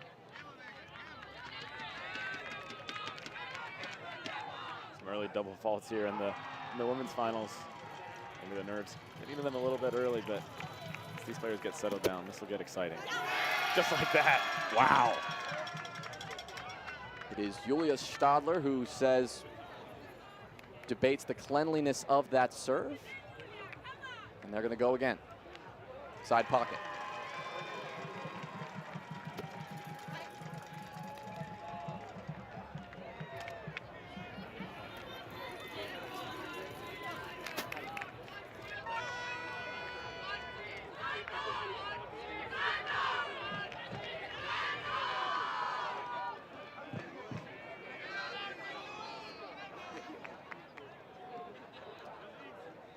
Now Franzi Stadler.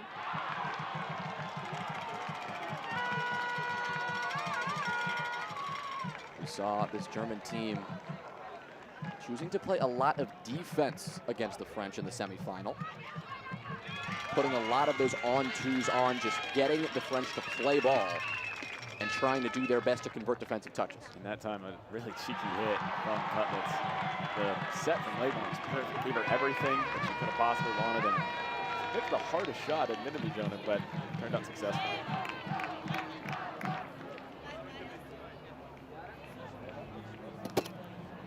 Well, if you hear the word Gema, the Austrian equivalent of let's go, a common chant you hear all across every pitch here at the World Championship.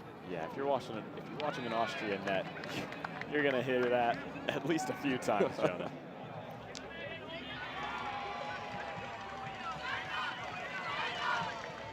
Oh, it's Julia Stadler again. Swinging hard to see what she can do here. Just up by 1. An early back and forth between Germany and Austria. Laybourne back on the receive. We'll take a look now and move to our mixed final. The first look at Kieran Rose and Katie Pearson. As second look here at Laura Kunzelman and Ramon Felix. Someone needs to tell Mr. Josh Hutko to sit down. He is in front of the camera. It's a tall man. Even when sitting down, you see his little head. What a serve there from Ramon. Oh my. Backhand from Rose. Clean enough though. That receive from Kieran Rose is phenomenal. The footwork to be able to shift back to the right hand after jumping to from the lefty fake, but still have the wherewithal to reach out with the left hand and come back for the reverse and get it up to his partner. Well, this is the big threat, the big weapon, and frankly, the big unknown in the United States arsenal. A first-time attendee of the World Championship, not very known internationally. It is Kieran Rose, whose serving has really elevated his game to another level over the past few years. And Henry, what makes his serving so unique is that we talk a lot about serving styles and different ways to hit a cut, different ways to hit a reverse. It almost feels like Kieran has invented his own style. Yeah, and I got a chance to talk to him yesterday about it, Jonah. He does something that most players, most human beings aren't even capable of doing. He has his wrist bent at about a 90-degree angle when he's hitting a cut serve so that his fingers are almost reaching all the way around the ball, almost to the bottom of the ball. And he just snaps his arm around it, and that's what generates so much spin. And I tried it myself, and it was actually painful on my wrist to try to emulate his serving technique. I don't know how he does it. He just has flexible wrists, something that most people aren't capable of. You just love that, though, when a player takes it upon themselves, not to look at slow-mo videos, not to learn from others and what they've done before, but to break the mechanics down, reinvent a core part of this game. Yep. Great body up. You hear the communication there from Kieran, try to get Katie to maybe go dive for that one. She got the touch, just could not get that ball back towards the net. So an early 2-point cushion here for the United States in the mixed final, but nothing crazy there yet. Anytime you give Laura the ball, you give Ramon the ball, you just never know what you're gonna get. That's a good one. A little too high, says Rose. And indeed it was.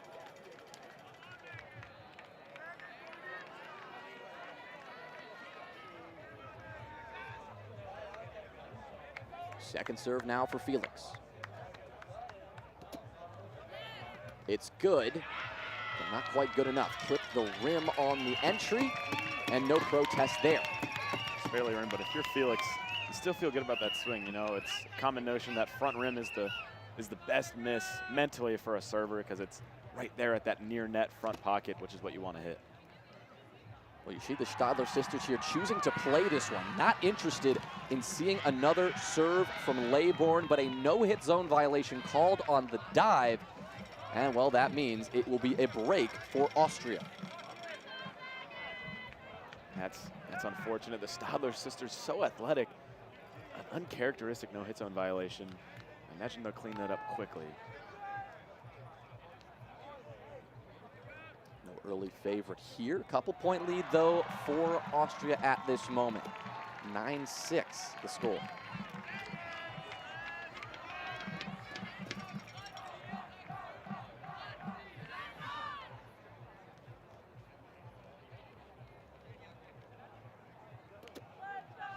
Good serve, but well received by Laybourne. She'll go for the push, and that will work. Off the knee and back onto the net. So that will hit twice. Franzi standing a little too close there. So it is Donnie Cutlets who gets a chance to do some damage herself. An interesting stance from Cutlets here. She's done it a few times already this game, but going with the wide stance to start, I think my guess is it saves that extra half second that it takes to step out. She just already is in that powerful wide stance. Well, a drop on here, looking to play some defense as well, but not quite finding the touch.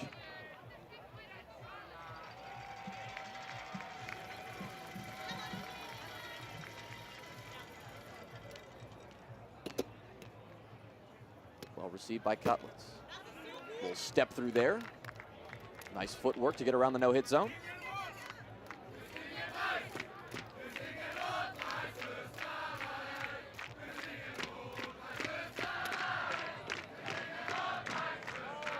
Well, the music has started now out in the crowd, the chanting, as we look back at this Switzerland-USA mixed final net, where it is Katie Pearson who will now see a chance to serve for the first time. Yes, come on.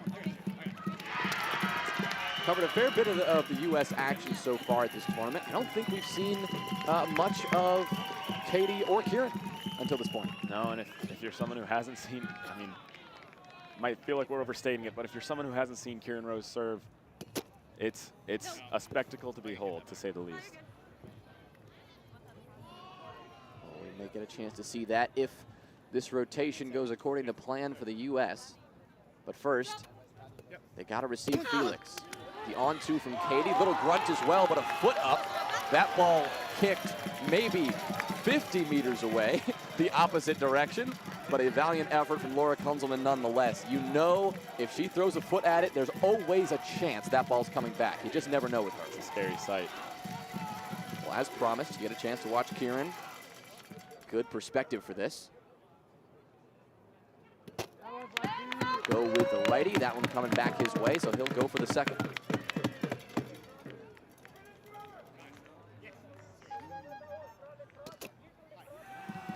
Not landing it now, though. So the hot U.S. team that we mentioned must have been firing on all cylinders to get through that semifinal. Haven't seen them here quite yet. And again, if you want to beat Laura Kunzelman and Ramon Felix, this powerhouse of a Switzerland duo, you need to play at your absolute best. Little discussion there if it was clean, but it was. And you hear the Swiss crowd come to life. Laura Kunzelman serves just, they have this emphatic combination of spin and angle because of her length, but the power she puts on them is really, really top of the mark. Well, we get our first look at our finalists in the men's division. Serving now, Lukas Eisensteiger, his teammate, Paul Siemer, the German powerhouse duo that took down Rogue yesterday, made headlines in doing that, and took down another powerhouse Canadian team on their way to the final. They face Etienne Cote and Blake Bozak in system. A big moment for them. And Jonah, I had the chance to commentate that ES versus Rogue matchup last evening. Let's go. And we've seen a lot of good round net so far this week, but I think that series overall was the most complete display of round net domination that I've seen all week. I mean, Paul Siemer, righty cut ace after righty cut ace. Eisensteiger receiving everything that Ryan Marino and Thomas Hamilton had to throw at him. It was really something special.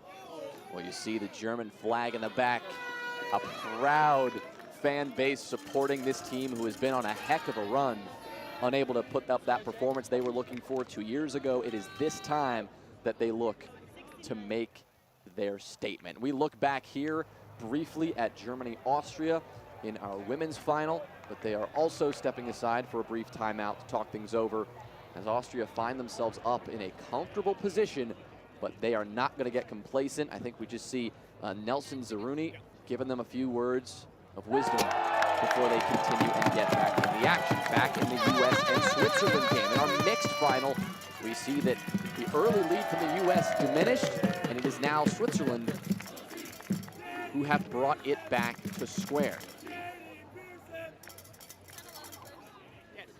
10-11. Good serve, but Ramon is all over it. The backhand and the touch. Pearson suggesting that hit was bad, but called clean. It seemed okay to me. I'm guessing she's calling rim, and it is called clean.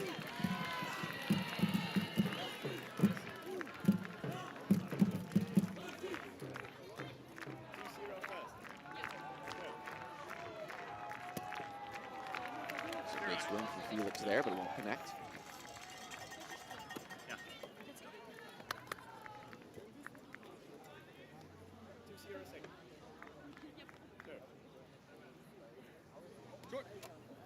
Drop for Felix.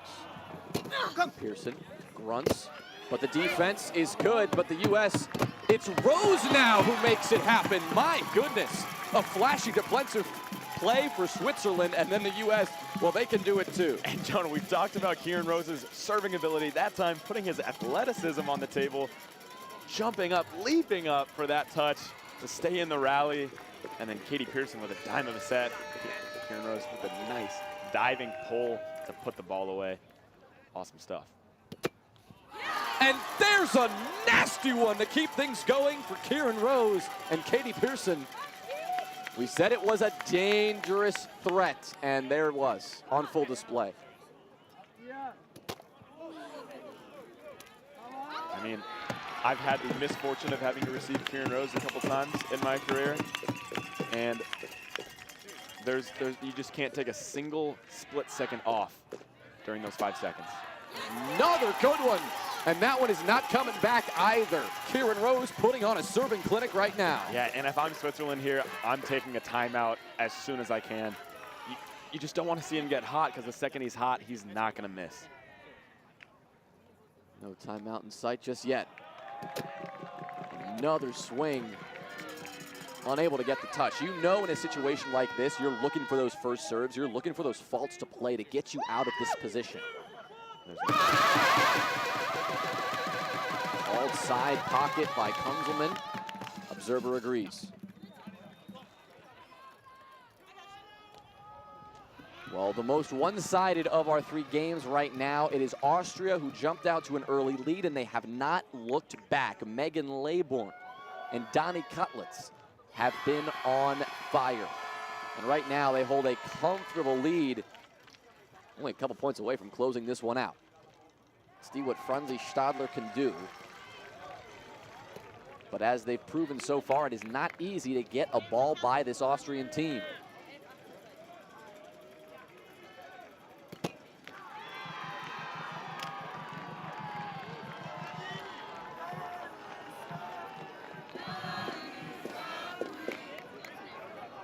Well, it is Donnie Cutlets with the ball here.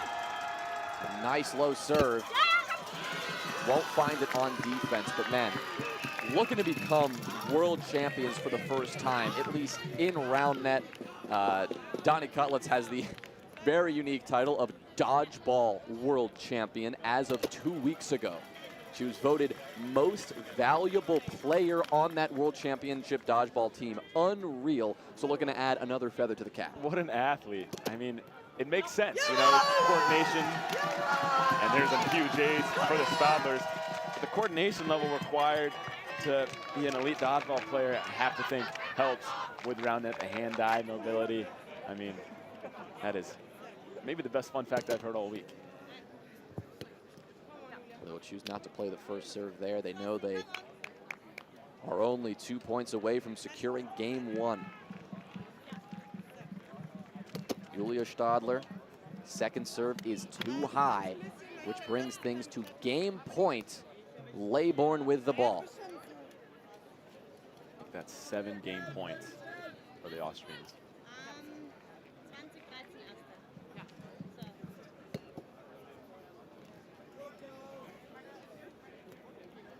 As a reminder, these are best of 3 series. So it's not all about game 1. The Germans proved that in their semifinal against France.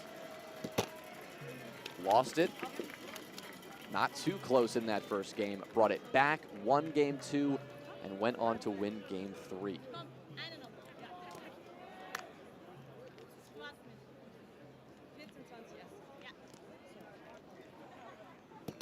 Well, Franzi Stadler will try to get some life into this German team. At the very least, some life into this German crowd, as a nice ace will get the attention back on that game. Perfection from Franzi there. I mean, perfect angle with the lefty cut, and had some spin on it to make it jump even wider. Incredible. Another good one. That's a nice lefty. Bad diving hit, just hitting the rim there. So another break for Germany. They are not out of this one yet. And the Stadlers are amped up. The German crowd is amped up. We knew that would happen. Any sort of momentum for the Germans here, and this crowd was going to get loud.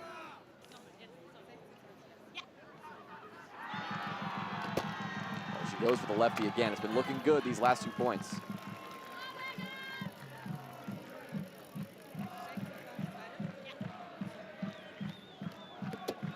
goes again. Maybe side pocket, good enough.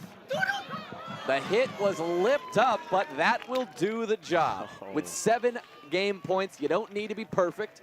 By no means was that hit perfect, but it accomplishes the goal. That's game 1 to Austria over Germany in our women's final. Not how you want to see a game 1 in the finals end on a lipped hit like that, but nonetheless, the Austrians with a pretty dominating victory, but the Strawberries coming back towards the end. Got to think they'll use that momentum that they gained to their advantage going into game 2.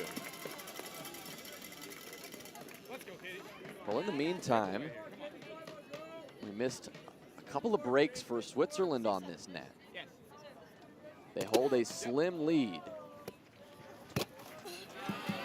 And all they've got to do here is hold the rest of the way. That's all they're looking to do. Because a win here in game 1, man, does that set you up well for this final. Holding the rest of the way, a lot easier said than done when you're going up against Katie Pearson and Kieran Rose, Jonah. Let's see what Ramon Felix has to say about that.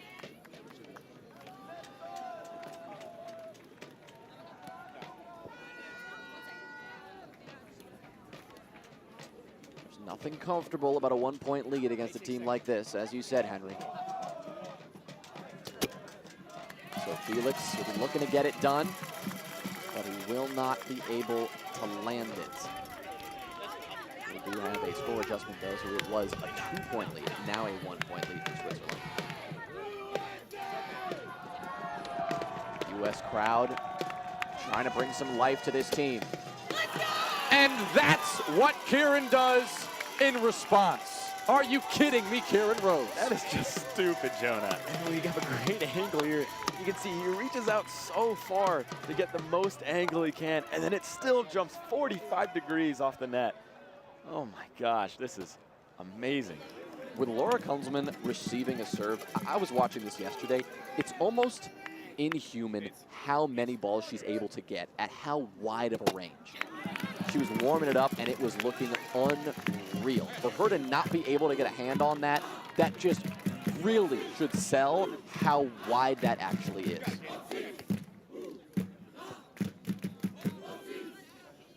Good serve or not, Swiss are still up the mini break. And it's Laura Kunzelman with the ball. And a perfect swing as she looks for the dagger. That's a clean serve, and it is 2018. Could that have come at a better time on the whole week, Jonah? I mean, we're in the finals. It's 19-18. No touch ace from Laura.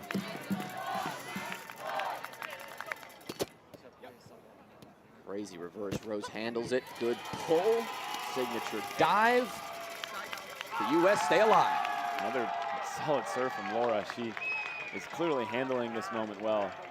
Kieran Rose just a little bit cleaner that time, though. So 19-20 now. That's 1 game point avoided.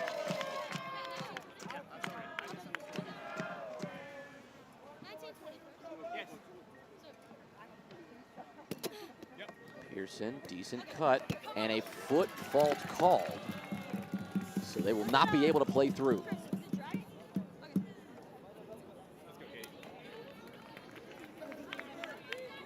Pearson, very consistent server, needs that now.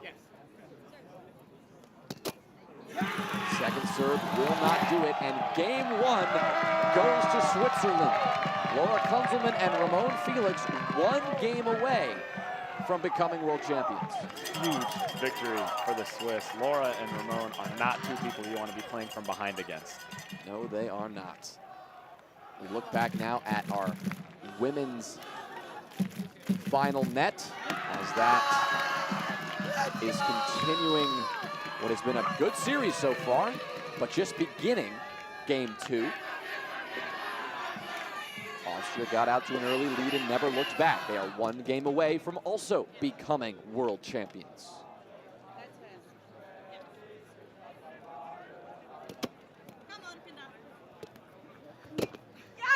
Cutlets into Stadler. Julia with the put away. The Stadler sisters with some defense. That's the cleanup play we need to see from them.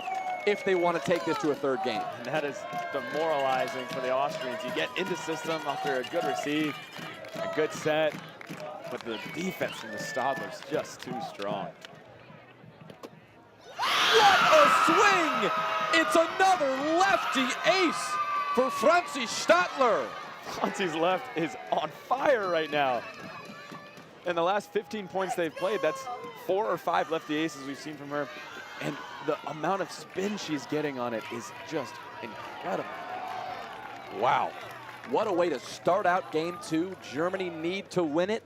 And that is exactly what you want to do. We look back now at the early, now middle of the game here, game 1, Germany-Canada, men's division final.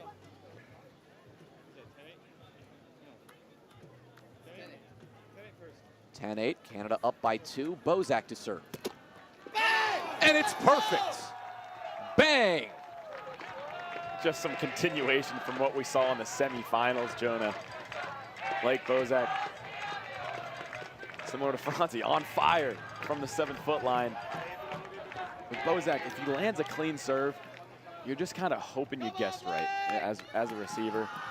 He just goes so wide both ways.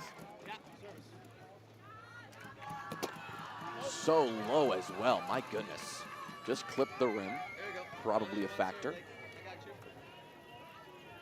But in general, I mean, so difficult to get these balls back that are traveling so fast, spin so wide, barely leave the ground.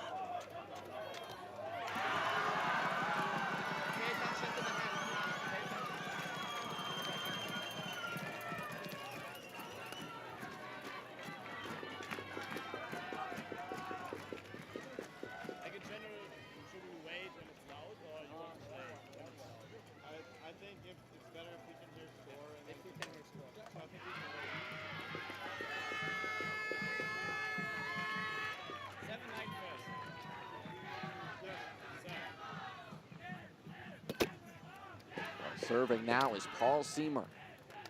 He proved not only yesterday, but throughout the semis today, that he was an impressive serving threat.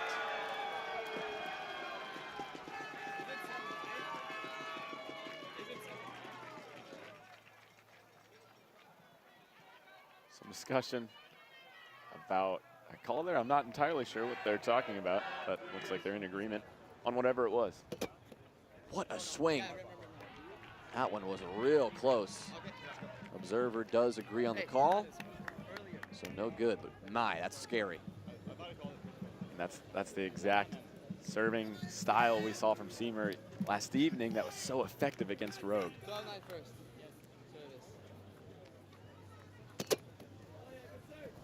Big swing here. Eisenstreiger with a nice put away. Very difficult when you got that much hitting precision to get a defensive touch on that thing. So clean from the Germans. They just get into system so easily, despite the serving prowess from the Canadians. As soon as they have a good receive, they are locked in.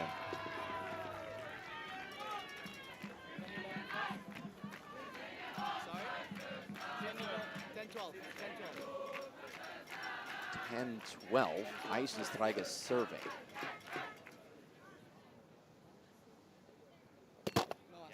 Looked for the righty that time. Had a little space, couldn't land it.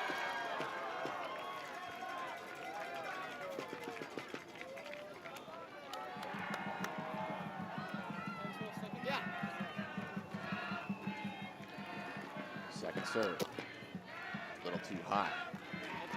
So this game continues, a little back and forth early, but it's Canada up by 2, just nursing that 1-2 point lead at the moment. Great serve from Bozak again. Siemer, dive, Etienne, a dive as well. Cote gets back, but cannot land the hit. What a rally. Now the Canadians flexing the athleticism. We've seen the serving, but man, if they had gotten that back on the net, this place would have gone nuts. Stay low, Blake. Big receive. Let's go.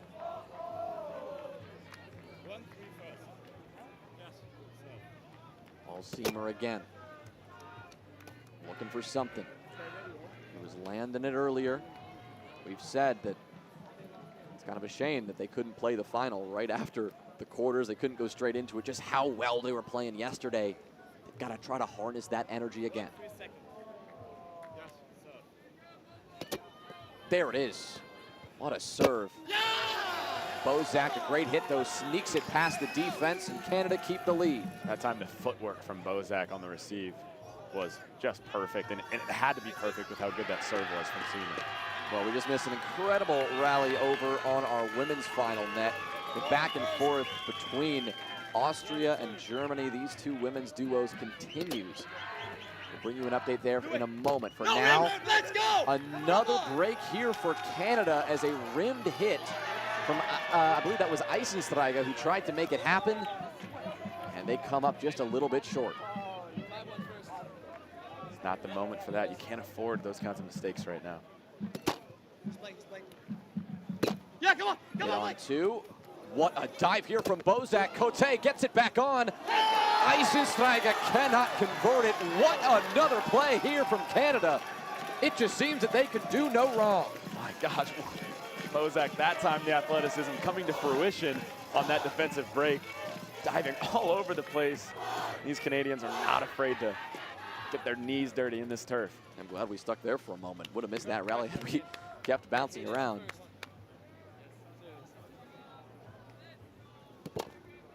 What a lead now for Canada. In system, Bozak and Cote. 6-1 second. Service.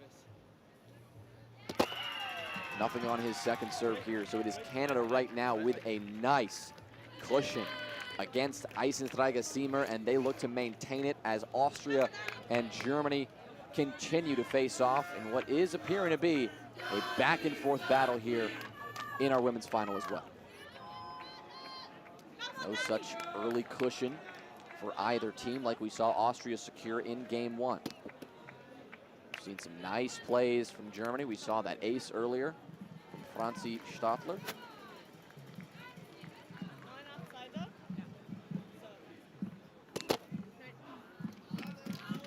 The one problem here with having two German-speaking teams on the net is that when they say the score, I'm not exactly sure what they're saying.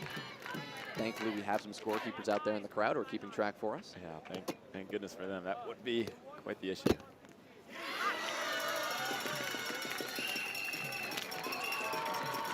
Back and forth, as we said. Continue to go around here. Germany needs to win this second game if they want to keep their hopes alive.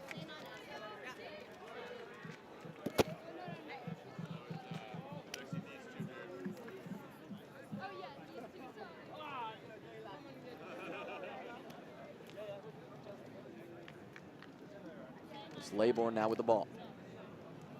Instep cut attempted. Miss hit it. So she will not find it. Germany gets the ball again. It's Julia Stadler.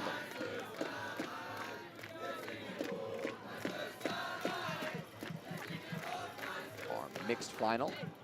Also about to start their second game.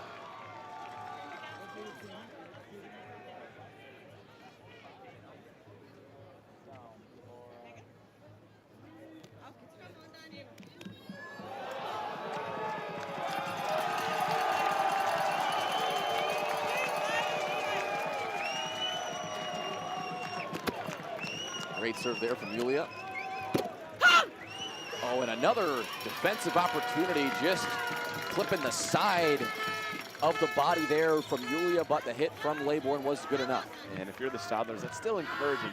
You know you're in the right defensive positions. You know, after a couple more reps, that ball is going to start to go back up.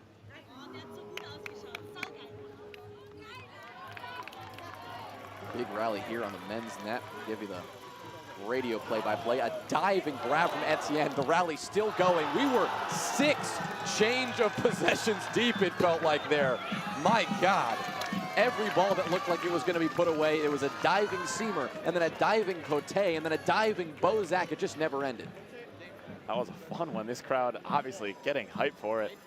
Fortunately ended with a bit of a botch set from Eisenstreiger, but still an exciting rally to say the least. just saw a missed set from the Austrian team in the women's final.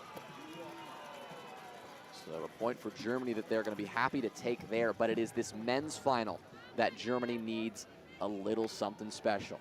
14 seconds. 6 game points here for Canada. And he does it with an ace! Right on cue, Blake Bozak delivers. He does it so well, so consistently, in such clutch moments every time. Canada takes game 1 in our men's final. That is one of the best serves we've seen all day, Jonah. The instep lefty cut is a serve that maybe less than a handful of people in the world can really hit with consistency and at a high level.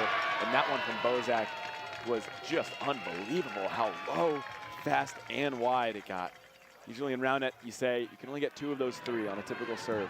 If it's low and fast, it's probably not wide. If it's low and wide, it's probably not fast, etc. That one, all 3.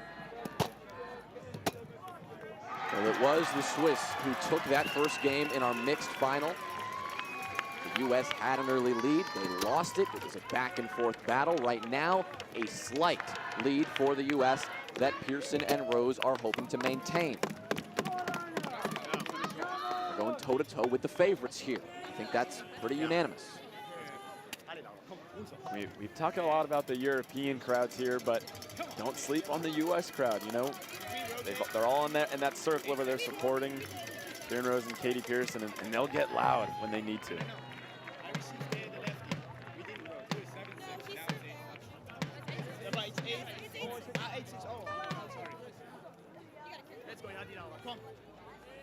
We've got the wide stance. Watch out for the wide serve.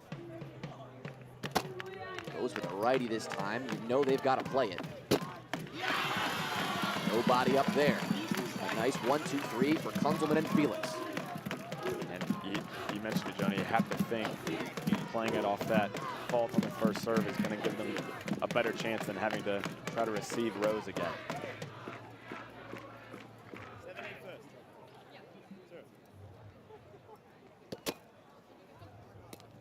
Pearson also interested in playing this. On 2 from Rose. A dive to get out of the way. Smart move from Katie.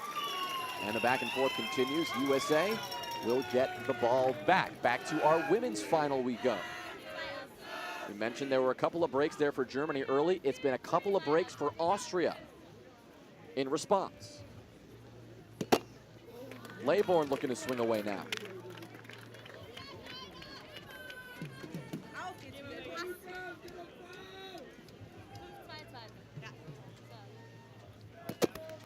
It's a good swing, but a little too high.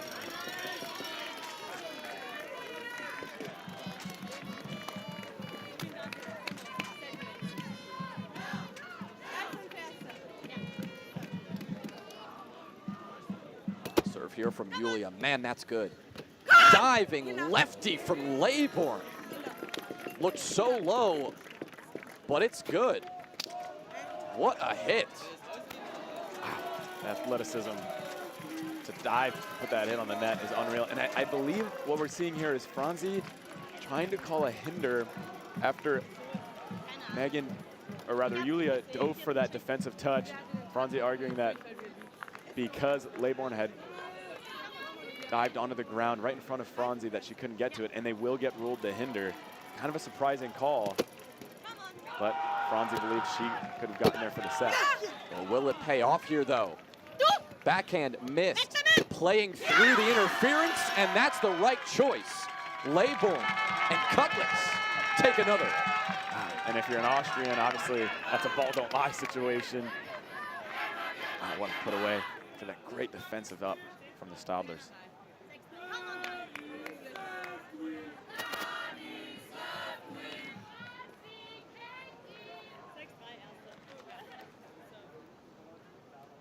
(16-13). What a set and what a hit. Is that clean? Oh my goodness. Franzi Stadler, joking. The combination there, fadeaway overhead set from Julia. Franzi then delivers another diving hit that just looks so pure. Those lefty serves from Franzi have been insane. It is Cutlets who handles it well, though, and Austria maintain the lead. That's a smart tool hit from the Austrians there. Well, we said that the back and forth here between the U.S. and Switzerland has been pretty consistent. Game one, it was the U.S. who jumped out to that early lead. Switzerland who quickly took it back. Same case here. Switzerland up by 1. Backhand from Pearson, good enough to secure it. But man, it's a close one. The receive from Pearson there was really the highlight of that point.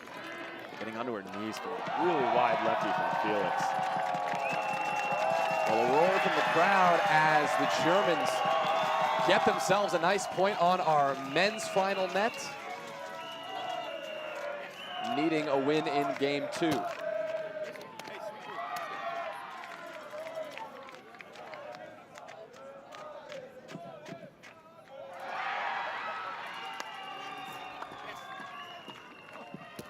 Pearson serving now, looking to make something happen here, get some momentum back for the Americans.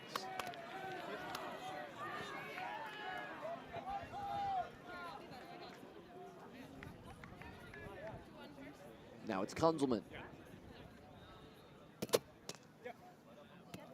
Rose handles it well. There's the pull. You gotta cover that for Kieran. That is just a trademark shot. Yeah, he loves it, and especially if it's that set's kind of on the far side of the net from him. He loves to go for those diving pulls. Just so hard to cover that angle. Well, we saw another nice serve there from Laybourne. Nice jam. Gave Franzi a little trouble, but apparently not enough. Another 1-2-3 for Germany.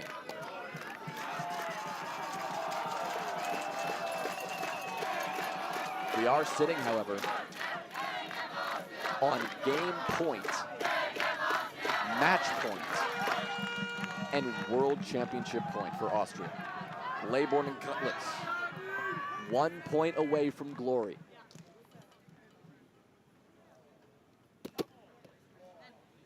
First serve from Julia Stadler is too high. The Austrian crowd on the edge of their seats, waiting to storm the court. Second serve. Called high. The observer agrees. And we've got some new world champions. It is Megan Laybourne and Donnie Cutlets, who are your new world champions in the women's division.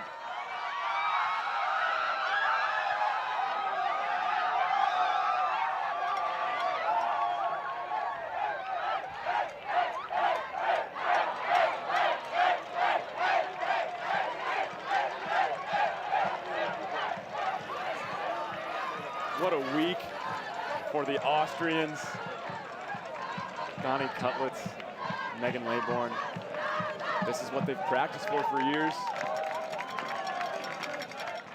This is the culmination of countless hard work, hours of hard work, sorry. And they get to celebrate with their fellow Austrians on the court. And I imagine there's probably some non-Austrians celebrating with them just to tag along. What a moment for them. Well, for Megan Laybourne, it was a bronze medal in the mixed division 2 years ago. And 2 years later, she goes against some of the best competition.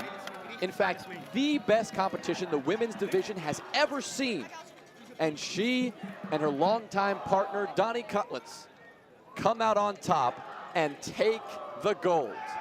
Congratulations to Austria and them. But we've got 2 more finals still to wrap up. Switzerland and the US in the mixed final. Canada and Germany in our men's final. To remind you all, it was Switzerland who took game 1 against the United States. It is Katie Pearson and Kieran Rose who need this second game to stay alive.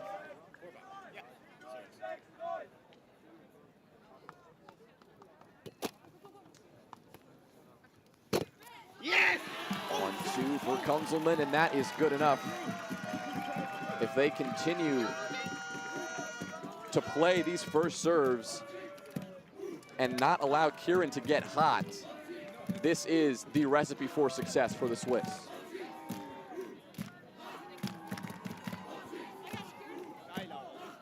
It's Ramon Felix. Thrives under the pressure. And he thrives again. What a serve. The touch, the dive from Kunzelman, but that's not coming back. The U.S. staying in this fight, but they need something special.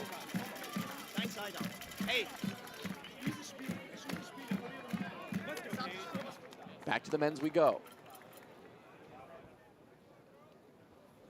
Bozak to serve, so many fakes, and that thing is perfect.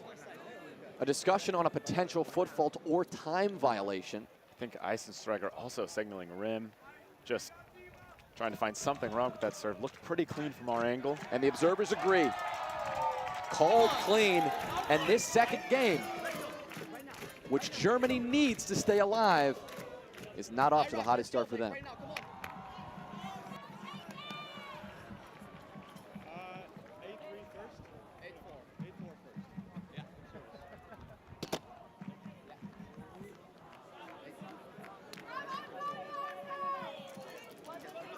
It is 8-4 right now.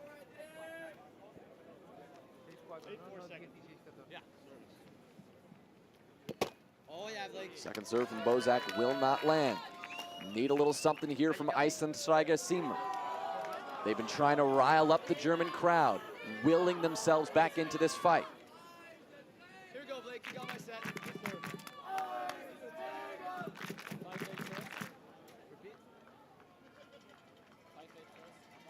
Eisensteiger.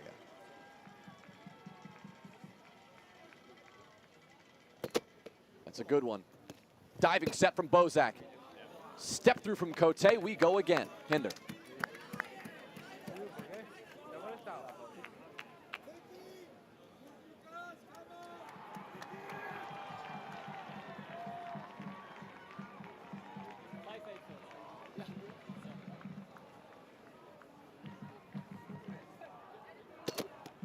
Good swing, little jam. Important recovery for Bozak. It's on. And it's away. A break for ES. The hole from, the put on from Cote, rather impressive near the service line on the ground, but good mental stability from the Germans to get into their position on defense, even though it looks like the Canadians are out of the point. It's easy to get lazy there, but the mental fortitude to stay in it. Well, the final few points now of Switzerland, USA. Laura Kunzelman and Ramon Felix. The top seed, top few seeds coming into this event. The European favorite. What a recovery. But what a finish from Felix. It doesn't matter. Receive that serve, they'll get another touch. Felix puts it away, and they are 1 point away from a world championship title. That soft touch from Kunzelman, unbelievable. That set is so difficult after the soft touch because you have no idea where the net is. You were just too busy. You're busy getting that defensive touch. It's so hard to locate the net. Kunzelman still delivering a dime of a set to Ramon. Yeah, I got you.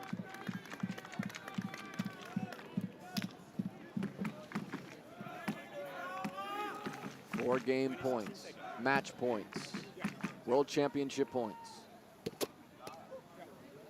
Another good reverse. Rose handles it. The touch, the scramble for the ball, but he will not find it. It will be an opportunity for the Americans to try to come back. But it is quite a hill to climb, and Katie Pearson's got to be the one to do it.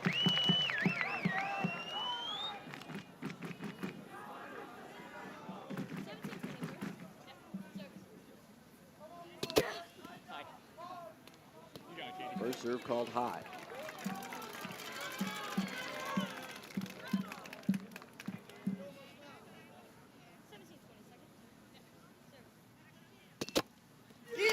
Second serve high as well.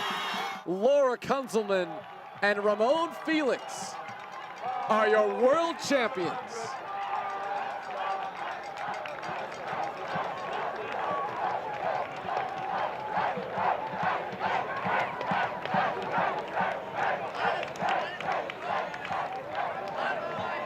fantastic moment for the Swiss. After the heartbreak in the finals in Belgium, they get their redemption. And what a way to do it against the Americans. The same country that beat them 2 years ago. That's gotta feel blissful for the folks from Switzerland. But how's that for a resume? A silver medal in Belgium 2022, a gold medal here at the 2024 World Championships in Guildford. That's consistency right there, Jonah.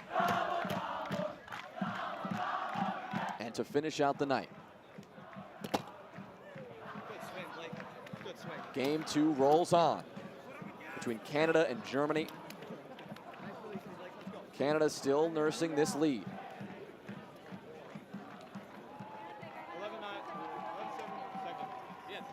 11-7. Great reverse from Bozak. You, Blake. Seamer, pull. Defense is not there. Well played. That's what you expect from the Germans, Eisensteiger and Seamer. The second they get a good receive, they are cleaner than anyone else in the world.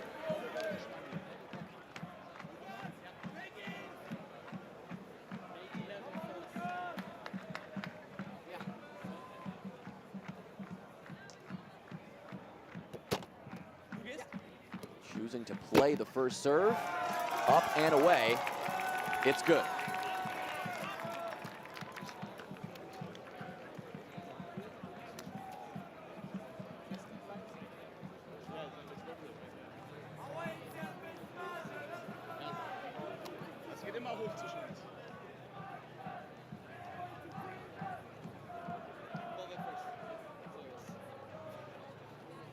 Cote steps right. That thing is low.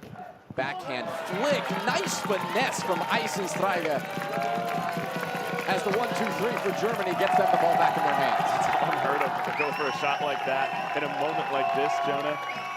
I mean, normally under pressure, people say you want to go for the easy hit, swing hard if it's there. But Lucas that time saying, you know what? The shot's open. I'm going to put it away. Why not?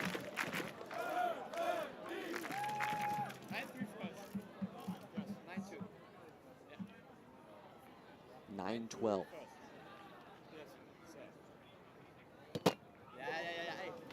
Just waiting until these serves from Seamer hit. Henry, it just feels like a matter of time. It does, kind of like a ticking time bomb, Jonah, almost. You know, we saw the serves against Hamilton and Marino last night. If we can just get a glimpse of that, I think ES would quickly find their way back into this match. Second serve will not do it, so he will have to wait his turn, as it is Bozak who gets the next opportunity. Come on, Blake. 39 first. Yeah. Little high, dangerous lefty, as always from Bozak.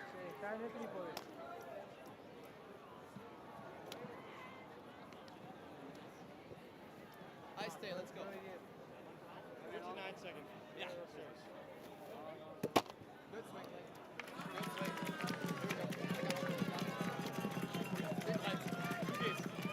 Good swing. Eisensteiger gets a chance.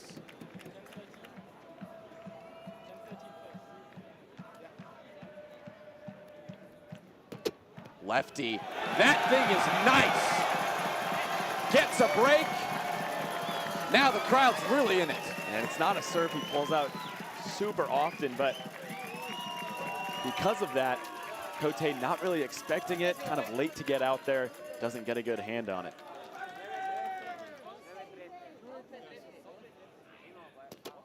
Goes forward again. That thing is low, and that thing is gorgeous. Almost too low. That didn't make sense. We'll see it again. He steps right, he goes left. Disgusting. Timeout taken by Canada. And I mentioned it just recently, Jonah, in Roundnet, just because of the physics related to a circular net, it's next to impossible to have a serve be wide, low, and fast. But that time, again, you see Eisensteiger go with the left and successfully just goes through the Canadians.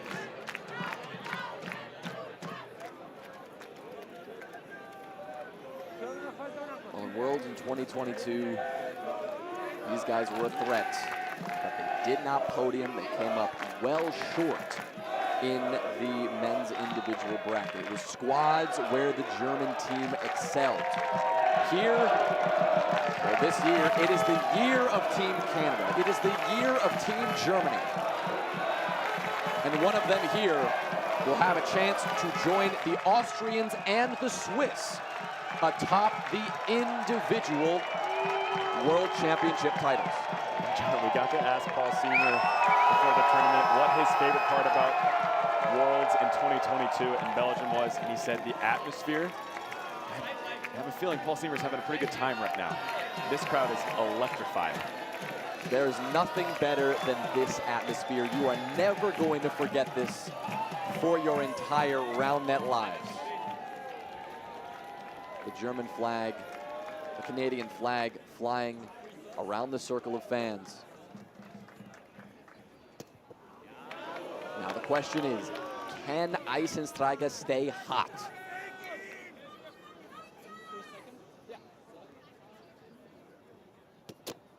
Not so much. The timeout effective. Canada, a 2-point margin between them and their opponents. It is Eisensteiger and Seymour who need this win. Bozak and Cote, they had won game 1.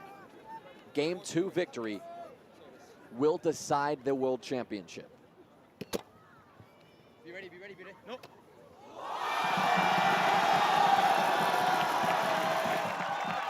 Seymour called it off. The crowd hoping that he may not have said anything, but it will not be an on-1. Seymour himself probably hoping he didn't call anything, to be honest.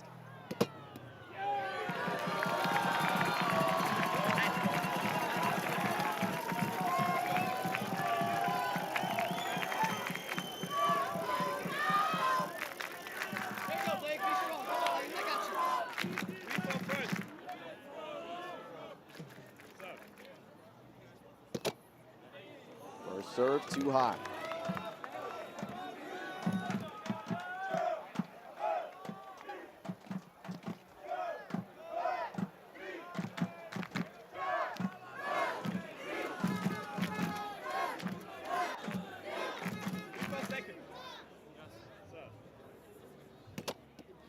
Oh my goodness, Paul Seymour!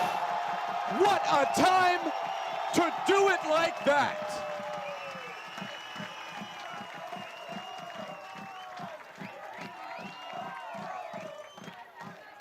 And he gestures to the crowd as if to ask someone to cool his hands down a little bit because they're on fire.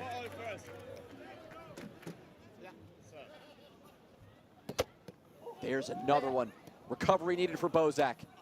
It's not going to find the net. 2 in a row for Paul Seymour. 2 in a row for Germany. The ticking time bomb is starting to go off, Jonah. Finally, these serves landing for Seymour. And the second they do, we see back-to-back breaks.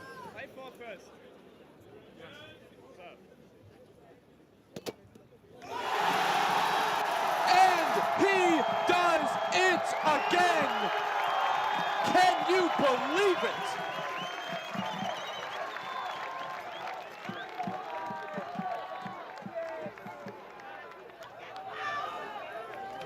If you're Canada right now, I don't even know where to begin in order to get the momentum back. It starts with a good receive, but when Seymour's hitting serves like this. Oh my goodness! Oh my goodness! You cannot make this up.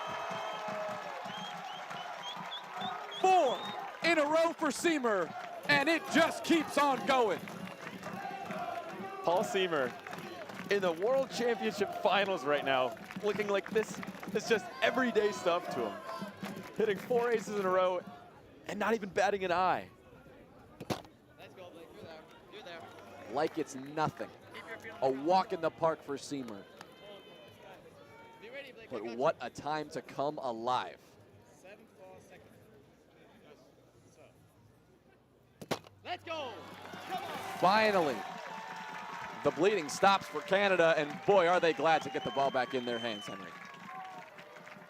I mean, they have to be ecstatic at this point, but now they've found themselves in a 2-point hole, 15-17, luckily for them, Mr. Blake Bozak is the one with the spike ball in his hands.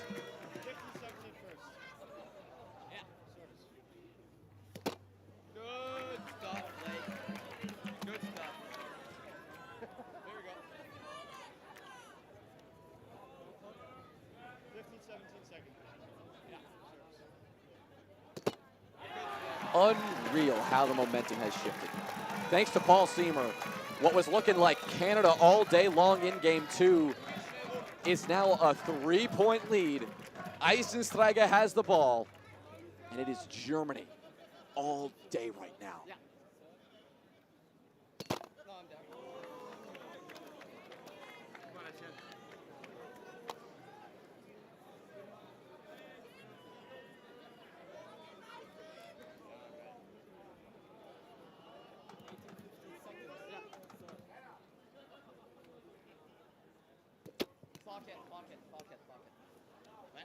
No protest there from Eisenstreiger. Side pocket on the serve, but that thing was damn near perfect. And the confidence from Cote to make a call like that in that situation, very impressive. There's that lefty. A lot of aces for Etienne with that serve.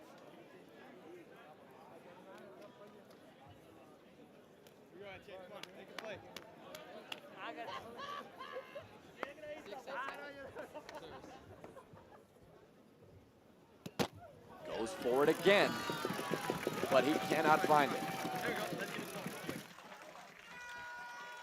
And now I'm looking for Seymour to change it up. He had all those aces with the righty cut. I'd imagine the Canadians are going to start cheating that way.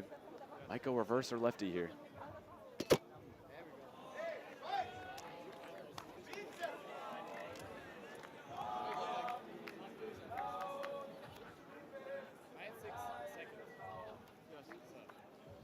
German flag waving above them.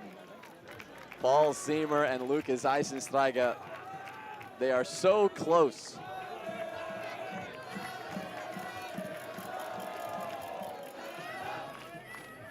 So close to sending this to a game 3.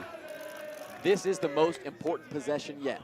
Do not let Blake Bozak get hot. If he lands a couple of serves here, Team Canada immediately could get back in this. There we go, Bozak. Come on, kid. Let's go. You're right, Jonah. The second he lands just one, that's when he can really let loose. Well, a good serve there, well handled. And Etienne just trips up a step. Could have had that. Instead, it is game point for Eisenstreiger Seymour. This crowd is going wild. Eisenstreiger actually giving the crowd a second to calm down before he takes his swing.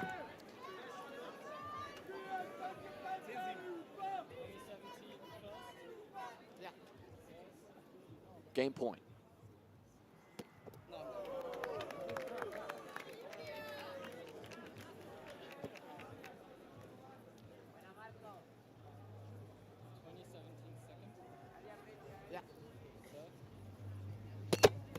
It's good. Set from Bozak. Cote misses the swing. The Germans take game 2. And Eisenstreiger Seymour stay alive and see it all the way home. Henry, we are going the distance, baby. Could you set it up any better, Jonah? I mean, you could write a book, a novel, get to the second to last page. I bet you couldn't make it as exciting as this situation right here. We're having a tough time holding the crowd back. They want to storm the field after every point, it feels like. We are just seeing so much now come down to the final few moments. Game 2 goes to Germany after Canadian dominance was the rule in game 1, and that means we're going to game 3. Would not have it any other way. No, why would you? And I'm glad our director's in our ear telling us that we were about to be on camera because we were standing up and leaning over the table to get a better angle because this is just too exciting to miss. I promise the behind-the-scenes cam, you'll have it. Don't you worry. But man, yeah, you can't contain the excitement. You're going to see that everything's flying up around here. We're standing up, we're leaping out of our seats, and really it was the story of Seymour with the ball in his hands. Untouchable. Yeah, and if you watched their match last night on stream against Rogue, Thomas Hamilton and Ryan Marino, it's not much of a surprise. It was, like we mentioned, more just a matter of when it was going to happen. And he waited a little bit, maybe too long in the Germans' minds, but about halfway through game 2, he lit it up.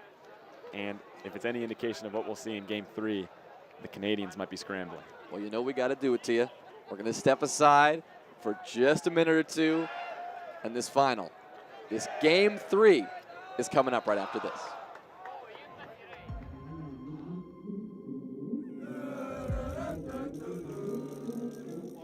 Keep bringing that energy, bring that intensity, and we look forward to fighting with you guys. And we'll see you again in a couple years. Let's do this thing.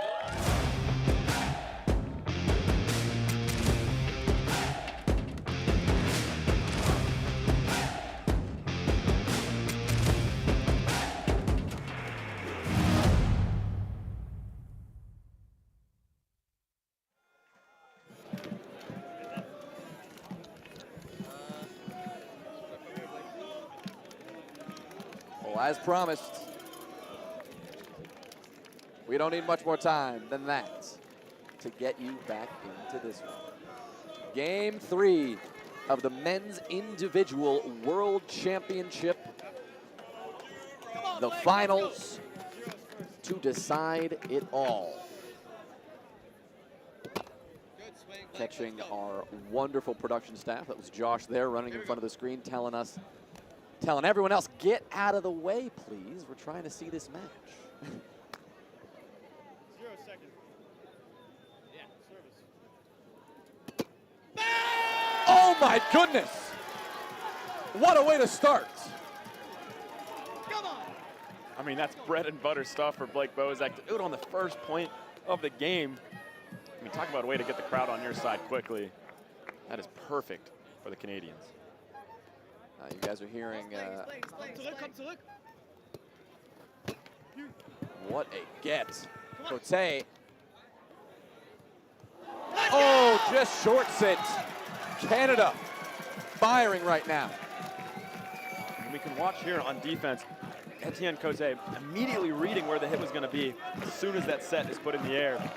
And then the touch for the Germans, successful, but the set from Paul Seymour not strong enough. A quick stoppage in play here before we head into the next service from Blake Bozak. What a dream start for Canada. 5 seconds. And a 5-second call made by the observer, Frederick Hinkle, reigning world champion himself, I might add. It's the first time I've seen that today. Blake Bozak's going to have to go to second serve. Oh, but it's good. Oh, baby, that was close. That was close. Henry, you had to read on that right away. Yeah, just a little high. I thought it was good. As soon as that serve was hit, I signaled to Jonah. I thought, hi, observer agreeing with me, not agreeing with Jonah, if that tells you anything about how me and Jonah are in terms of our observing abilities.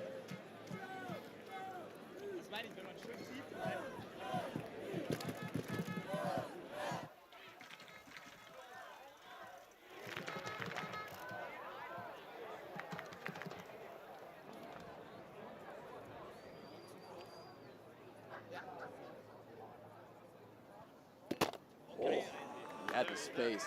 He really did. Getting Cote to bite on a fake is not an easy task. Did it there. Just couldn't land the righty cut. And there it is, arms raised. You know the Germans are having some fun. What a serve from Eisensteiger there. Went to Cote's left side. Couldn't tell if he swung jam or reverse from our angle. Nonetheless, it caught Cote near that left hip. Forced a bad touch. Great serve for the Germans. Another good one, but Bozak handles it well. The set from Cote, though, not what he was looking for.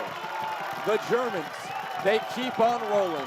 Eisenstreiger and Siemer are really starting to feel good. Massively uncharacteristic set. Misset, I should say, for Etienne Cote. And Bozak, an athletic diver, couldn't even get to that one himself.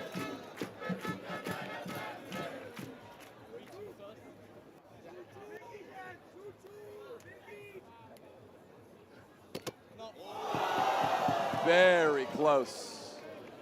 Hit the rim. The crowd wanted it, but it was pretty clear.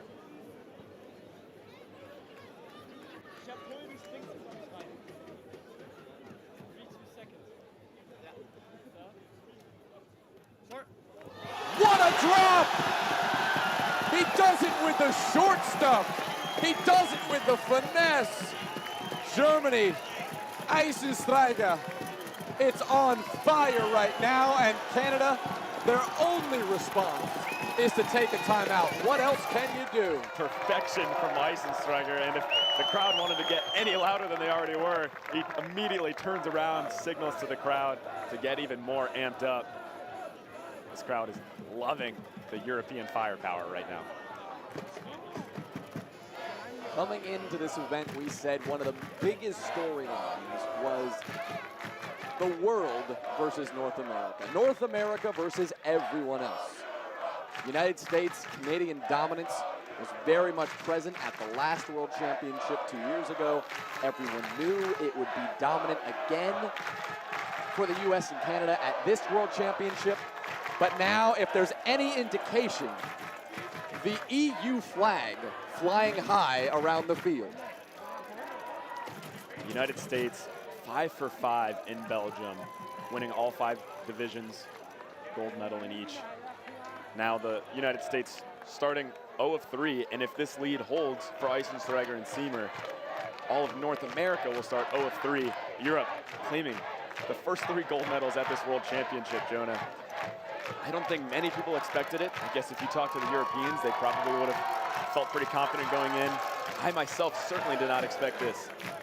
And the dream start for Canada in this game 3, being up 2-0 with 2 breaks from Bozak, has now completely vanished from 4 points in a row for the Germans. If you were to have drawn up a prediction of each of the 3 winners, there's a 90% chance that anyone betting some money would have put money on the US or Canada to take several divisions,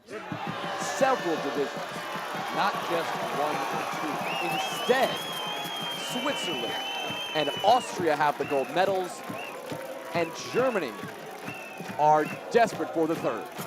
And another break for the Germans after the missed hit from Bozak. The set, that time over the net for Bozak, just tried to get a little bit too much angle and put it into the rim. Oh my goodness, he does it again, Eisenstreiger. Lucas, are you kidding me with this? You see him step out wide right, faking a couple times, but it wasn't really the fix that did it. That's just too good of a serve, Jonah. The quality was just too perfect. There's nothing you can do. The lefty's good as well.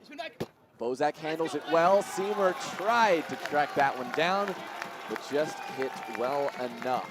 And that's a perfect hit from Bozak. Perfect direction, I should say. Perfectly splitting the defense of Eisenstreiger and Siemer. That's a good way to calm the crowd down, get the ball back in your hands, put yourself in control of your own destiny. But it is no secret that Canada seems to have gone a little cold. Need to find that fire again here. A fantastic serve from Cote, but a wonderful pull from Siemer.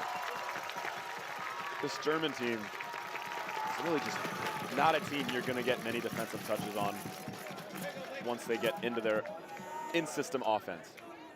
Really needs to be the service pressure from the Canadians that's going to generate the breaks for them. What a reverse. Backhand, excellent hits from Cote. Cote looking like he's starting to feel himself. Once again, walking in rhythm, back to his spot. Chin is high for him.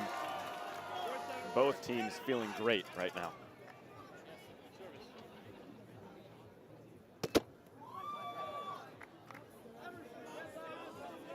Little high. Very hard to hit a serve too high on Lucas Eisenstrager, though.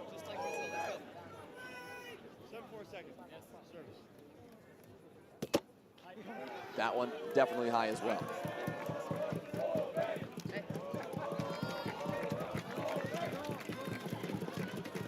If you're the Germans, you can't get too comfortable seeing that double fault from Bozak. Those misses from him from 7 feet aren't going to last too long. You still need to stay locked in on receive.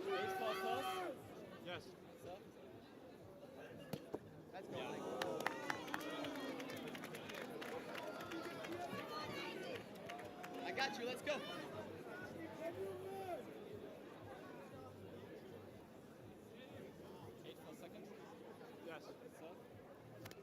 Another drop. Bozak handles it. The touch. And the finish! Germany seem unstoppable.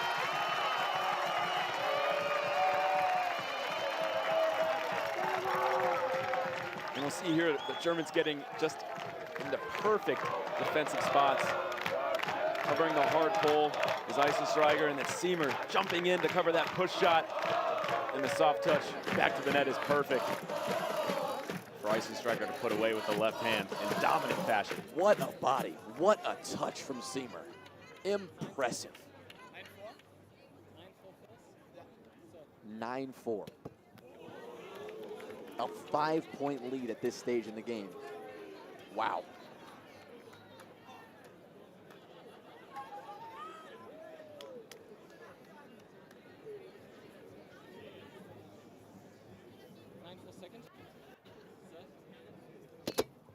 Oh my goodness, he does it again. It's the righty cut this time. Lucas Eisenstrager with a beauty. It's a knee-level righty cut serve from Eisenstrager. Just impossible to receive. Cote, one of the best serve receivers in the world, maybe the best serve receiver in the world. A lot of people would agree. And he just had no chance on that one.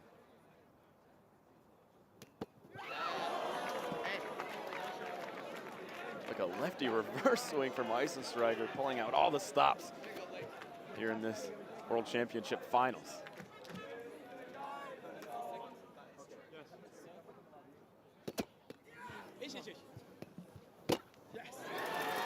Wow, clutch hold there from the Canadians. After another great cut serve from Eisenstrager. Bozak doing well to put it through the defense.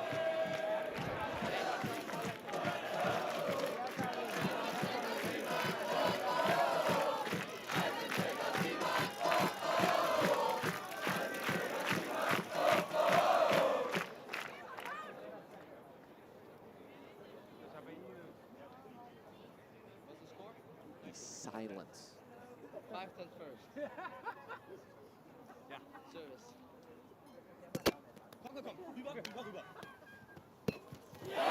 Wow! A needed hold to keep the momentum high. Yeah, if you're the Germans, you say it all the time, but you don't want to get comfortable. I mean, this is game 3. This is when nerves are running their highest. You can't give the Canadians any glimmer of hope. Every hold becomes absolutely paramount. The Let's Go Europe chants sounding throughout. Serve is called high. I don't know about that one.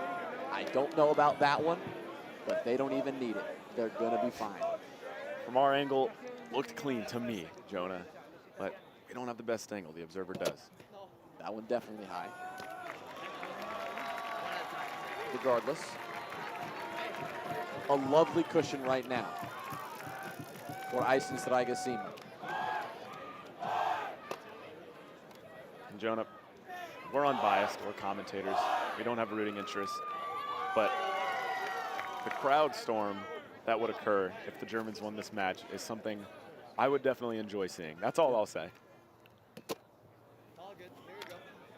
The Canadians have always brought a lot of energy. There's no doubt. Absolutely. But you're simply just outnumbered here. We're in London. We're just outside London in Guildford. There is no doubt that this is a European crowd. I would imagine at least 80%.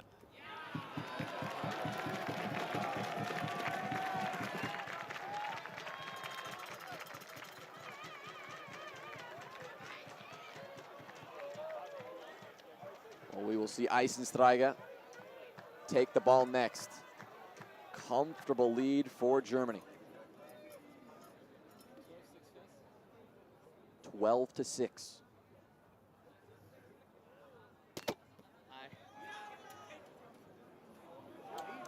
Another serve, borderline, just a bit too high. I think a good call from the observer there. Eisenstreiger switching up the look, that time going for appears to be a jam. Aiming at Bozak's left shoulder, just lips a little bit too much.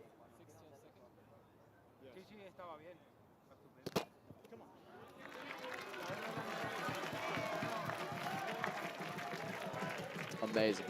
Amazing stuff right now. But we've talked about it. It's Team Canada who need the spark. Find that flame again. And I've mentioned it before, Jonah, but if you're Cote here, in all likelihood, the break needs to come from 7 feet. The Germans are just too clean once they're on offense. Opting to play, rather, see the second serve, not play through. 7-12 seconds.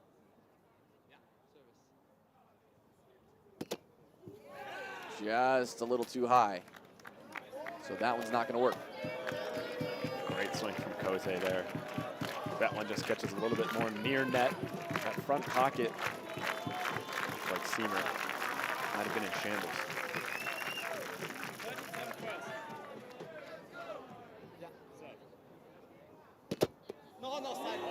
Oh, a jam side pocket, just barely. Seamer looked incredulous after that call. He's very confident that one was clean. Tommy Drake, observer right behind, perfect angle. Good call, that side pocket. 13.7 seconds. Sorry? 13.7 seconds. Yeah. So. No, Rim on the second serve. Ball goes back to Bozak. We know that both Bozak and Cote, powerful servers. But if there's someone of the two you expect to go on a run, it's got to be Blake. It absolutely is. I think everyone here would agree with that. Bozak has maybe the best 4 combo serves in the world: the righty cut, righty reverse, and lefty cut and lefty reverse. Bozak actually one of the first premier players to popularize the lefty cut back when he was on the team with Justin Plett as Wonky Sauce, which we mentioned before as well. They really broke out onto the scene and showed people what was possible with both hands. Well, that was an impressive serve with the right, the dive, that hit right to Cote. He comes back, looks for a dive of his own, but he just comes up short. It's these rallies that Team Canada might pull out normally. It feels that this German power right now is just holding them back. And we get a look here. The rotation from Cote is perfect, and the set from Bozak, just not enough time for Cote to set his feet and get to that ball to put on the net. Missed opportunity for the Canadians, no doubt.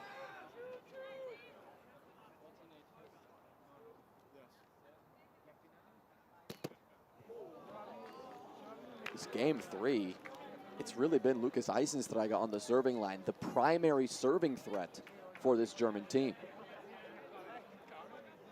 Which is a little bit of a change-up from what we've seen in previous rounds for the Germans. We've seen Paul Seamer as the main serving threat. Eisenstreiger will get his share, but when they put the Americans into the dirt last night, it was really Seamer doing most of the work from 7 feet.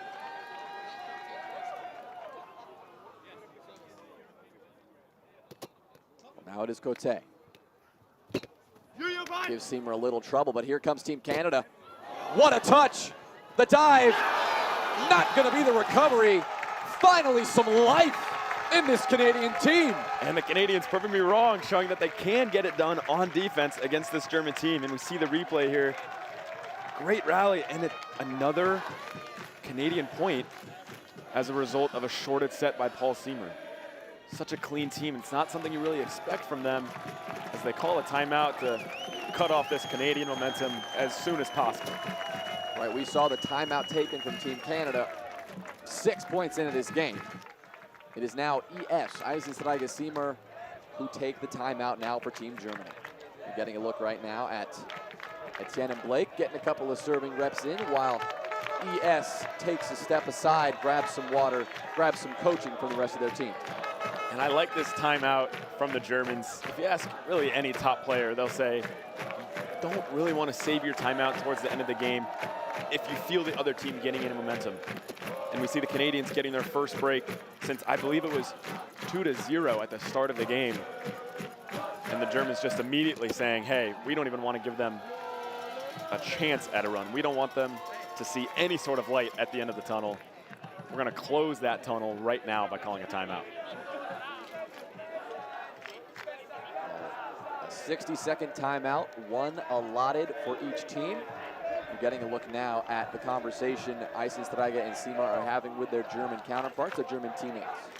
And it looks like some kind of footwork discussion, maybe showing them what kind of serves they feel are most effective against these Canadians based on what they're seeing from the sideline. Really helps to have that outside perspective in a moment like that, recognizing the patterns, seeing what has been most effective against your opponents versus not. And especially in a moment like this, when we're in game 3 of the finals of the World Championship, it can be so hard to really feel out what's happening in the moment. It's a lot easier to just kind of feel the nerves and get overwhelmed by that. So to have someone on the sideline watching you. Recovery here. That one is up and nearly into the crowd. Recovery set from Cote. It's a dive, but Blake just can't put it on. And the timeout proving barely successful this time. Normally we see Bozak put that on the net, such a strong hitter. Just looked like he didn't quite get his feet set. We see him here running down off the screen for the touch. The set from Cote, pretty solid.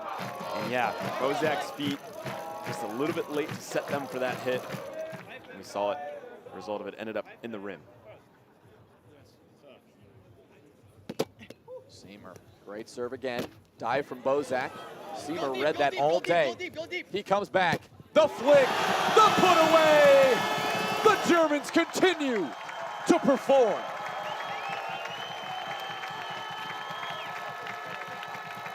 Defensive perfection from the Germans. As we'll see in the replay here, just perfect. Siemer running behind his opponent for the high shot. Running it down and then a beautiful set from Eisensteiger. And the backhand put away. Just too easy for them. What a serve! Immediately after that, he keeps it going with a banger.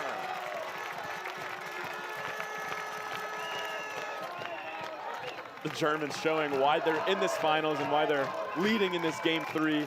Being able to do it on all fronts, the defense on the last point, and now another ace for Paul Siemer. The man who's been doing it all week for this team. Wow, Siemer's all over that. And it's another break. Cote and Bozak forced to play this serve and got themselves into trouble, and guess who was all over it? Paul Siemer. Siemer running for that shot on 2 before Cote even started his motion to hit the ball. It's like Siemer was inside Cote's mind on that point, knew exactly what he was going for, and got to that ball with ease.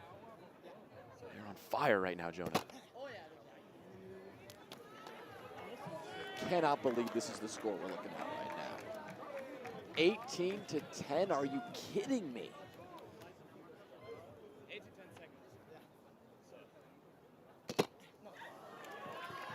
After a Game 1 loss, a game in which Canada looked like they were firmly in control of the match, Eisensteiger-Siemer, they come back and they take Game 2 and look at what they're doing right now in Game 3.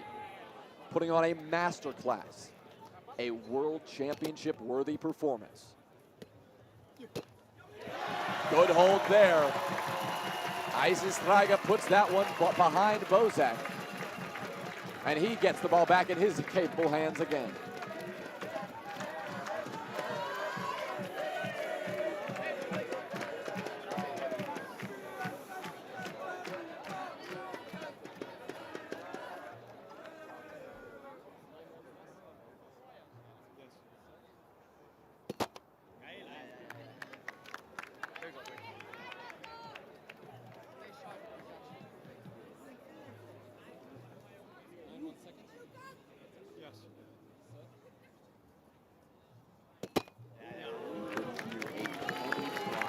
On a turf field, how quiet this court gets when someone's about to serve. As much as I love the loud and rowdy crowd here of the Europeans, I almost enjoy those moments more where it's that silent. Feels like all eyes are on the same thing. 12-9 first. Yeah.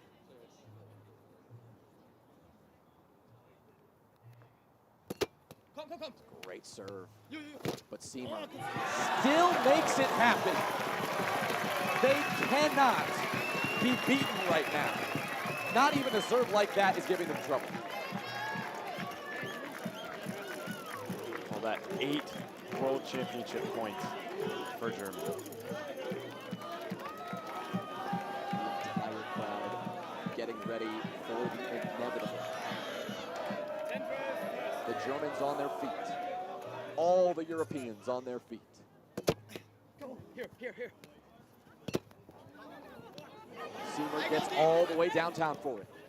He comes back, and he just misses. And he just misses. The scenes, if that had come off the net, everything was falling into place for that crowd to storm immediately. Just not quite.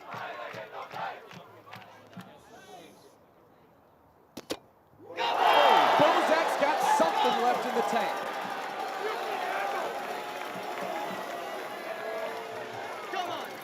Replay here. You can see just how low this one passed by Eisensteiger. Oh my gosh. Knee level. 14-20.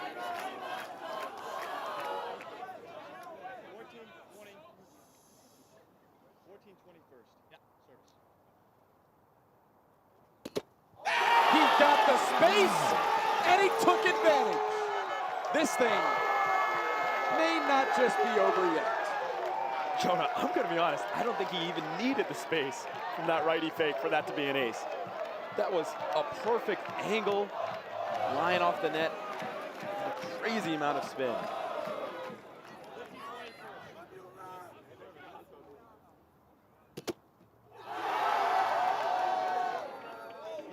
Too close to call.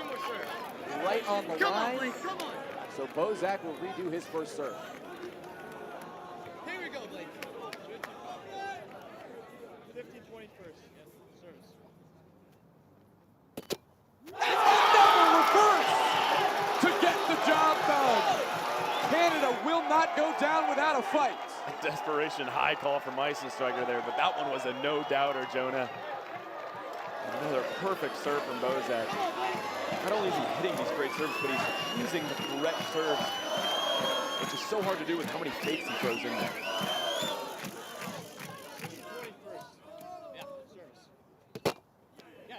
Playing through. No! And that is it! Eisensteiger Seamer take home the World Championship title to Germany.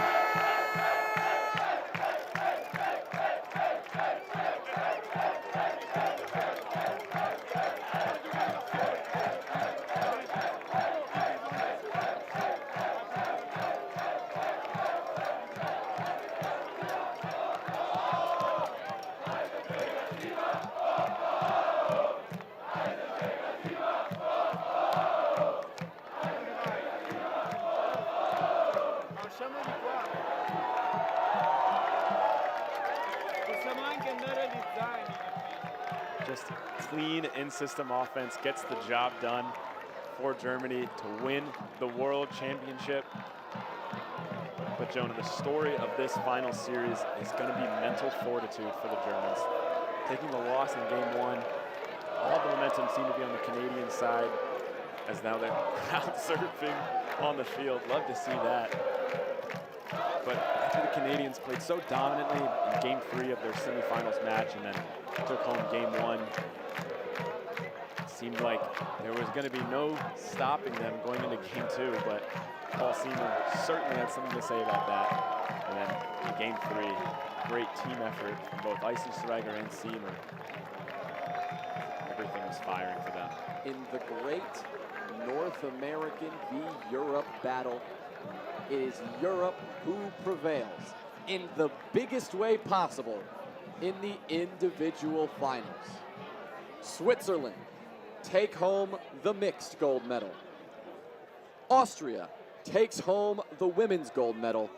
And here in our men's individual final, it is Eisensteiger and Seamer who take home the world championship title for Germany. Germany, Switzerland, Austria are your individual world champions. How crazy is that? What a sweep. I mean, North America throwing the best that they have at this world championship, but Europe saying, you know what, this is our home turf. You're not going to come in here so easy and take these crowns from us. The best in the world. Haven't been able to say that about a non-North American team, a non-American team, until today. What a day for Europe. What a day really for the global Roundnet community. We've been waiting for this day a while. Everyone has talked about it, right? As a fan of the U.S. and the U.S. players, of course, maybe you want them to succeed. But man, is it good for this community to see some parity, to see some Europeans take the crown. Oh, it's tremendous. I mean, yeah. You have to think for say, European players getting into the sport, and they look at a list of world champions. If they see all Americans, might be, might seem like a sport that why bother getting into it if it's just you got to be American to do well. But now you're seeing clean sweep Europeans taking over these world championship gold medals. That's just so amazing for this European scene that is so rowdy and brings so much energy to the sport.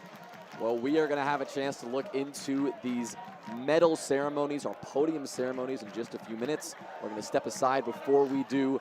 Don't go anywhere. If it was anything like last time, these podium celebrations, you're not going to want to miss it.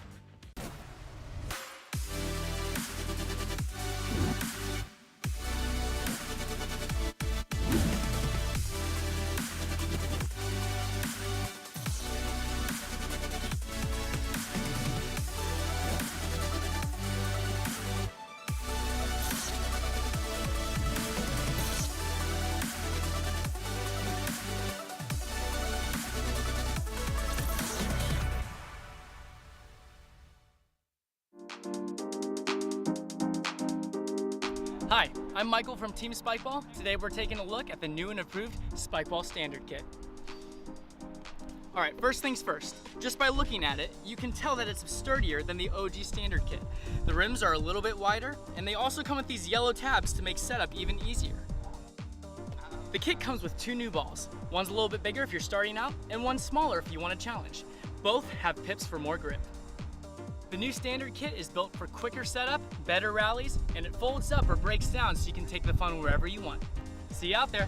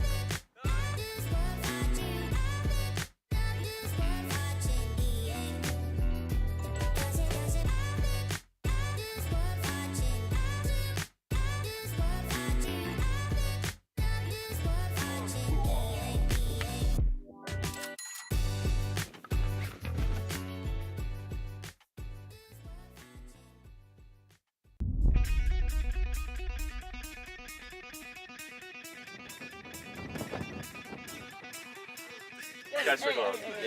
Yeah. All right. My people. Yes. My people. This is where we're gonna win right here. C games, B games, let's win. Women's games, let's win. A games, steal us some games. We need those, all right? We are the best school in the nation at Roundnet. Shake off those nerves right now, okay? We're ready for this.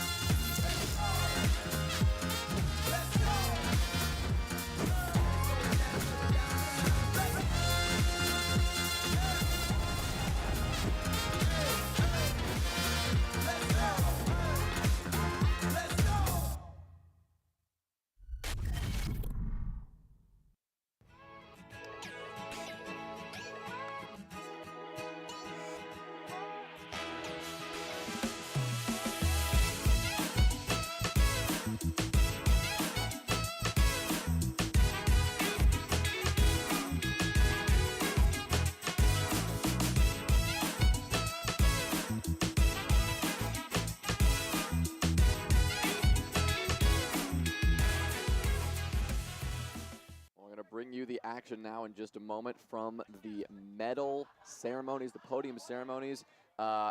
This really was an insane moment 2 years ago. It really was a special moment for everybody.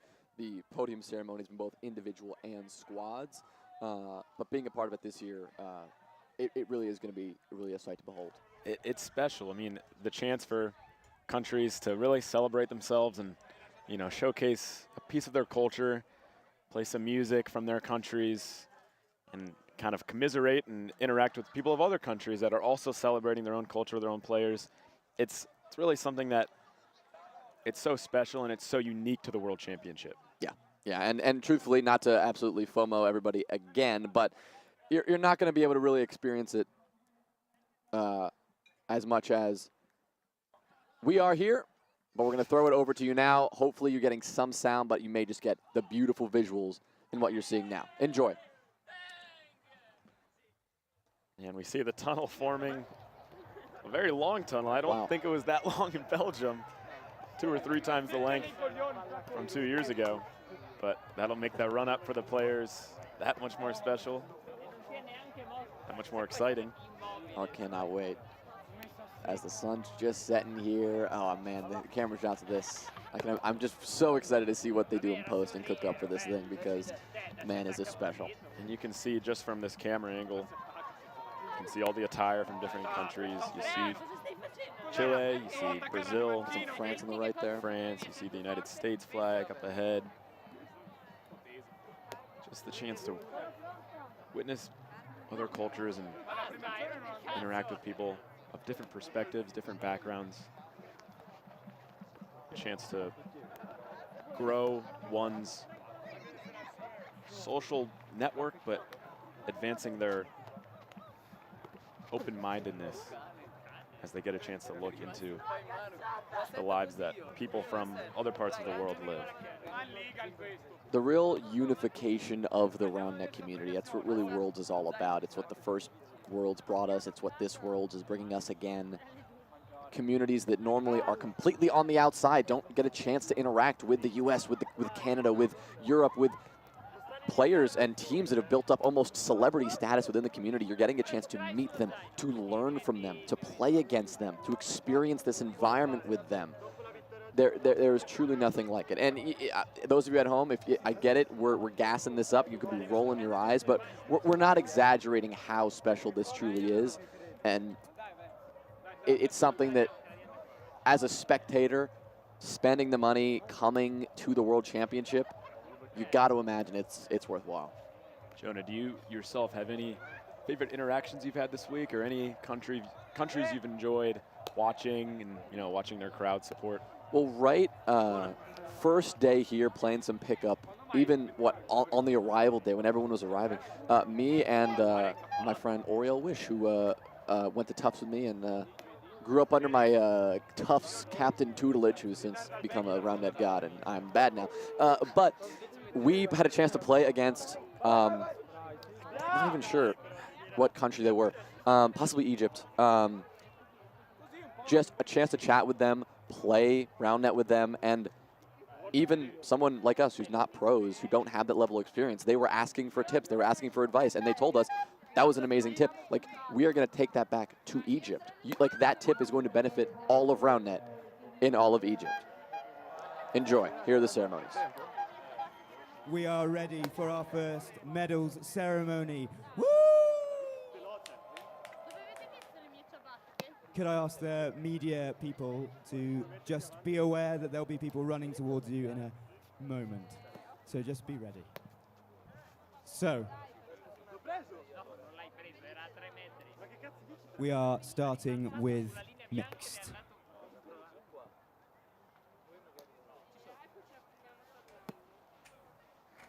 So, in third place, we have Lawrence Valley Max Prince from Canada.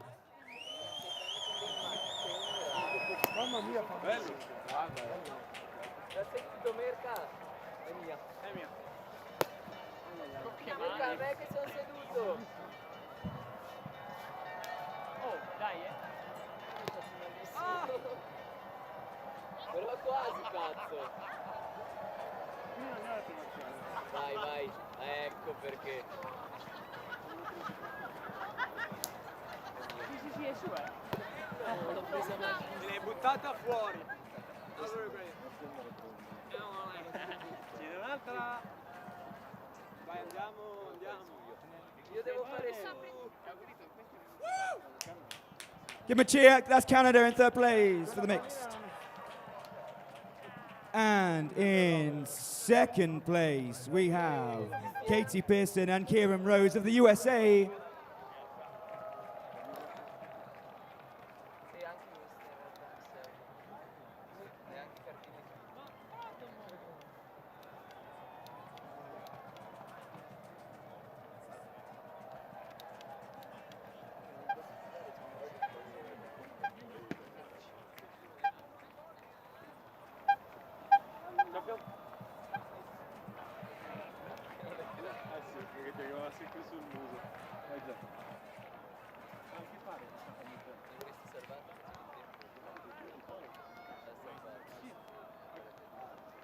A differenza di tutti gli altri portieri.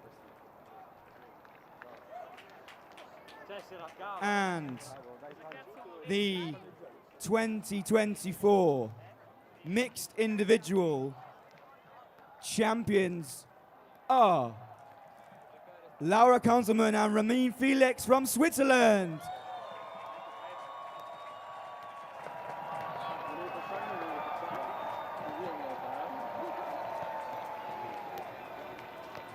Eccolo l'altro che voleva passare, gli è rimasta lì. Uscito. Vai, vai. Però non mi hai dato dei cali. Scusa, scusa. L'ultima con la...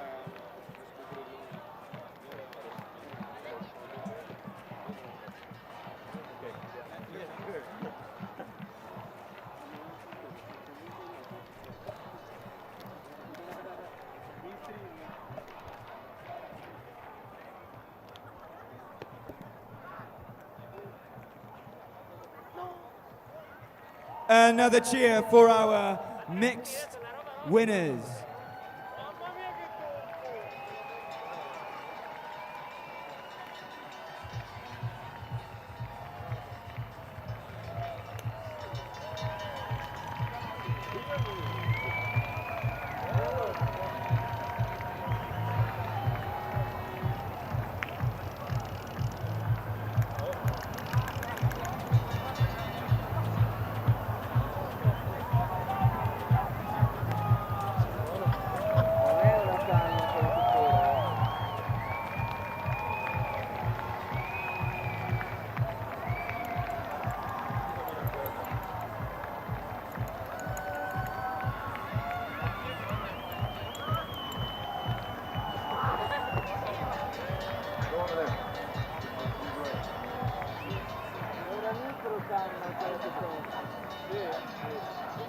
Thank you very much, the mixed winners.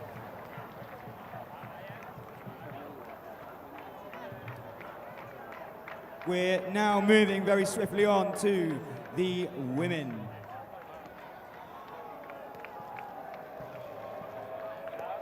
In third place is Natasha Out and Ines Payson from France.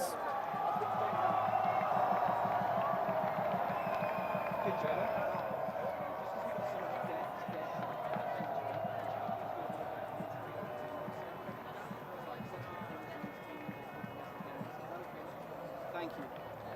Yeah, Jonas, happy to go.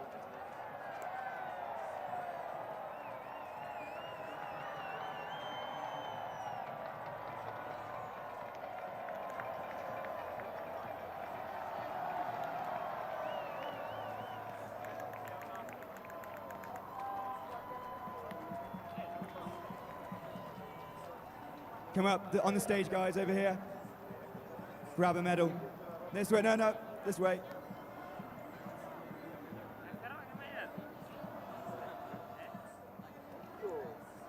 Here you see the French team that put up a big cheer for an third incredible place. performance against Germany in the semifinals. Natasha Alt, Ines Payson. in France. You're amazing. No matter what you say about their play, the French fans, this French team, bring in the most energy that Worlds has to offer. Second place team, the Stadler sisters.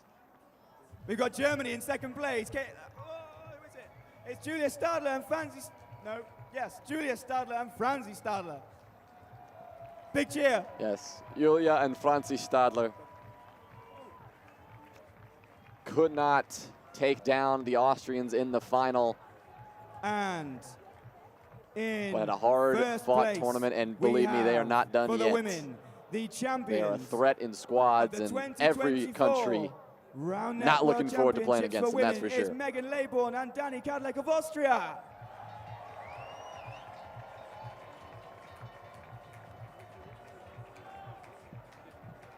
Megan Laybourne, as we've mentioned before, bronze medalist at the 2022 World Championship with Nelson Zeruni in the mixed division, moves over to the women's side, and, well, that paid off, as you can see here. Her and her longtime partner, Dani Kadlec. What a celebration.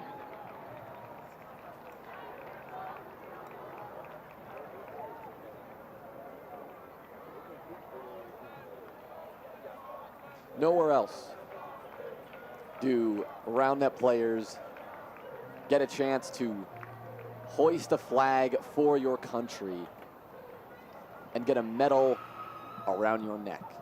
It is our Olympics. It is the pinnacle of a Roundnet career. And these players are going to remember this for a long time.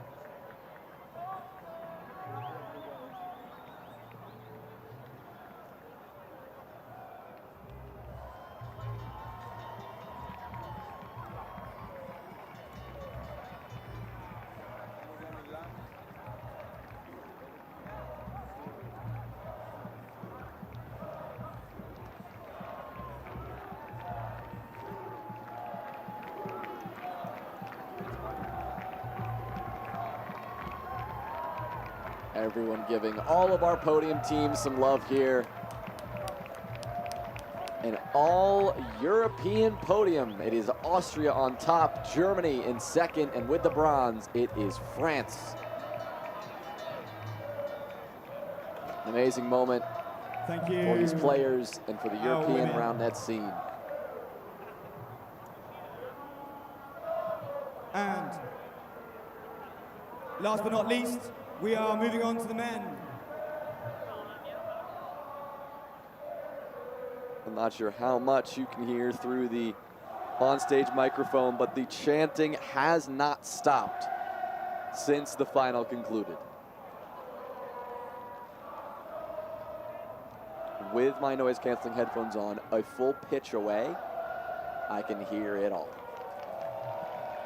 Thank you, France. That was lovely singing. Moving on to the men.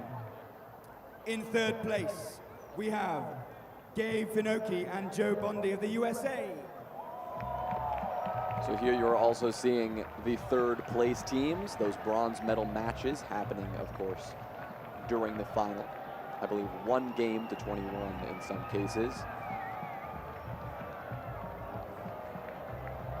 So despite the rough performance from the US in the individual tournaments this round, still podium placements. A second place finish for Kieran Rose and Katie Pearson. A third place finish for Joe Bondi and Gabe Finocchi. Holding the American flag on a wooden stick.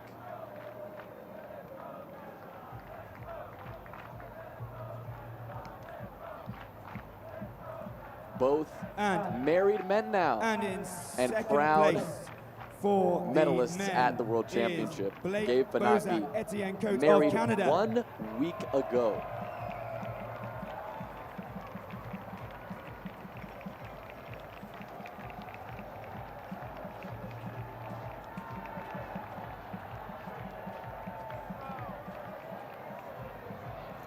Nothing like a podium tunnel.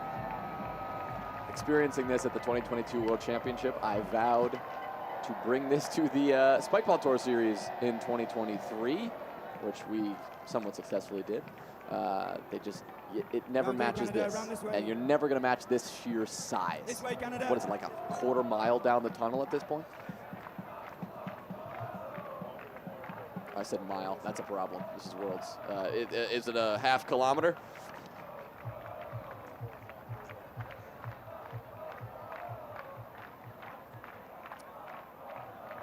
Blake Bozak and Etienne Cote in system. The 2024 Roundnet World Championships champions in the individual men's division is Lucas Eisenträger and Paul Seymour of Germany.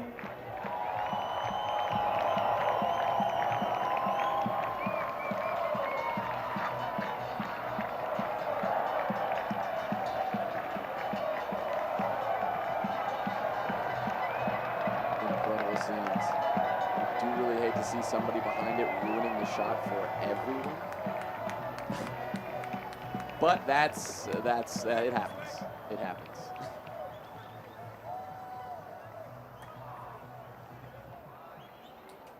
What a victory for Germany. Atop the North American podium. It is the US and Canada surrounding the German victors. Eisenträger Seymour. What a win this weekend. After game one of that final, Henry, it really did not look like it was going to happen. It really didn't.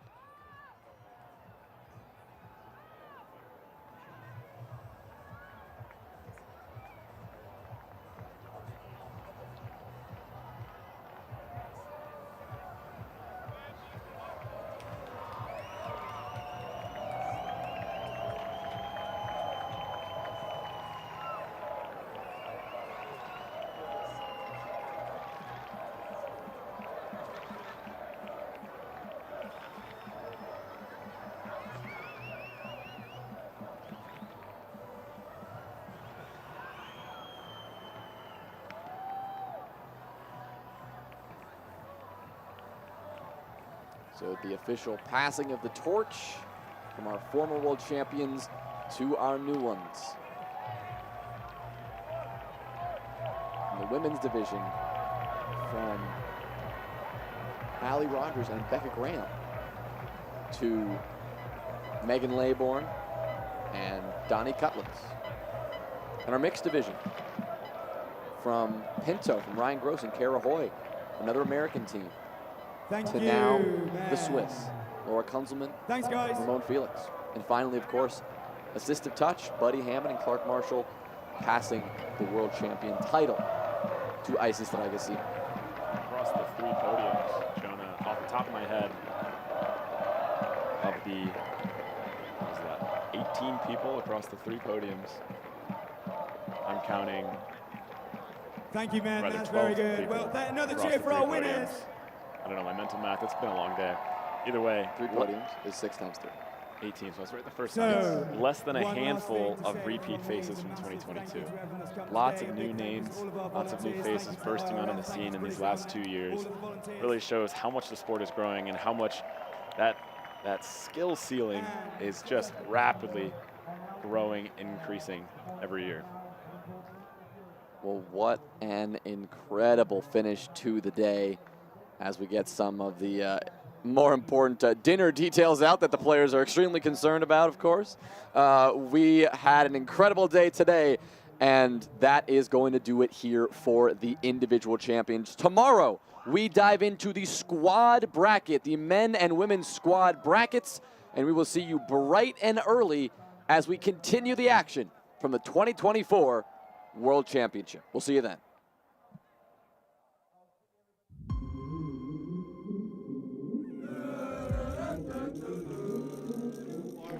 Bring that energy, bring that intensity, and we look forward to fighting with you guys. And we'll see you again in a couple years. Let's do this thing.